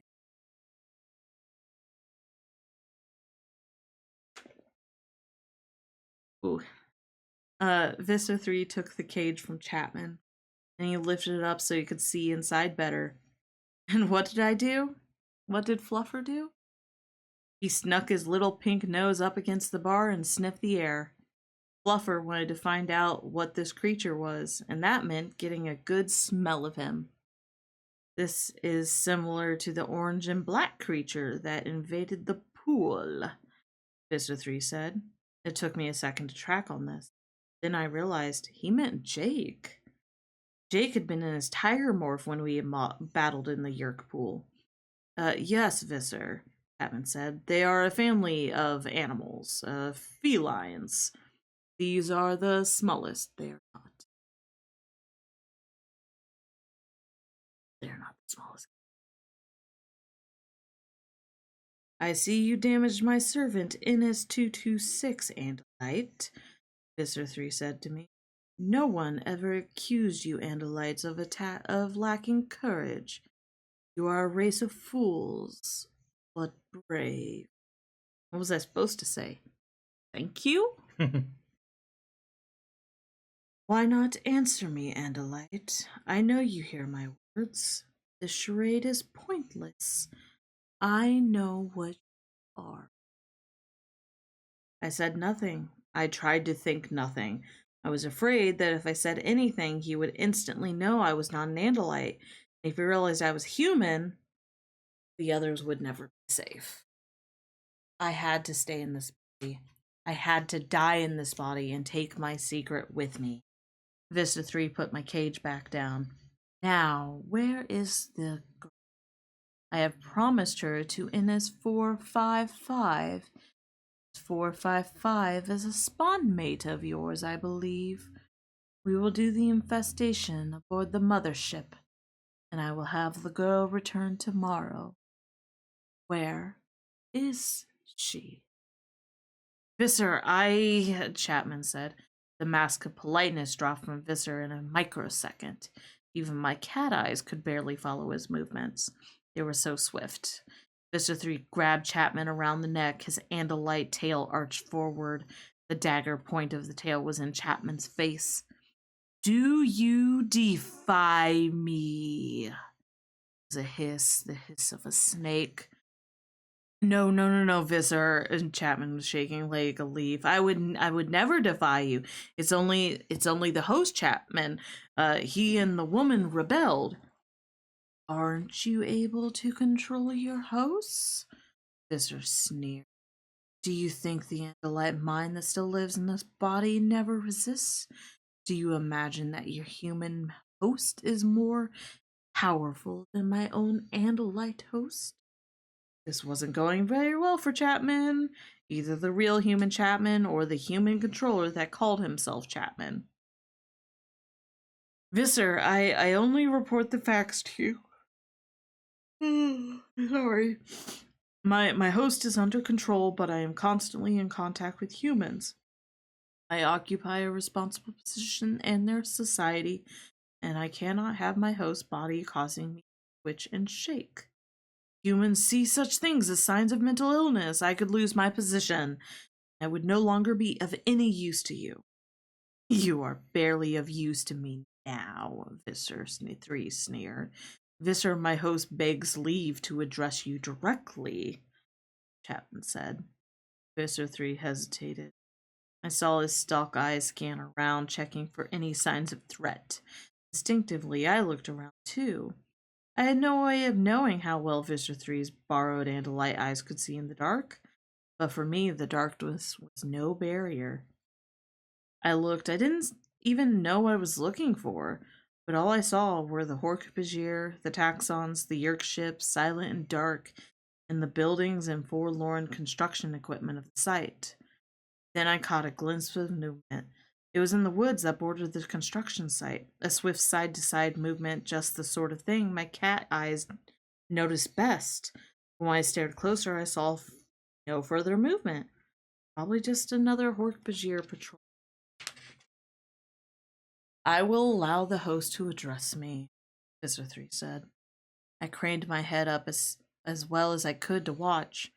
For a moment, nothing changed. Then suddenly, Chapman sagged.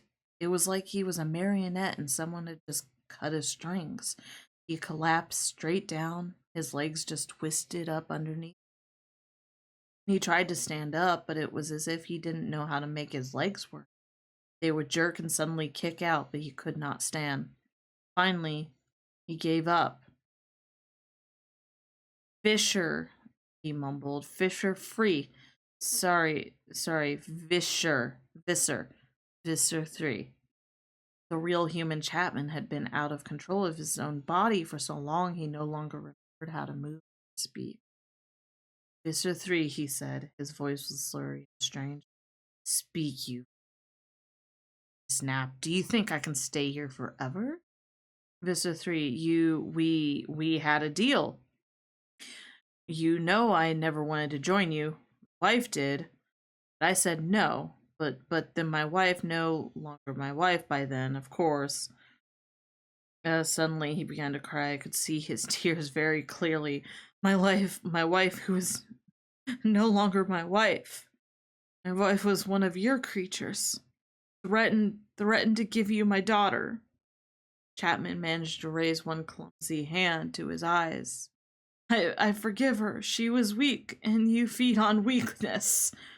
Yes, yes, get to the point, Visser 3 said. The Hork-Bajir moved closer. He muttered something to the Visser, then moved away.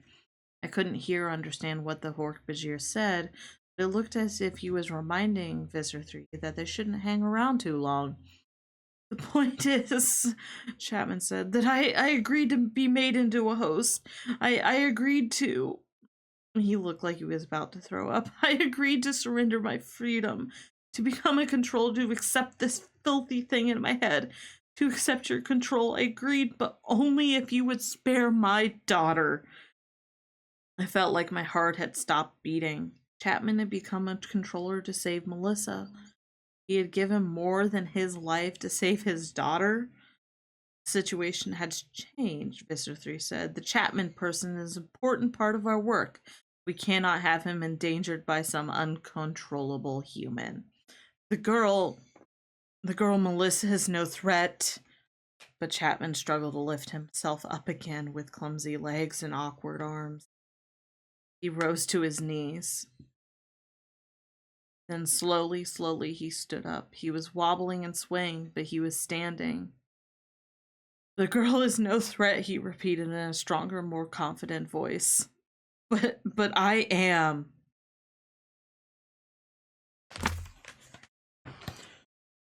You, a threat. Visser 3 laughed. He reached out with one hand to push lightly on Chapman's chest. Chapman fell back, sprawled out on the dirt. His head was just inches from the door of my cage. Tears were streaming down the side of his face. If you harm my daughter, I will fight you. I will fight you forever. Ask your Yerk if he believes me. He knows better than anyone. Ask Innis 226 if I will fight for my daughter. Chapman closed his eyes. The tears stopped. Then his eyes opened again. He picked himself up quickly from the ground and stood before Visser 3. The Yerk slug was in charge again. He was once again a controller. Before he stood, I saw something in there that frightened me all over it again. It was Chapman's watch. Time was now 9:28. I had about 17 minutes before I hit the 2-hour limit. The host will attempt to disrupt you. Yes, Visser, and the woman as well. She's not as strong as this one, but she was able to gain control of one hand. Perhaps she has deeper strength than we knew. He hesitated before going on. I could still smell the fear on him. I am more use with a passive, voluntary host, but I am your tool, Visser. I will do as you command.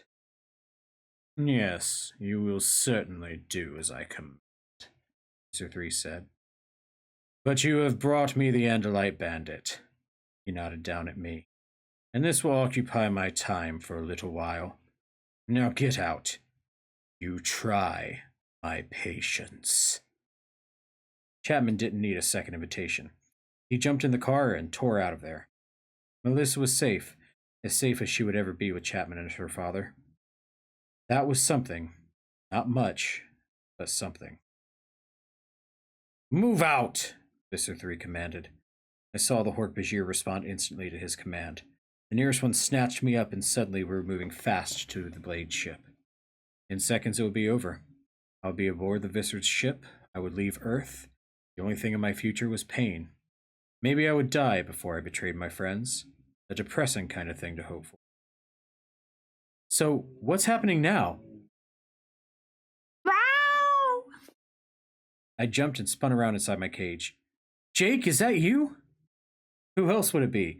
You know anyone else that would be a talking flea riding on your back? Jake, you were supposed to get away and be safe. Yeah, right. Like I was going to abandon you. Listen, I could hear Visser 3's thought speech, but I don't know where we are. We're about 10 feet away from being loaded into Visser 3's blade ship, and I have about 15 minutes before I'm trapped in this morph. 15 minutes? Great. If you have 15, I have 10. I had to morph earlier than you, remember? Jake, get out of here. You can't be trapped as a flea. The door of the blade ship slid open silently. I could see dark red light inside. I could see a handful of taxons that seemed to be standing over the control panels of some sort. Hork-Bajir stood at attention. I'm not getting out of here, Jake said. None of us are. None of... You mean the rest of you are fleas too? No, but they should be around somewhere. Tobias was supposed to follow us and lead the others to wherever we ended up. They can't really do anything. Oh, really? Well, I bet they'll try. Just at that moment, I heard a strange sound. My cat brain didn't recognize it, but the human in me did. It's like an engine, a big engine, like a big tractor or maybe a truck or an earth mover. The Hork-Bajir carrying me saw it too. He ran into the blade ship and tossed me down, then ran back to the Visser, who waited in the doorway. I think they've started the earth movers, I told Jake. Then I guess it's time for me to get into this fight, Jake said. I'm gonna try to do a quick double morph. Hope it works. Here goes nothing. Yeehaw! All at once, through the open door of the blade ship, I spotted the earth mover. It lumbered at a painfully slow speed, but it lumbered right towards the blade ship. Get us in the air! Visser 3 shouted. The nearest taxon said something in their slithery snake speech. It sounded like, say, snake, snurp, snurp, sweet. 2 minutes to lift off. Too long, Visser 3 said. His tail whipped forward, saw a huge gash open in the flesh of the taxon. Greenish yellow goo poured out. The other taxons all looked excited. They were waving their little upper arms and snapping their claws. You and you, Visser 3 pointed at two of the taxons. Get us off the ground. The rest of you may feed on this fool. The wounded taxon emitted a wailing, slithery scream. 3 other taxons rushed at him, their circular mouths fastened into their fellow taxons' writhing flesh, and began chewing and tearing at him. The sound of the diesel engine grew louder. Visser 3 was rapping out orders. Hork-Bajir ran through the door and back outside. Then I saw something happening in the dark corner of the cabin, over past the horrific taxon feeding frenzy. Something was growing. A human being was coming out of nothing. Jake! Can't talk. Don't distract me. Visser 3 was in a rage. He could feel the waves of his anger radiating around the small space. Destroy that machine! He ordered. Outside, 2 Hork-Bajir took aim at the 5 tons of slow-moving steel. Jake was cowering in the corner, but he had begun to change once again. In the darkness, my cat eyes could see the beginning of a pattern of stripes, black and orange. The stripes of a tiger. It's time for me to do my part. I concentrated and felt the change begin. The cage grew small around me. Rumble, rumble, rumble. The earth mover closed in. The near-dead taxon screamed as his fellow taxons ate him alive. Suddenly I saw a brilliant red light. There was a sizzling sound. The earth mover disintegrated. My heart was in my throat. Marco! Cassie! Had they gotten away? I had to concentrate. I had to ignore the taxon's screams. I had to stop wondering whether Cassie and Marco had been on that earth mover when it was hit. I had to control my morph. Not too far, Rachel, not too much. I could not become human. Not totally human. I looked down at my paw. Short, stubby fingers had appeared. I stuck my stubby, half-human fingers through the bars of the cage and found the lock. One of the feeding taxons looked away from his meal just long enough. Yes, yes, yeah! Waved its creepy front legs in my direction. Visser 3 snapped around and glared at me with a ferocious hatred. I opened the door of the cage. Jake leaped through the air, his huge claws outstretched. I flew out of the cage, a clumsy mess of fur and skin, a creature half cat and half human. Jake hit Visser 3 in the side. This time you're mine, you yerk! Visser 3 fell over, tangled up in tiger. His deadly tail flashed, but missed. Jake ripped the Visser's flesh with his claws, infinitely bigger than mine. Ah! It was a great pleasure hearing Visser 3 scream that way. I had other things to worry about. Couldn't move in my half-morph. I concentrated on regaining my cat form. I had only minutes left before the 2 hours would be up. Jake rolled off of Visser 3 just as a handful of Hork-Bajir rushed to his defense. Run! Jake yelled. Run! I agreed. We ran. I was back fully in Fluffer's shape. I could do 30 miles an hour, as fast as the fastest human being could run. Unfortunately, Hork-Bajir are faster. But Jake was faster still for short distances, fast enough to outrun the Hork-Bajir that were after us. But he wasn't going to leave me behind. Jake turned and came for the closest Hork-Bajir. Saw him flying over my head, a huge beast, orange and black striped. The Hork-Bajir went down hard. Get out of here, Rachel! You're too small to fight these guys! There was still another Hork-Bajir on my tail, faster than me. Too fast. Dodged left. Hork-Bajir shot past me. I turned back sharply, my little pads scrabbling in the dirt. The Hork-Bajir grabbed for me, but missed. Something else was moving. Something big. The ground was rumbling. A second Earth Mover was grinding forward on its tank treads. Marco and Cassie had started another. I raced towards the nearest half-finished building. I had to get away and morph back. Time was up. In minutes, I would be trapped. I saw a dark hole.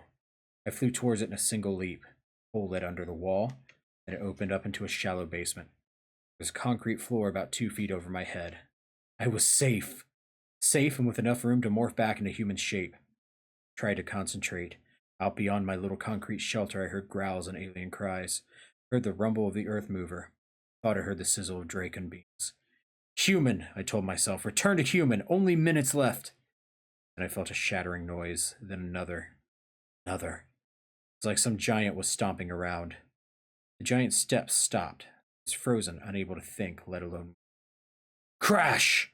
All around me, pillars of rock-hard, scaled flesh, each as big around as a tree trunk, ripped into the concrete. Crunch!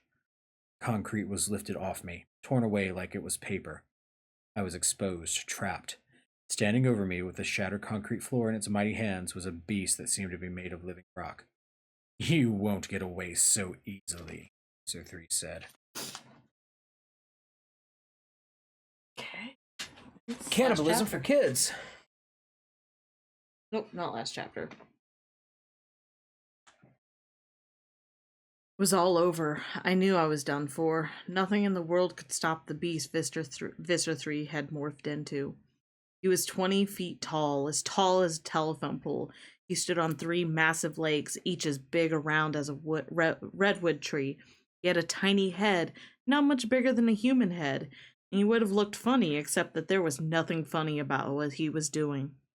With 2 large, mighty arms, he was casually tearing up the concrete. He slammed his fingers into the cement, and he ripped it up in slabs and tossed them over his shoulders. One of the slabs hit a Hork-Bajir and crushed him. I don't think Visser 3 even noticed or cared. I ran. Crash! One of the Visser's huge hand slammed down in front of me. I scampered back and turned. Crash! Another hand like living rock slammed in front of me. Even the cat in me knew it was hopeless. Visser 3 glared down at me with tiny bright eyes and that weirdly small head. He reached for me with both hands, cupped together, forming a wall around me. Crunch! Visser 3 hesitated. Boom! I bolted. I leaped to the top of the wall, 6 feet straight up, and trust me, as scared as I was, I could have jumped even higher. Out of the corner of my eye, I saw what had happened. The Earth Mover had ground forward and slammed into one of the bug fighters. The bug fighter had exploded. Arrgh! Visser 3 roared in fury. I did not envy the Hork-Bajir taxons who had let that Earth Mover get through. I ran along the top of the wall. It was cinder block, full of holes and only a few inches wide. It was much tougher challenge than the balance beam and gymnastics, but I was running as fast as a very scared kitty can run. I'll kill you! All fools! Visser 3 screamed. I had hoped he would just forget about me, but then I heard the thunder of his walk. In 2 steps he had caught up to me, and his huge hand swept towards me.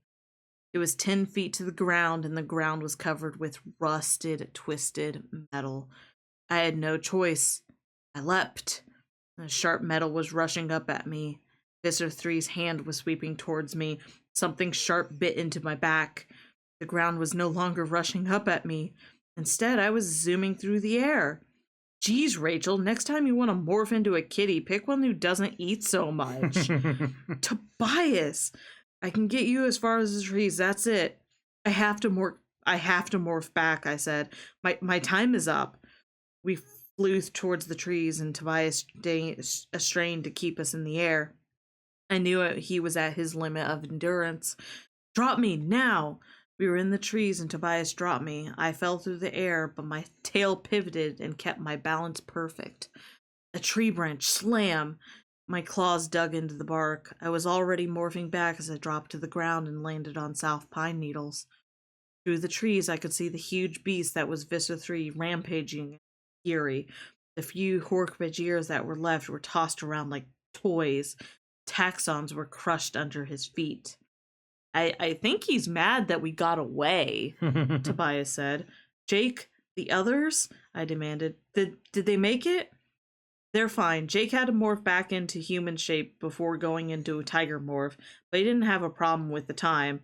Marco got his feathers a little singed, but he's okay. Cassie, too. I collapsed on the ground. I had escaped. I had survived. I knew I should have been glad, but all I felt was tired. All right. Last chapter, and it's only 2 pages long. It's only 2 pages. Melissa was at our next gymnastics class. She was still alive, still free. I acted nonchalant as I changed my leotard and stretched out, but I did watch when she opened her locker and pulled out the envelope. She opened it and read the words that I had put there. Melissa, your father loves you more than you will ever know, and more than he can ever show you. Signed, someone who knows. I'd printed it out in on my word processor, of course, so she wouldn't recognize my handwriting. Maybe it was just my imagination, but she seemed more into the practice that day.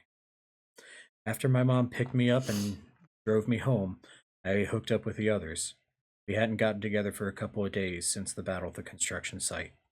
I guess I felt like I had some things to think about. How's Melissa? Cassie asked.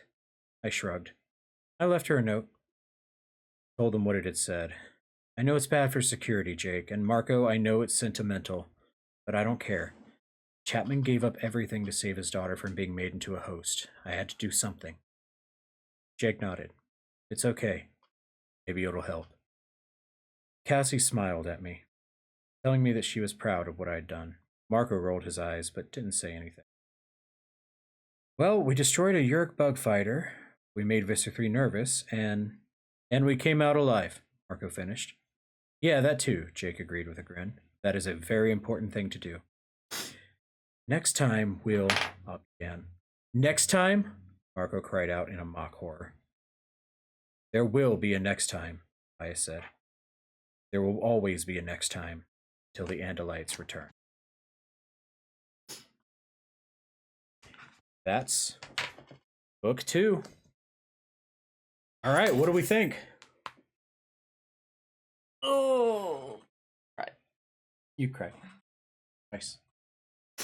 From a queer lens analysis, the themes that really hit on that queer experience are the alienation of your family, especially in relation to basically a fascist ideological takeover. And of course, the quintessential queer experience of a gigantic rock monster trying to crush you with its gigantic feet.